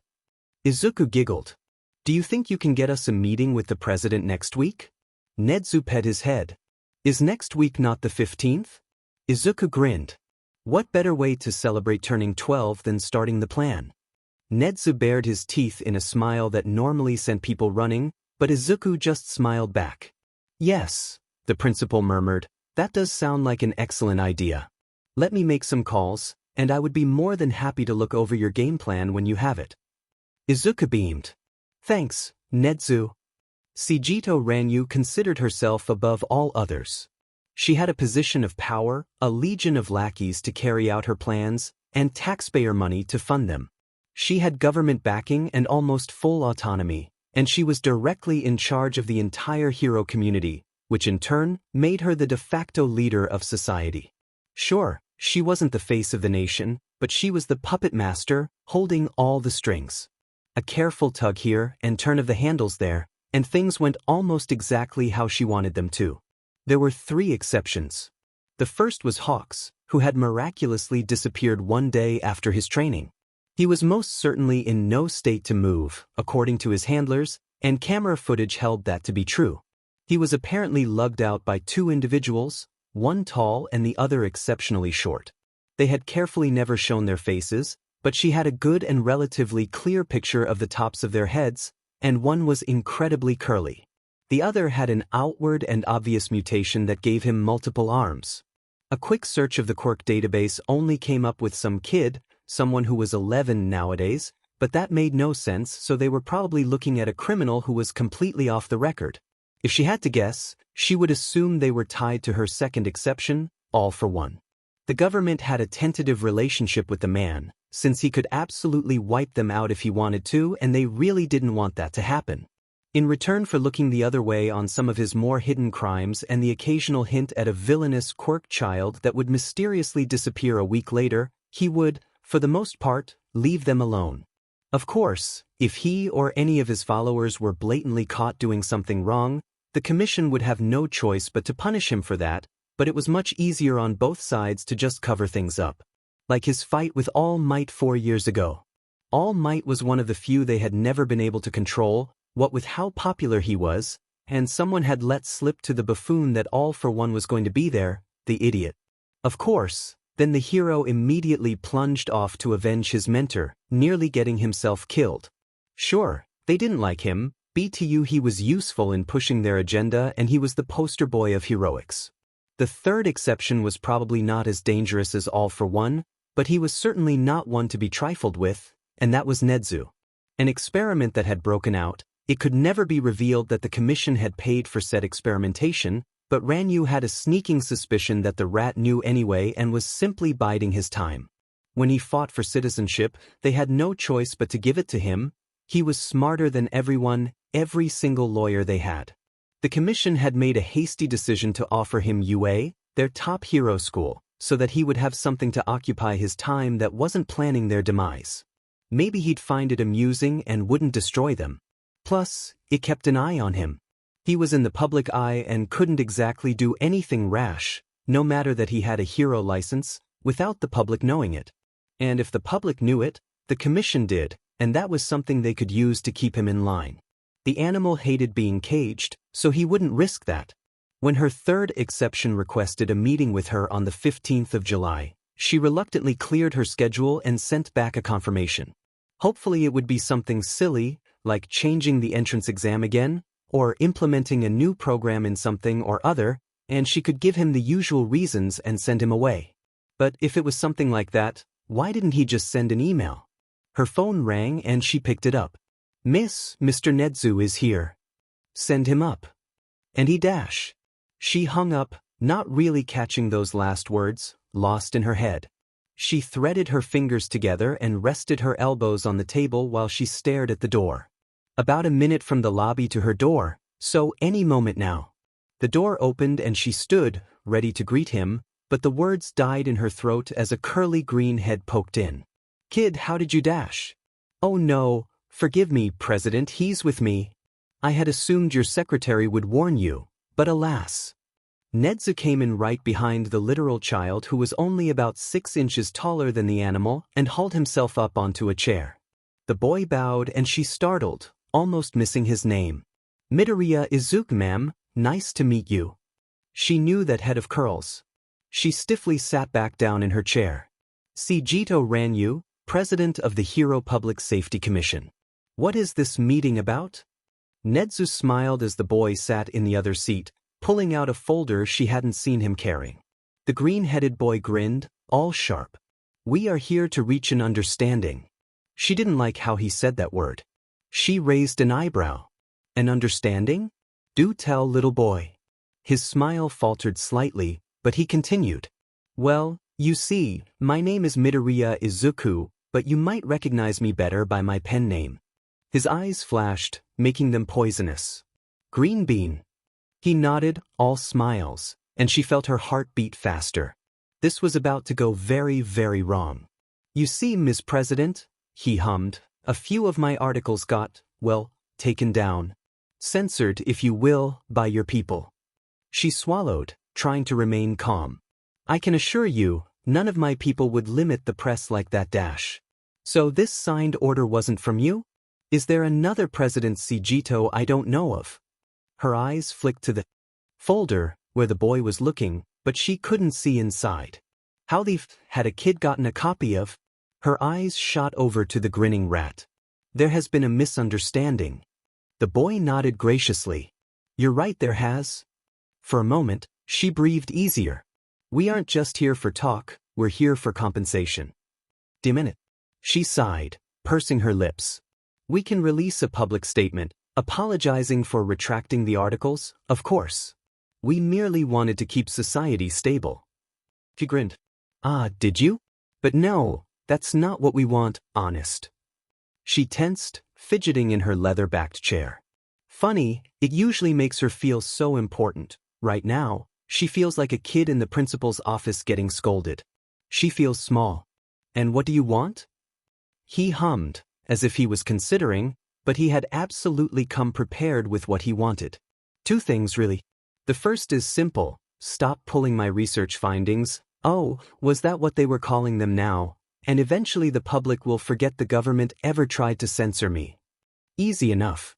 The second, well, is that you turn over any heroes under the top 50. She narrowed her eyes. Hand over. He nodded.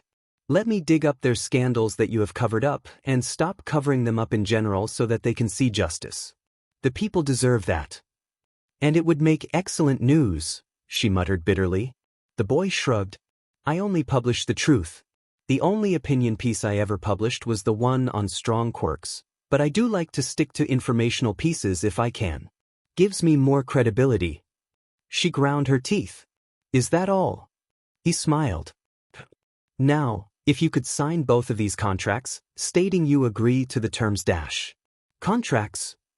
He nodded, eyes wide and innocent.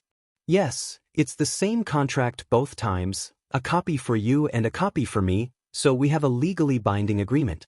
Nedzu has agreed to be our witness, and I have permission from my mother to enter into a contract at this age, but don't worry. My part of the contract says that I will never target a hero above the top 50, and I won't call the commission out for censoring the press and free speech. He leaned forward with wide eyes, looking concerned. Imagine if the public found out what you had done. I don't think your people would ever hear the end of it. She risked a glance at Nedzu, but the effing rat was just sitting there serenely, watching this all play out. Fine, she snapped, give me the contracts. He smiled and handed her 2 sheets of paper. She was tempted to rip them up, but who knows what the kid would do then, let alone the rodent. She snatched a pen off the cup on her desk and skimmed the contract. The details were laid out exactly as he said. He wouldn't go after the top 50, he wouldn't accuse the HPSC of what they had done, and in return, no one affiliated with the HPSC or the government could seek to take down his articles, and they would no longer cover up the crimes, big or small, of any hero under the top. She signed both papers. Great, the kid chirped, sliding one back into the folder and snapping it closed. Then I think we're all done here. They both got up to leave, Nedzu having said nothing past claiming the boy as his own. Wait. They both looked back just as they reached the door. Where is Hawks? The brat had the audacity to blink and pee his head. Who? I know you took him, she hissed. So where is he? He shook his head. I'm sorry, I don't know anyone called Hawks. Did you lose a pet bird? She pursed her lips. Fine, but we know, and we will get him back. She grinned. Best of luck. The door shut behind them and she flopped into her chair, looking at the DMN contract. There were 4 exceptions. Kigo immediately pounced on Izuku as soon as he stepped into the teacher's lounge. How did it go? Izuku waved the folder, revealing the single piece of paper inside. We got a signed contract. I am free to publish, and if they take down any articles, we will destroy them. He sounded way too cheerful to be saying such a thing, but Kigo really didn't care. How the hell did you get her to sign? She's a hardess. Nedzu chuckled. A clever ploy by Izuku. He looked up government regulations and bluffed. Kigo looked at the cheekily grinning boy.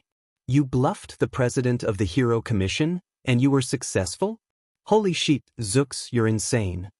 Thank you, the boy gave an exaggerated bow. I really am. What did you even use to bluff her? Nedzu chuckled. Like I said, a general knowledge of government regulations goes a long ways. Izuku beamed. To remove an article, you need a signed order from a higher up legalizing you to do it. Sure, it doesn't look good to the public, but they generally don't know. Because it's not something they do often, you have to get a signed order to be absolutely sure, because if word gets out, it could be disastrous.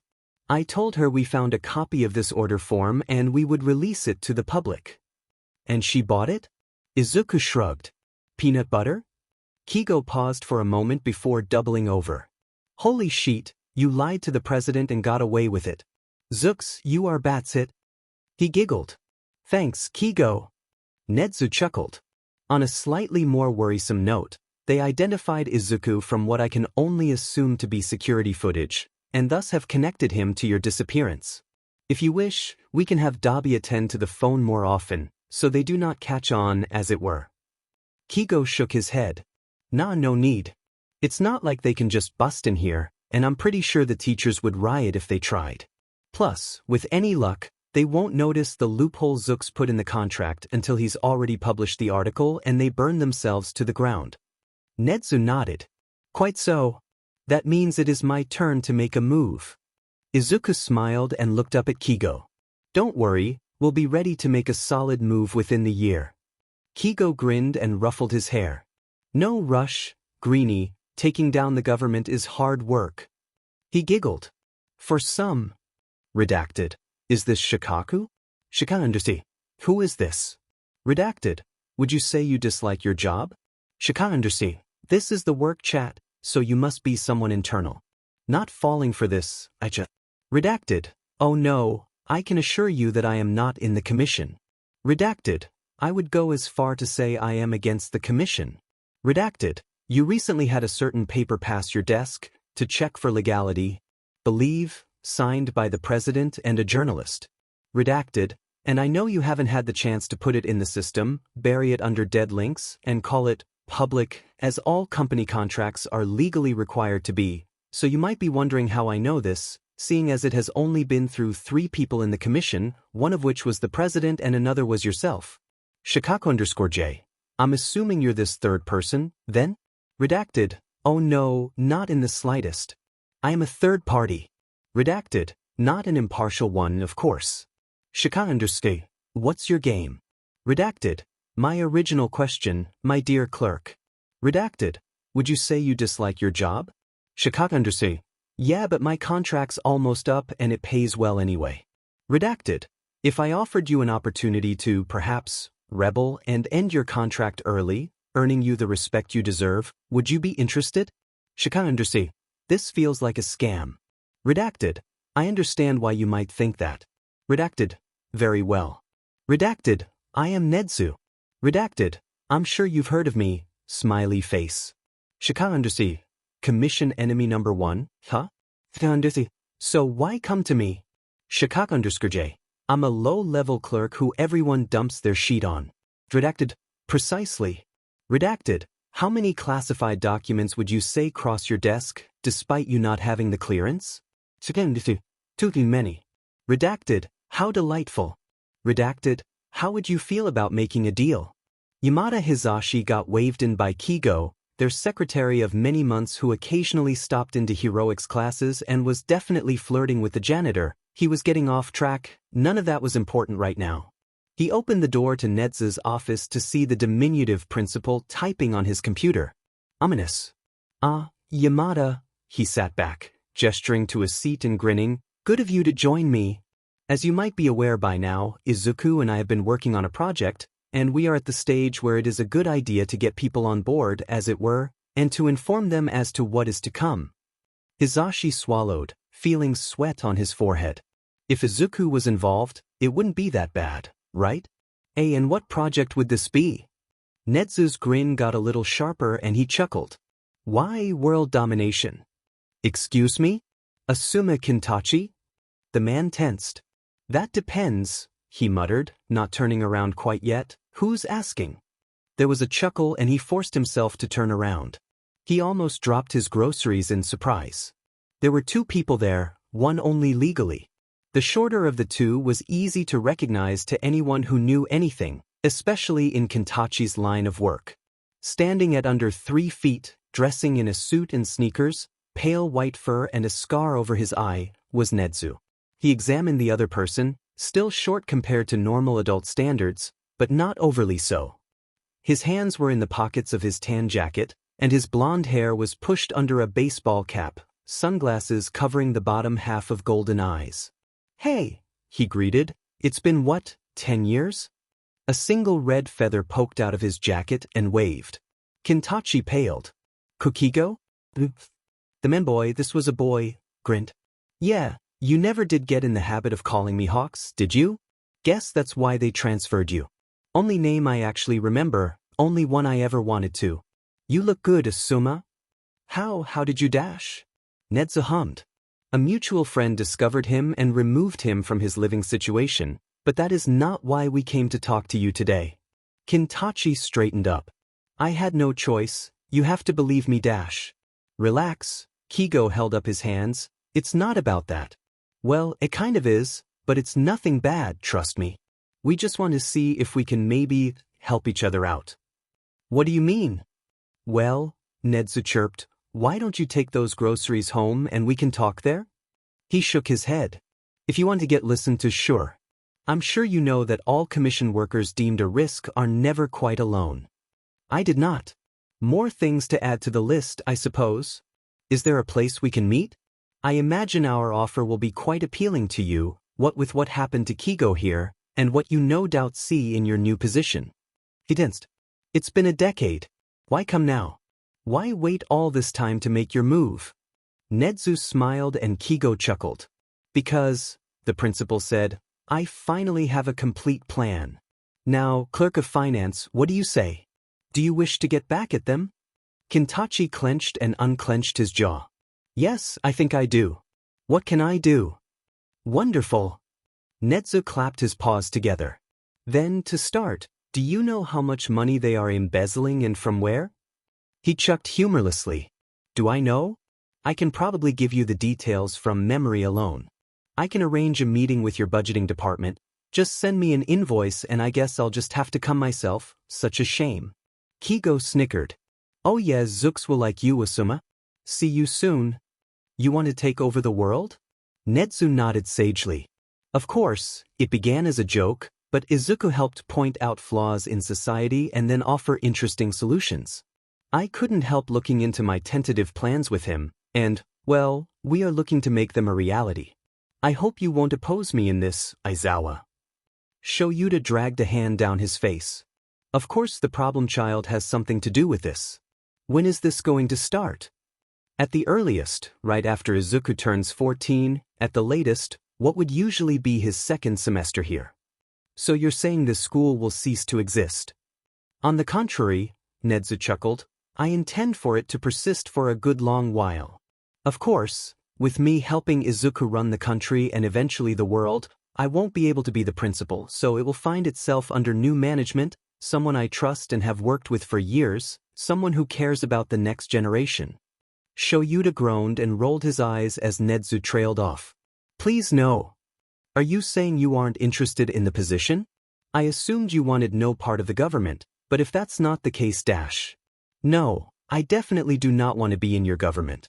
You and the problem child are going to become dictators. I do not need to be associated with that when you inevitably get assassinated." Nedzu chuckled. "You say that as if it is a foregone conclusion, but you underestimate how thorough our plans are. And how are you planning on getting rid of the current government? The commission barely tolerates you as it is, and you aren't exactly a well-known political figure. No one would be fine with you just causing anarchy and then declaring yourself emperor or whatever. But you see, that is also included in the plans. Still, I would like to know that you at least will not oppose me, even if you do end up turning down the position." Shoyuta sighed. "I will admit, society needs change.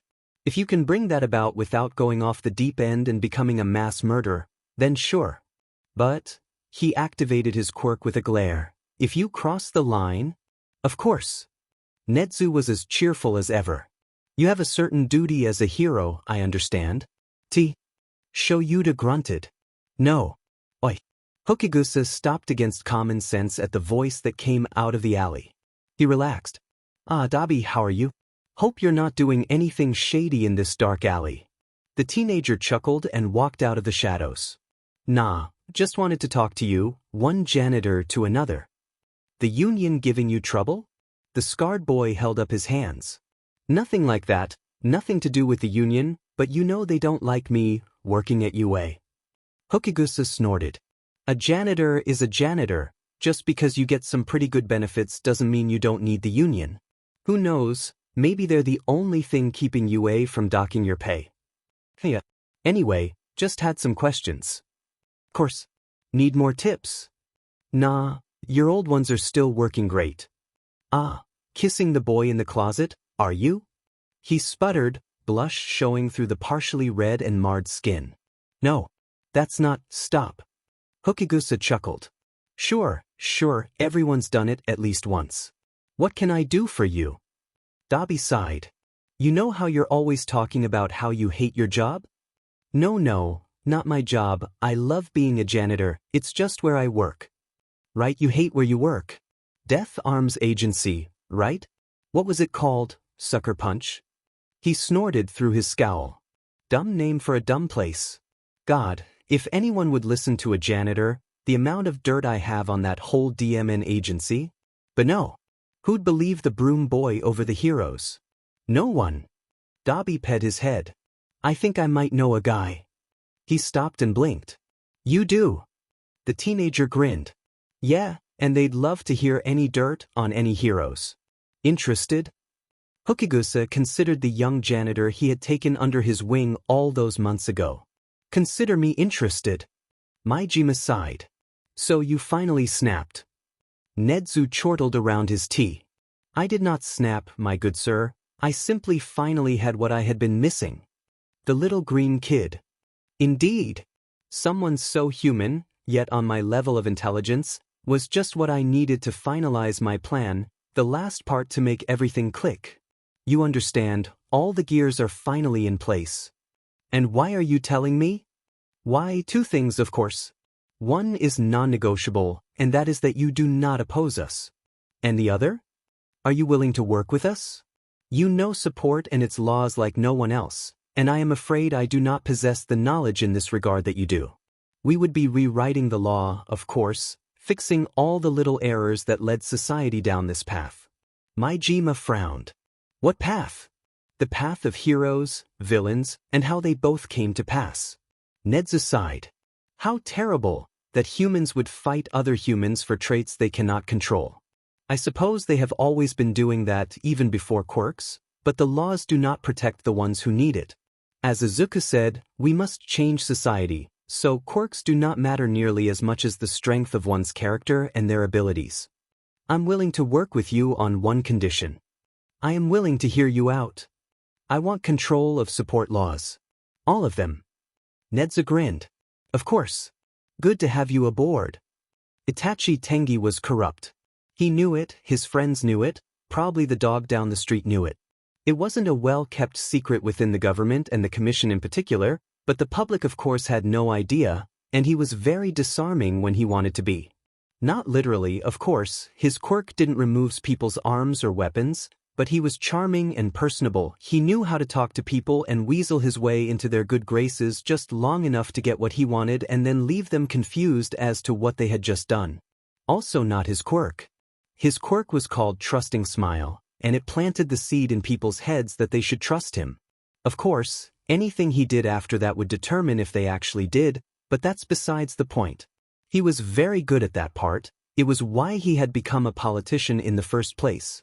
His benefactors were well invested in him, and he, in turn, helped invest in him. When they wanted a bill passed, he sped it through, expediting its journey and patted the right pockets to make sure the votes would swing in his favor. He's been in office for many years, having many successful campaigns and never letting anyone see the darker parts of him. It was easy to lull the public into trusting him. Just flash them a smile, give them some platitudes, cite his long term in office and how great things had been going, and boom, votes. The darker parts of him, of course, were where he had the most fun. What was the point in having all this bribe money if he didn't spend it on something? He could spend it on a big house, a fancy car, and all the prostitutes he could want, But eventually people would ask where he got all that money, as his persona as your humble neighborhood politician of the people would go up in smoke. He had to live in modest means, splurging here and there, but he couldn't just spend his hard-earned money without compromising himself. At least, he couldn't publicly spend his money. Black market dealings were of course on the table, undercover ways to spend his money that couldn't be traced by their very nature, and no one would know it was him. It started with the fighting rings. They were illegal, of course, especially the ones where quirks were allowed, but that was the thrill. Bet on them, scream and yell with all the peons and other corrupt people, and if you won, great, more money to spend, and if you lost, well, drop in the barrel. Then it went to drag dealing and trades, getting drags for people in exchange for favors, and in some cases, votes. His political rival found himself arrested for having copious amounts of trigger. He claimed he had never seen it, of course, but their constituents knew the truth. Would Itachi Tengi lie to them? Never. Then it got deeper. Nothing was enough. He asked around for what the biggest high was that you could get without actually doing drags. He knew what drags did, he wasn't about to chase that. That's how he found out about the trafficking ring. He didn't go often, only when he had a rock-solid alibi and knew no one could possibly discover him. Sometimes he would give them money for their endeavors, become one of their sponsors, and sometimes he would see something he liked and buy. A quick cleanup afterwards by all the people who owed him favors, and he would be satisfied in more ways than one. No one should have been able to find out. No one should have known. So why did he have this email? It wasn't from anyone he knew. He didn't recognize the address, and no one else knew either. He was in a rage, thinking he had been betrayed, and he emailed back, asking what they wanted, what their demands were to keep this quiet. All he got sent back was a smile. Itachi Tengi was corrupt, he knew it, but it didn't fully sink in until he was in cuffs, being led away to a police station for questioning by the famous lie detector detective. He could feel the eyes of people behind the mirror, and he screamed at them, knowing whoever sent the email was there, mocking him. He was sent to prison in a straitjacket. Well, Nedzu hummed, how does your first kill feel, Shikaku? The man stretched. Drop in the barrel. Tsukachi sighed. So I'm going to be doing this more? God, Nedzu, when you said you were dismantling the government, I didn't know you meant one person at a time. Oh ho, Nedzu chuckled. Soon it will all come crashing down, but we must lay the groundwork. Izuku has been a big help, but it is time to do mine. Remind me of his position in office again? It seems they need a new whatever it is, and I have been meaning to get into politics. Shikaka laughed, and Tsukachi sighed. This was only the beginning. Nedzu, why did you call this emergency meeting? Nedzu hummed from where he was standing on the chair at the head of the table. I'm sure you all know. The teachers exchanged glances and Aizawa slammed his head into the table. You told everyone? Well, I wanted everyone on board. Consider this a war meeting if you will. Kayama fidgeted. So we're really doing this? It's not a joke. Cementos sighed. It's Nedzu, he wouldn't go to these lengths for a joke. Yes, he would, Snipe muttered. Ectoplasm nodded. Well, Nedzu said, I am grateful you all decided to back me and Izuku. Now, let's take over the world. How far are you willing to go to get the best heroes? To us, heroes mean safety, and that everything is going to be okay. To villains and criminals, they mean that your time is up, and it's time to face the consequences of your actions. But how far are we willing to push them to get the results we want? As I have already said before, we view strong quirks as a one-way ticket to herodom. We eliminate all other options for them in the name of adding another hero or sidekick to the commission's payroll, another person to fight for popularity by being the best, most flashy, and most well-loved. Would you go further? Would you train these children from a young age, working them harder than a child should have to? Would you pull them out of school to train them all day long, thinking that education is pointless and won't help them be a better hero? Would you take away their individuality, get them to focus on the civilians and only the civilians? Would you have them up at the crack of dawn and down late into the night, to make the most of your time? To most, these things sound horrific as they should. For all we love heroes and strong quirks, there comes a line you don't cross, not with children, not with people. And yet, someone has. It is not a parent with their child. It is not a family member at all. It's our own dear hero and public safety commission. This is the story of my friend Kigo. When he was 5, an agent took an interest in him and his quirk and offered his poor parents a substantial amount of money to essentially buy the boy. They agreed in a heartbeat to the large sum that to the commission was chump change, and Kigo was swept away, never to be seen by the public for another 13 years. He was trained, day in and day out, by handlers he didn't know the name of, all except one. This anonymous handler let Kigo sleep when he was tired, rest his bruises when they hurt too much to move, and treated him like a person. Without this handler, Kigo would have broken. And then the commission transferred them, saying they weren't getting results fast enough and were being too soft on the subject. Because in the eyes of the commission, he wasn't a person, not anymore. Kigo forgot his name. They called him Hawks, what would be his chosen hero name, and in time, that became the only thing he knew. He didn't know who Kigo was, he was Hawks. He trained, day in and day out, far beyond what a normal person would do. As a result, he's shorter than he was projected to be, the intense physical labor stunting his growth. I'll spare you the more gruesome details of what he had to go through, but his life became hell. He would train his body and his quirk to be perfect. He would train on civilian interactions. He would train on mental fortitude so he wouldn't cave under torture. All before he was even 18 years old. According to him, when he turned 18, he was supposed to debut. Analysis said he would likely climb to the top 10 within 2 years, making him the youngest hero to make it there, and most certainly the fastest climber. So, all of that for a top 10 hero. Would it have been worth it? Would sacrificing years off a child's life have been worth it for another hero? Kigo is now 20, living in hiding for fear the commission will try and take him back. He can't walk around the streets without a disguise, so chances are you might have seen him and not even realized.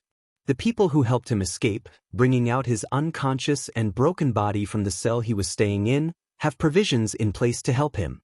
He would make a fantastic hero. I don't think anyone who knows him would doubt that.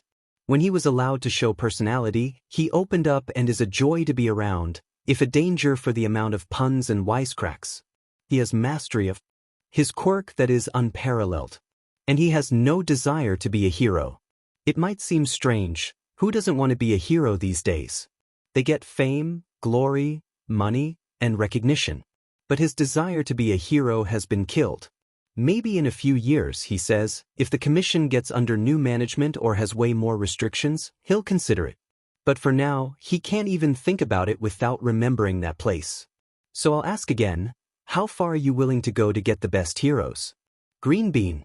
Sejito Ranyu was fuming. Get that article taken down now. But ma'am, some worthless peon said, the contract forbids it. He's probably counting on that. Bring me the contract, she growled, gritting her teeth. I'm sure I can find a way. The little sheet broke it. It's been thoroughly reviewed. Since Hawks was not a hero and not in the top 50, and since he did not comment on the commission taking down his articles, he has operated completely within the bounds of the contract. She screamed in fury. The flash of cameras hurt his eyes, but he kept a pleasant smile. And since I will be running for office, while I will not be stepping down, I will be hiring a vice principal to manage affairs while I am out and get ready for the transition if I do happen to get elected for the position. I won't be leaving UA alone, of course. It's my pride and joy. But recent news has brought certain things to light I cannot abide, and I would like to be a part of the process to change them. Are there any questions? Nedzu, do you have someone in mind for the position already? And if so, who? He smiled. Of course. I do not go forward with plans until I have all the pieces on the board. As for who, we will be maintaining the standard of only having pro heroes make up our staff. Aside from that, I will not say. Nedzu, given your history, how do you feel about the subject of Greenbean's most recent article? His grin got a little sharper. I might perhaps be one of the most qualified to understand what it is young Kigo had to go through, and my heart goes out to the boy, wherever he may be. It was the driving force to finally push me to attempt a hand at government. Nedzu, what are your plans for if you do get elected to office? Nedzu hummed. I'm so glad you asked. Nedzu wandered the streets, Shuichi at his side.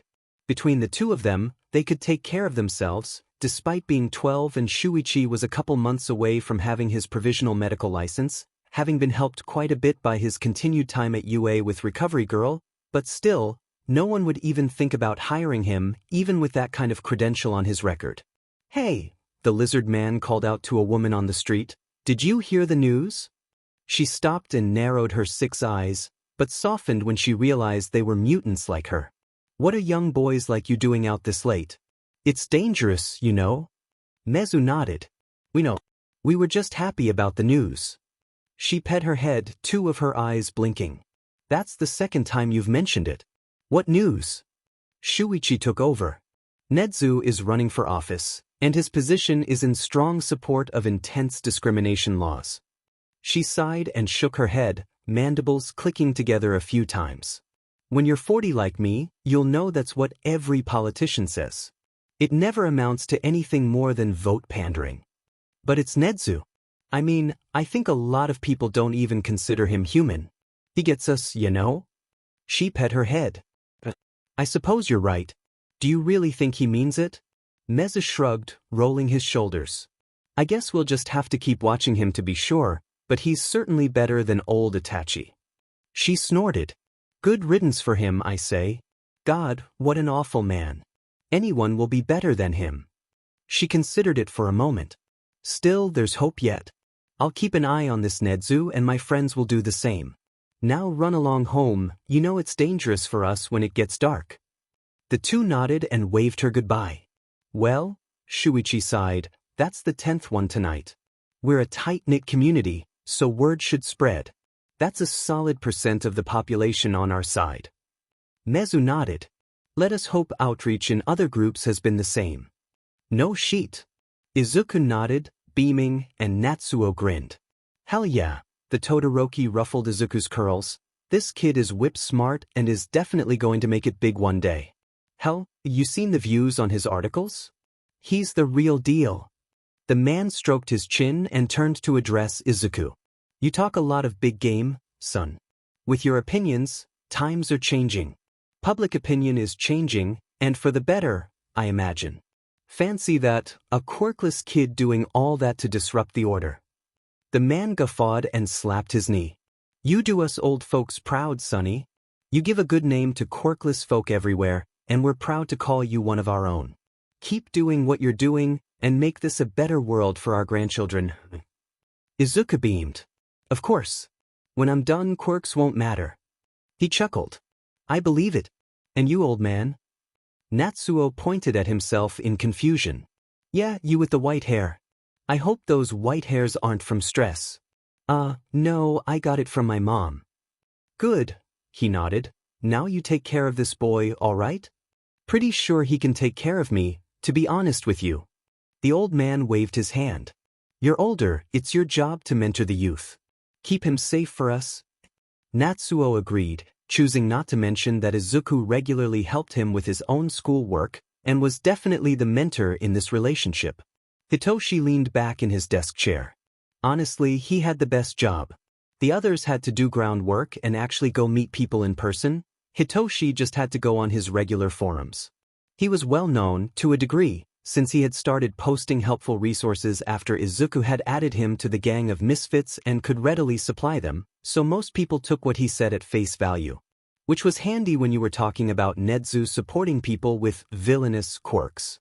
No one called them that outside of quotation marks, since they all knew no quirk was villainous. Greenbean's articles got reposted on the forum constantly, but they all related on a spiritual level to the bullying.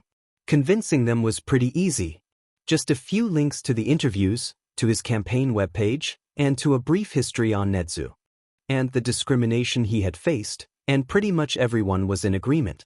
Nedzu would fight for them, even when no one else would. Himiko had an account too, and she would gush, super excited about some of Nedzu's proposed laws. One thread turned into people talking about how they had been discriminated against and how a particular law would change that. There was some overlap with the mutant community too, some being seen as villainous for having a strange or scary appearance, and they sang his praises too.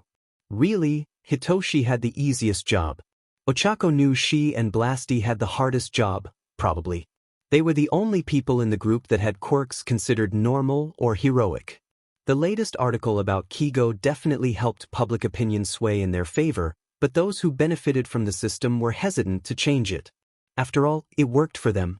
Which meant they had the job of reinforcing that old article on quirks, to articulate how it didn't work for them.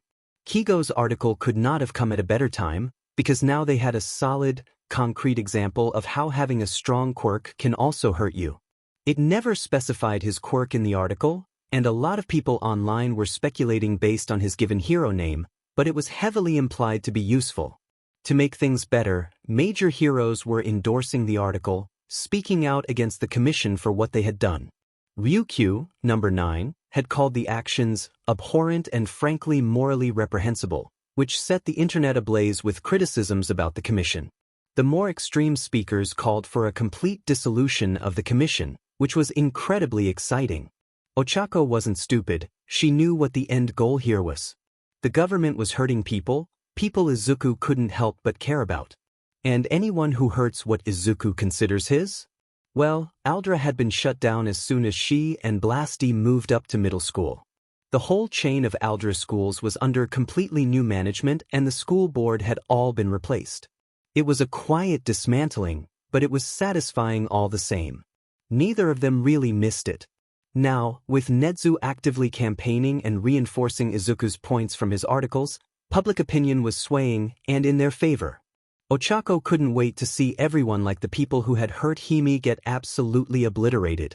Dabi sighed, wrapping his arms a little tighter around his bird. Dabi, look, everyone hates the commission now. He laughed lightly, breath-ruffling blonde hair. They sure do. These people don't even know you and they're rooting for you. Takami tilted his head back with a smile. Too bad they can't possibly compete with my biggest fan and supporter. Dabi raised an eyebrow. No one can compete with Little Green.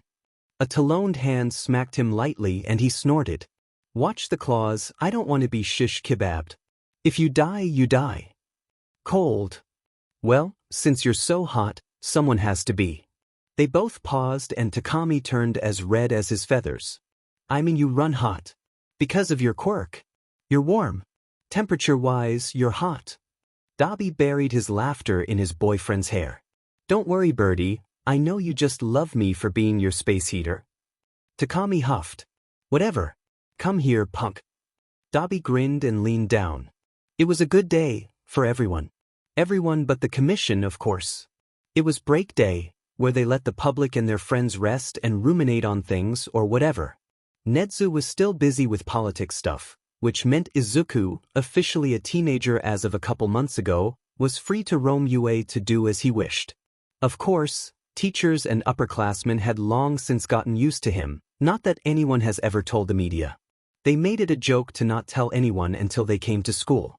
People would sometimes stop him and ask if he was supposed to be there, and he distracted them by talking about their quirks. He does a profile on the school as a whole with every year, for practice, and then smiling and leaving when they're confused.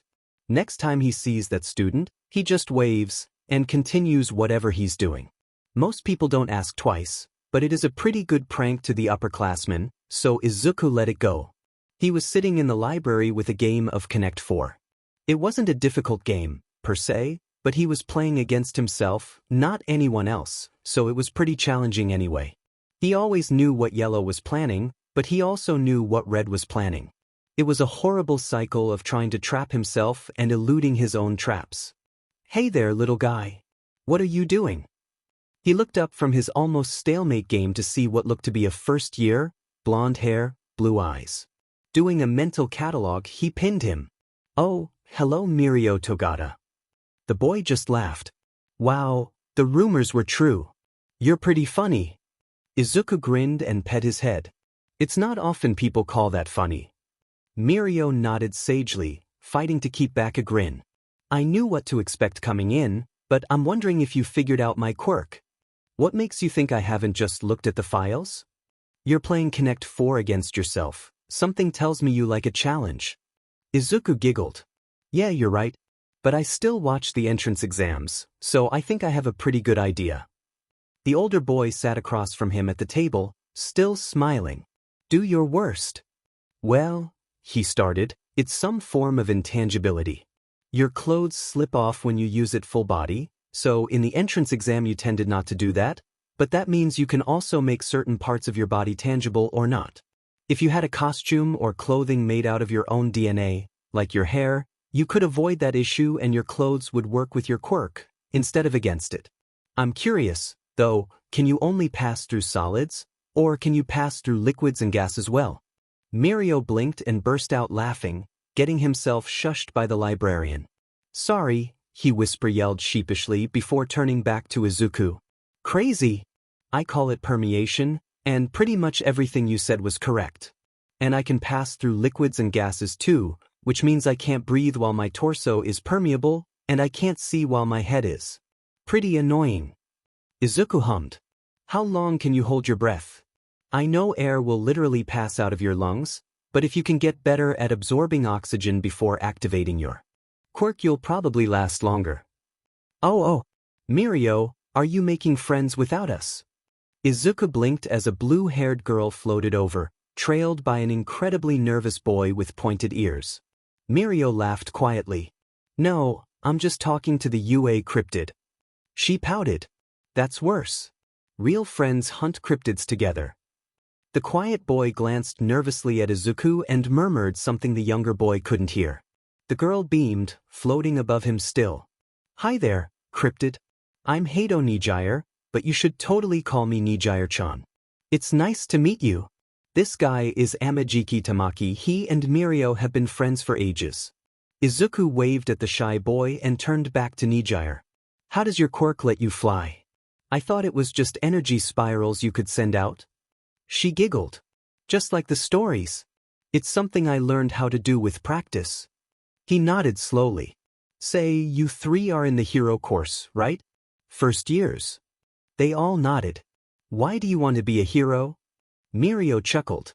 I guess I got really inspired by All Might. I want to use my power to save a lot of people. Everyone if I can, but I'm just one guy, you know? But anyway, I want to save people with a smile. Nijire hummed, perching on the edge of the table and swinging her feet. I guess I want to be a hero to all the little girls like me who were told they'd be nothing more than a pretty face. Also to punch the meanies. Amajiki hid behind Mirio, but Izuku could hear his quiet mutter in the still air of the library. I want to protect people and give them confidence. Izuku smiled. All good answers. Have you been keeping up with the recent news about the Hero Commission? Nijire sighed. It was a total bummer when it turned out they're kind of terrible, but by the time that journalist posted the article, I had already gotten my acceptance letter to UA. God, it seems like so long ago, but it was only a few months, huh?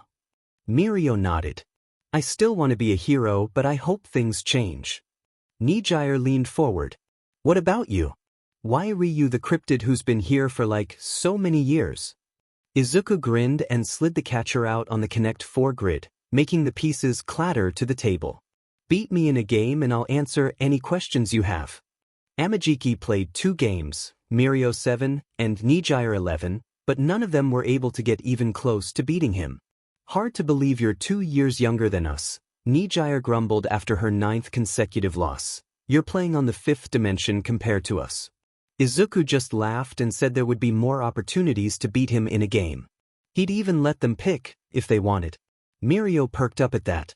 Tic-tac-toe? Izuku readily agreed. Mirio never lost, but he was never able to get more than a draw. Dude, this is ridiculous. Old maid?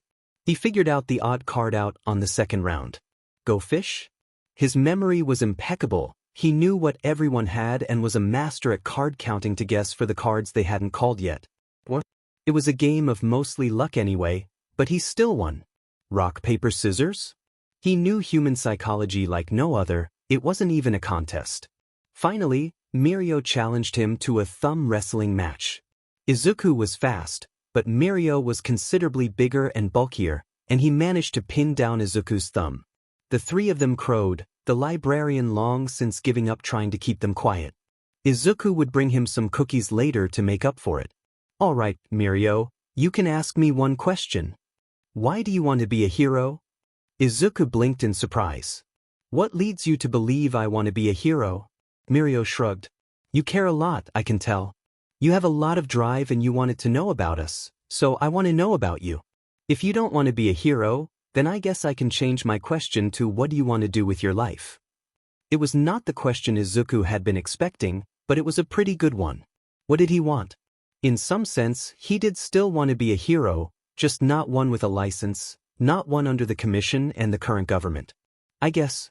I want a world where people aren't judged because of a genetic mutation, where no one is cast aside because of a power or lack of one, and people aren't forced into bubbles when they turn 4, all other possibilities going away. I want a world where instead of people needing to turn to villainy to get by, we have programs in place to get them the help they need. I want reform. He paused before smiling. And it's already working. They looked confused, but he slid the Connect 4 box back onto the shelf he had taken it from and stretched. I'm pretty sure your free PRD ended about half an hour ago, but I give you guys a pass. If your teacher asks, just say you were with me. Wait. The quiet worry made Izuku stop and turn back to Amajiki. What's your name? Oh, he hadn't ever introduced himself. Izuku, he smiled, the Yua cryptid. He ducked out of the room before they could reply and hauled himself into an air vent, closing it just as they left, not seeing him in the otherwise completely empty hallway. On a whim, he followed them back to class, which was with Midnight. Midnight-sensei dash. I know where you were, Nedzu already informed me. Don't get caught up in any of that boy's schemes. She snorted at their confused looks. He's Nedzu's protege and friend. Between the two of them, there's no one smarter in the building, and you'd be wise to remember that. Now come on, you're holding up class. Izuku slid silently through the vents to plop down in Nedzu's office, sighing in contentment at the cushy beanbag chair directly beneath the vent. Nedzu wasn't in, and Aizawa opened one eye from the other beanbag chair in the room before slipping it closed again. He liked them. They were good people. Nedzu got elected to office and everything changed. Suddenly, laws were getting passed that before had no chance of getting through committee. He gave perfectly logical arguments that no one could refute, and they were forced to vote accordingly. Mutants, weak quirks, and the quirkless were suddenly recognized. There was a hard crackdown on schools to ensure anti-discrimination laws were actually being followed, and teachers and policemen were hired and fired rapidly.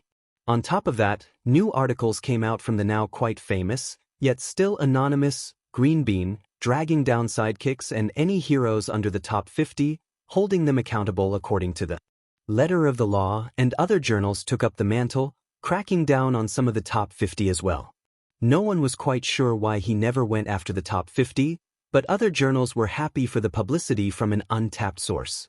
People started to question heroes on their own, and more importantly, the Hero and Public Safety Commission. How could they let all these dastardly deeds go unnoticed and unchecked for so long? They kept releasing statements that they had no idea their heroes were doing this, but after the third or fourth one, and the story of Kigo constantly in the forefront of people's minds, people started to ignore them. They were calling for a complete overhaul of the commission staff and leadership, and some called for a complete dismantling of the entire thing. They immediately pointed fingers at the well-loved politician and non-practicing hero, Nedzu, but he kindly pointed out that if they abolished a fundamental part of the government, unsavory characters would swoop in the anarchy. Still, reforms would be on the way and funding would be stripped from them. The next budget passed by the government had commission funds cut in half, and they had to lay off many workers and close most of their private departments. Sejito Ranyu resigned as president. Soon, it was the year when Izuku and his friends would go to UA, but on the day of the entrance exam, they had other plans in store than going to school. They were all guaranteed spots if they wanted them, anyway. All for one, sir. Speak. They're making their move. Then we shall crush them like the bugs they are. All for One has begun mobilizing his final forces. We must make the push to wipe him out. By my estimations, we should have our final battle here, in this district. Very good. Let us prove we're not afraid of the boogeyman, shall we? Kuji held up a finger serenely and smiled as a sparrow landed. He was spending the day in the park with his friends, Final preparations in place. The bird on his finger tweeted and he nodded, typing with his phone, also in the hand with the bird, and stroking the little messenger's head. Everyone's phones pinged and Izuku beamed at the boy. Great. I'll relay this location to our coalition of heroes. Dabi snorted. Spy Master strikes again. God, what are you going to do when this is all over and the world is under Zoo's thumb? Our lives will be so boring. I dunno, Hime giggled. We have to start with Japan. We'll do it, but it's gonna take some time for the world, you know? Katsuki crunched a chip. I bet 2 years. Cheiko perked up, fingers in Hime's hair stopping for a moment as she broke into a grin. 1.5 years. Hitoshi didn't move from where his arm was covering his eyes. 6 months. Nito scoffed. It's 183 countries, not counting Japan.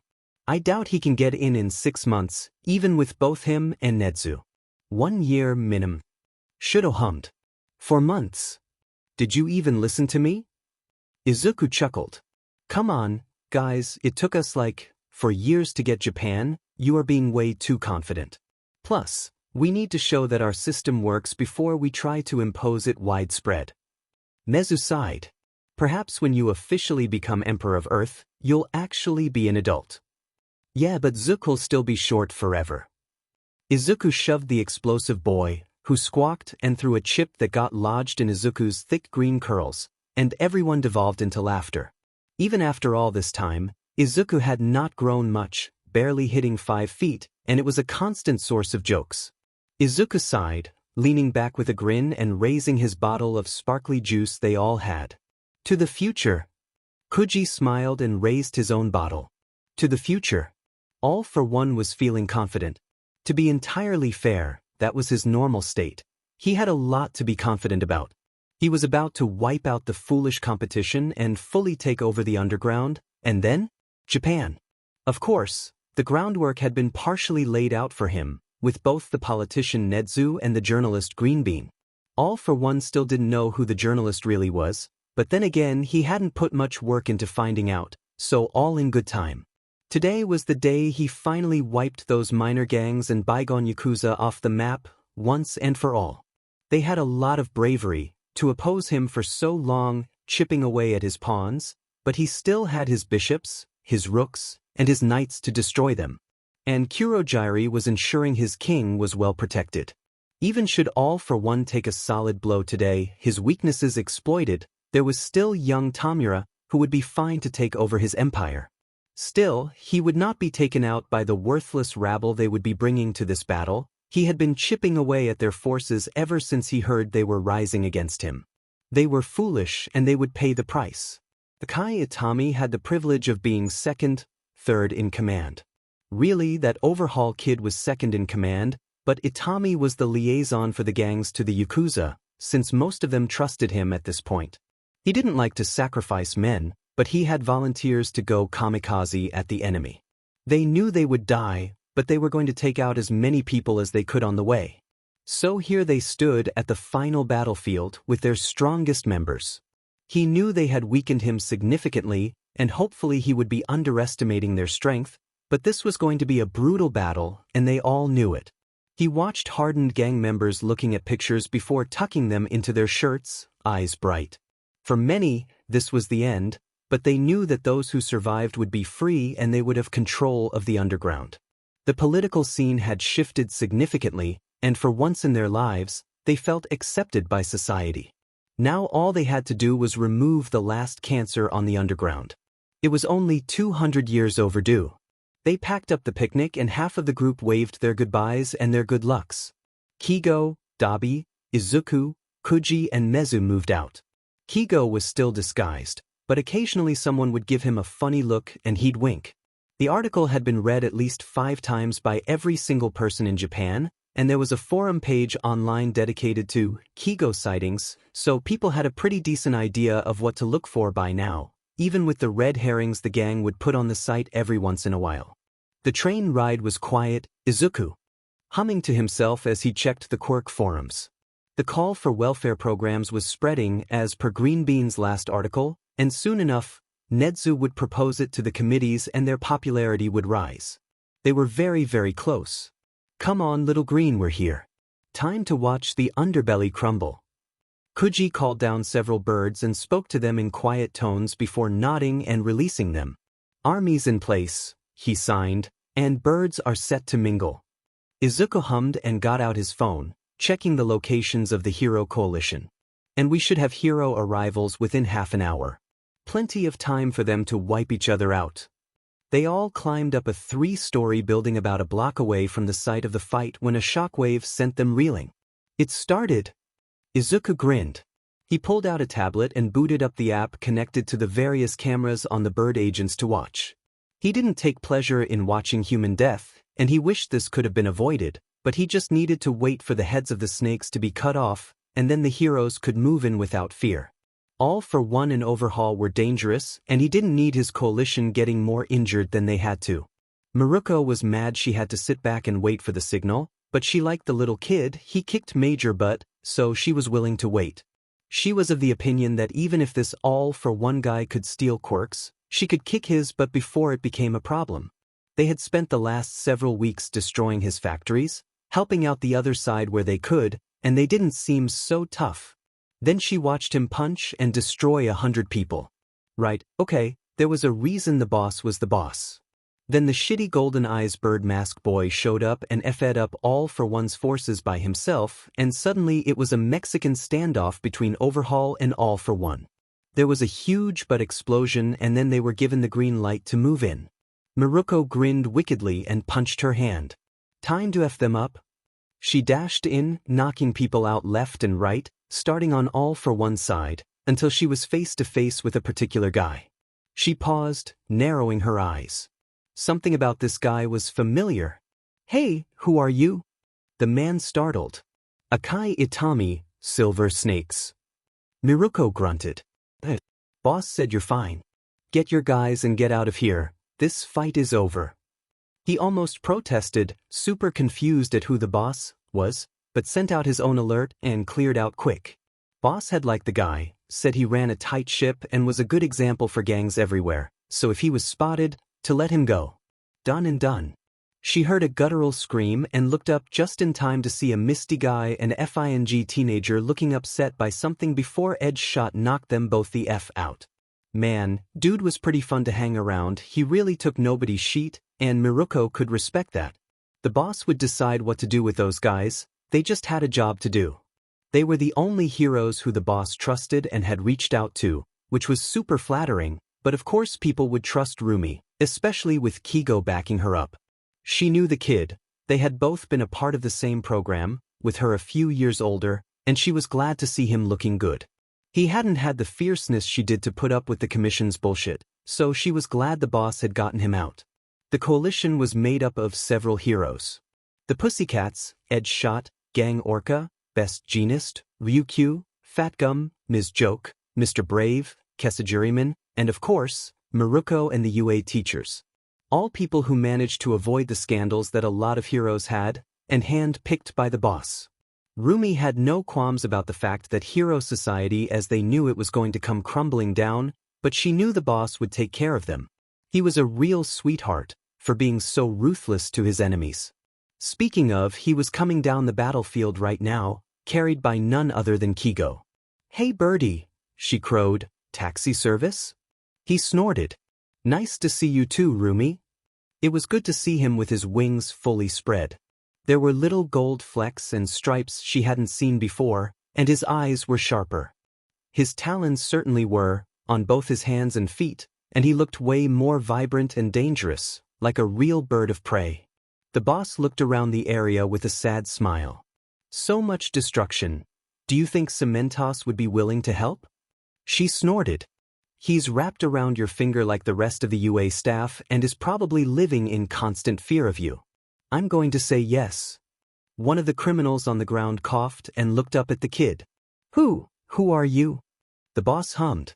With 1,000 lies and a good disguise, hit M right between the eyes. You probably know me as Greenbean, and I'm the one who orchestrated this whole fight. The underground needed its key players taken out so they didn't oppose me and my friend. We want a non-hostile takeover, and we can't have that with such strong opposition, So All for One and Yakuza both had to take each other out. And they did just like planned. The man had fallen back unconscious halfway through, and the boss sighed.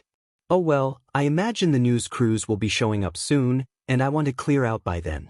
Rumi, can you handle the cleanup? She laughed sharply. Course boss. Police should be here to arrest them soon, and we have enough capture specialists to keep them contained. You need anything else? He shook his head. No, but thank you. Kigo waved her goodbye and then took off with the boss, bringing him back to a distant roof where two other people waited. Rumi watched the bird swoop around and snorted. No doubt, the spy master had let the boss watch the whole battle with his bird drones. The spy master was a good kid. She hummed to herself, finding herself muttering the words of the song the boss had quoted. Show me how to lie, you're getting better all the time, and turning all against the one is an art that's hard to teach. Another clever word sets off an unsuspecting herd. The coalition made a name for themselves, working in teams to help anyone and everyone, denouncing the commission as they did so. With public opinion already against them, and favorite and well-loved heroes actively protesting against them, it wasn't long before the entire government branch was disbanded. People didn't know what to do about licenses now, but Nedzu answered the calls of his constituents, and soon the law was passed. As long as your quirk was not harming yourself or others, you could use it in public. Coupled with the anti-discrimination laws, quirk use became incredibly common, and quirk counselors and analysts became a highly sought-after job. People were discovering so many new things about their quirks, and the industry couldn't keep up, until Nedzu instituted a government program that offered free quirk consultations. Suddenly, the workload was divided and lightened, and people could make an appointment and see a specialist within a week. Other welfare programs started popping up, including a universal income. They had all this disposable money from disbanding the commission, that everyone had supplementary income. At first, people worried that this would hurt the economy, but with more money to spend, people bought more things and workers got paid more, so there was more money for them to buy things, and the economy had never been more robust. Prices didn't rise, since there was higher demand to purchase the supply. Other countries started taking notice. Nedzu, a reporter asked, what are you trying to achieve with your progressive and almost socialist policies? Why, a Zutopia? Don't you mean a utopia? No. Nedzu had only smiled at every other question related to why he was calling it a Zutopia, but the internet theorized it was a pun based on his name. They were half right. Izuku's friends knew that it was also a pun based on Izuku's name, using their shared syllable to allude to how they were working together, one in the spotlight, the other in the shadows. Izuku blushed any time someone brought it up. In another 6 months, Nedzu was elected the Prime Minister of Japan and everything seemed normal, like nothing had changed government-wise. He had always been in charge, Izuku knew, but now he officially held the title. The public could not be more happy. Welfare programs were off the charts, quirk use was so common it became just another aspect of life instead of a prominent feature, and Japan slowly became one of the wealthiest countries and best places to live. It was child's play for Izuku to establish a foothold in China and Korea. 1 year, Nito muttered to himself, 1 year until it's all his. Izuku shook his head. Ours, Niken. I couldn't have done this without you guys. Cheiko giggled. Say, can I be in charge of the space program? Izuku lit up. I knew I was forgetting something. Let me message Nedzu. Hitoshi sighed. We're going to be living on the moon this time next year, aren't we? Only if Cheiko works fast. Jesus Christ. Katsuki snorted. You're telling me? F sheet up, Zuku. No, that's the opposite of what we're trying to do. He rolled his eyes. Yeah. Go finish establishing yourself in Asia already. Izuku beamed. Okay. Katsuki kicked the ground. I f***ing hate this entire Dimin continent. Hitoshi snorted. Blasty, I hate to break it to you, but the entire continent of Europe is as diverse as Zuku's knowledge. Katsuki scowled. Doesn't matter, every DMN country we've been to has SCKD Major D-. Why the hell did Zuku send me on a diplomatic mission? I dunno, he shrugged, but they loved you in Hungary. Hungarians have taste. You just like their goulash. It's good as sheet, get off my D-eye bags. Pretty sure they were ready to elect you president based solely on how much goulash you ate. How much of the paprika have you eaten so far? I have no idea what you're talking about. Hitoshi looked at him incredulously. Cats, I saw you purchasing the Hungarian paprika, you aren't slick. I'm the king of stealth, and it is in your nature to be loud. I'm saving it for when we get to France, since I know that's going to drive me up the wall. Ah yes, French cuisine, wine and butter, and not a drop of heat for poor dear Explodo hands. Katsuki shoved the boy into a bush. F off, let's finish up FING Germany, we're already behind schedule. And that is why you get sent with me on my diplomatic missions. F off eye bags. Kuji and Mezu had one last stop, in Madagascar. Between the strong and stoic Mezu and the animal friend Kuji, Africa had been willing to work with Japan and the coalition, and every country but the large island was already on board. Izuku and Nedzu had been told, and their people were already moving in to help with the transition, offerings and gifts in hand, following in the wake of the 16-year-olds. Hey, do you remember that pre-Quirk movie Madagascar? Kuji nodded with a grimace. I really do not want to find a secret kingdom of lemurs, to be entirely honest with you, he signed, and I definitely do not want to deal with zoo animals. They're always a little weird after captivity. Mezu snorted. Had your fill of the African savanna? Well, Kuji sighed as his hands moved. Don't get me wrong, I love animals and it was really cool talking to them in the wild. But the drama in the lion prides is ridiculous. Literally everyone hates the lions including the other lions, and the males are just, ugh. At least you can have a conversation with the female lions. The males just talk about themselves unless it seems like you're challenging them and then they get aggressive. It's terrible. Much nicer to have a conversation with the others. Don't forget the hyenas. Kuji snorted. Hyenas were actually funny. They told very good jokes, even if you didn't get them. Something about animal humor doesn't resonate with me as well. Lost in translation, I guess. Kuji sighed and stretched.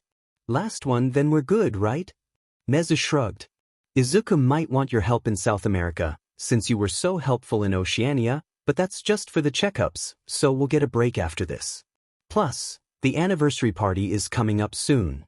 Oh yeah, Kuji hummed. It's already been a year, huh? Ochako and Hime sat back and watched as Melissa herded people around to various stations, the universal translators working non-stop to make sure communications were up. She jabbered in Hindi to a pair of siblings, and they nodded, all grins, before grabbing things to work on. She slumped beside them with a big sigh. Don't worry, Millie, Hime giggled. At the rate people keep pouring in, we'll be done in no time.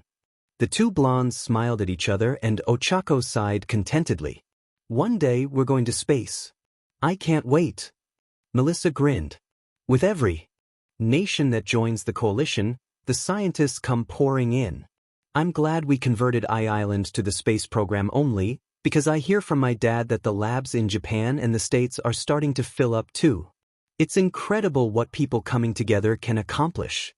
A pink-haired girl bounded over, clutching a blueprint. Melissa, Ochako, Himiko, I must have you look at this rocket design. I think I've cracked our resistance problem. Melissa immediately leaned over, eyes darting around, before she began beaming. May, this is it. You've done it. Now with the Dalals working on the fuel and the Robins getting the materials in order, we can start building within the week. She wrapped the shorter girl up in her arms and spun her around, laughing. Ochako, someone called, I need a gravity test. Coming, she called back. She kissed Hime on the cheek before bounding away. Melissa pouted, setting May down. I didn't get a kiss. May snorted and smacked her with her lips. Come on, babes, we're going to space. Shudo shook out his frozen fingers and let his fire spread through his fingers, seeing Nito doing the same. How many more glaciers left? He unfolded the paper map they had been given and ticked off another spot. 2 left, then we are done with Scandinavia. Nito sighed with a grin. Did you read the article the other day? Apparently we're already feeling the effects. He hummed. Storms have gone down significantly, and ocean temperature is already leveling. Kuji was telling me, the Florida reefs are projected to recover within the next 100 years. Segus, we let it get to this point, but glad we're doing something about it. Shudo nodded, looking at their vast team of people with ice and earthquakes. They were one of the many environmental teams that were going around the globe, regrowing forests, refreezing glaciers, and cleaning up water. They had been at it for almost a year now, and finally effects were starting to show. The reunion is next week, right? He nodded. We'll be back in time. Nito snorted. You just want to give your family all those Scandinavian souvenirs you've been hoarding. Are you sure they'll like the replica Viking helmets? Natsuo is rather fond of Vikings, and my mother has Scandinavian lineage. It's very, very far back, but Izuku thinks it has something to do with her ice powers. Fair enough, he's rarely wrong. Shudo nodded and smiled softly. Dabi and his fiancée were having a grand old time in North America. The continent had long since joined the coalition, enjoying the benefits already, but it was nice to do routine checks, make sure they didn't need anything. Not everyone was great about asking for help yet. Plus David said he had something for them, which Dabi was counting on. They strode into the labs, passing scientists scrambling around and talking to each other, comparing notes back and forth. Already there had been 3 different breakthroughs in both quirk science and general health. Ah, Dabi, David Shield called, you too made it. Come, I have it right here. Takami had feathers listening to every single conversation he found even remotely interesting. He had grown incredibly fond of science and loved to learn more, even if so he could just tell Little Green something exciting when they came back. Plus, he was still trying to figure out how to break the sound barrier. Dabi strolled up to the cluttered desk of David and snorted. Geez, Doc, have you heard of organization? How do you find anything? ADHD, everything is perfectly in its place, I can assure you. Now, here, I am and forever will be your favorite adopted uncle ever. He tossed the young adult a full bodysuit. It was made of an incredibly thin material that was no doubt bullet and stab-proof on top of doing what it was intended to. That right there, the scientist grinned, is thin enough to give you full protection from your quirk. The fire will just appear on the other side of it, and the fabric will keep you perfectly cool, or hot, if you're using the cold flames. Dabi groaned. Who told you? I wanted it to be a surprise. Takami laughed sheepishly. Sorry, babe, didn't want you messing up your new gift immediately. I am hurt and offended that you think I could destroy one of David's things so easily. David shrugged. It's protected both ways, anyway. Goes up to your neck, comes with gloves and boots in case you want to go flying with Kigo. The bird in question cooed. Ah, babe, we can go flying together. I don't have to carry you the entire time. Like you don't enjoy that, Dabi snorted, don't lie.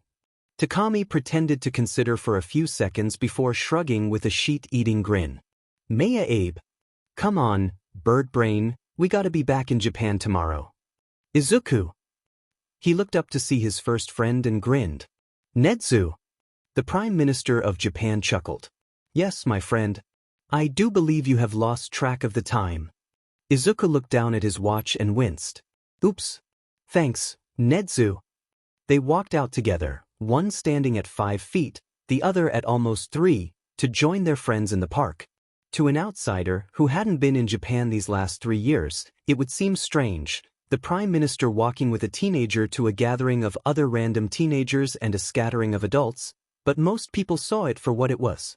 The ruler of the world gathering his old friends to get together, after sending them across the globe, and the Prime Minister of Japan at his side. Oh, people knew the 16-year-old was the one in charge, there was no doubt at this point. They saw him and his friends, walking around and talking to people, gathering opinions and making dreams reality. They saw pictures of his friends walking the streets of the countries that joined the coalition in the next week. They heard the calls go out for scientists to come together and pool knowledge, for the advancement of humanity. And they were glad for it. But to Izuku, he was just having a day where all his friends were back, gathering in one place, to celebrate all they've accomplished together. Nito had been right in the end. It hadn't taken nearly as long for the rest of the world to fall in line. Sure, Izuku and Nedzu showing up to the summit of world leaders had turned some heads, but they all left that meeting with an impending sense of finality. He would be coming for them, and it would be best for everyone if they just joined the coalition. And now was the day of a picnic. Izuku looked at all his friends and beamed. They had come so far and done so much. Shudo was smiling with his family that were having a mock Viking battle, ill-fitting helmets adorning their heads as it was boys versus girls. The girls were definitely winning. Hitoshi was catching up with Kuij and Mezu, back from Africa and with fun stories to tell, if the animated hand gestures were anything to go by, and Katsuki was chasing Ochako around, gravity gone and explosions sending him flying through the air while she dodged, chatting with Kigo in between ducks. Nito was with his cousin, catching up after so long apart. Mirio, Nijire, and Tamaki were there too, with Shuichi and a few more of the UA staff. It was still an incredibly popular school, best in the nation, and Aizawa was a good principal, keeping those numbers high. UA had the highest graduation rate of any school on the continent. Everyone, Melissa, in addition from 3 years ago with I-Island being the first to join the coalition, gently tapped a spoon against her glass. We have something really important to say. She paused for a moment before breaking out into a grin. The first rocket has cleared testing stages, and we can now send people as far as Venus and Mars. Cheers went up, including from other passers-by in the park. Space travel had been cast aside when quirks first started showing up, but now with scientists collaborating everywhere, the field was taken back up and expanded, better than ever before. And, Ochako beamed, I finished astronaut training. Turns out my quirk is good for more than keeping Explodey airborne. There were laughs all around and Katsuki flipped her the bird from where his legs were hooked around a tree to keep him close by. The environmental teams are good to break, Shudo murmured, and conservation efforts are going well. The climate is stabilizing. Izuku grinned. Shudo, remember the tests we did on whether or not your ice needs water or if it manifests its own? I recall. I might have a mission for you later, if you're up for it. But let me down. I got something to say. She snorted and pressed her fingers together, letting the boy flop to the ground. He brushed himself off and stalked over to his bag before bringing out a massive crockpot. I made goulash. Hitoshi burst out laughing, clutching his sides. You were saving it for the anniversary party, really? You didn't want to keep all the paprika for yourself? Off, eyebags, I just need everyone else to see the joy that is Hungarian spicy goulash. And anyone who doesn't like it? Well, more forgiving me.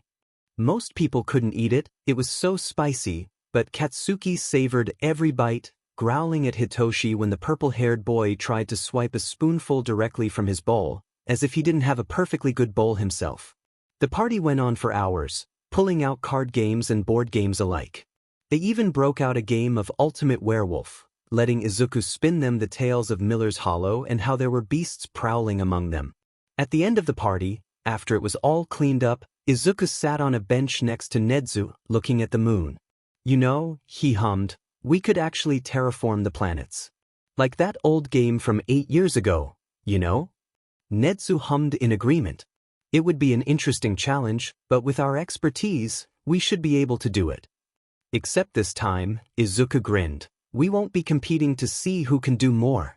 No, you will have free reign of Mars, my friend. Izuku blinked. What? You don't want to? It is not that I do not want to, but I find myself thinking you would be better at it. He chuckled. Perhaps that's why I became a teacher. But, you're Nedzu. And you're Izuku. He smiled softly. And what a marvelous thing to be indeed.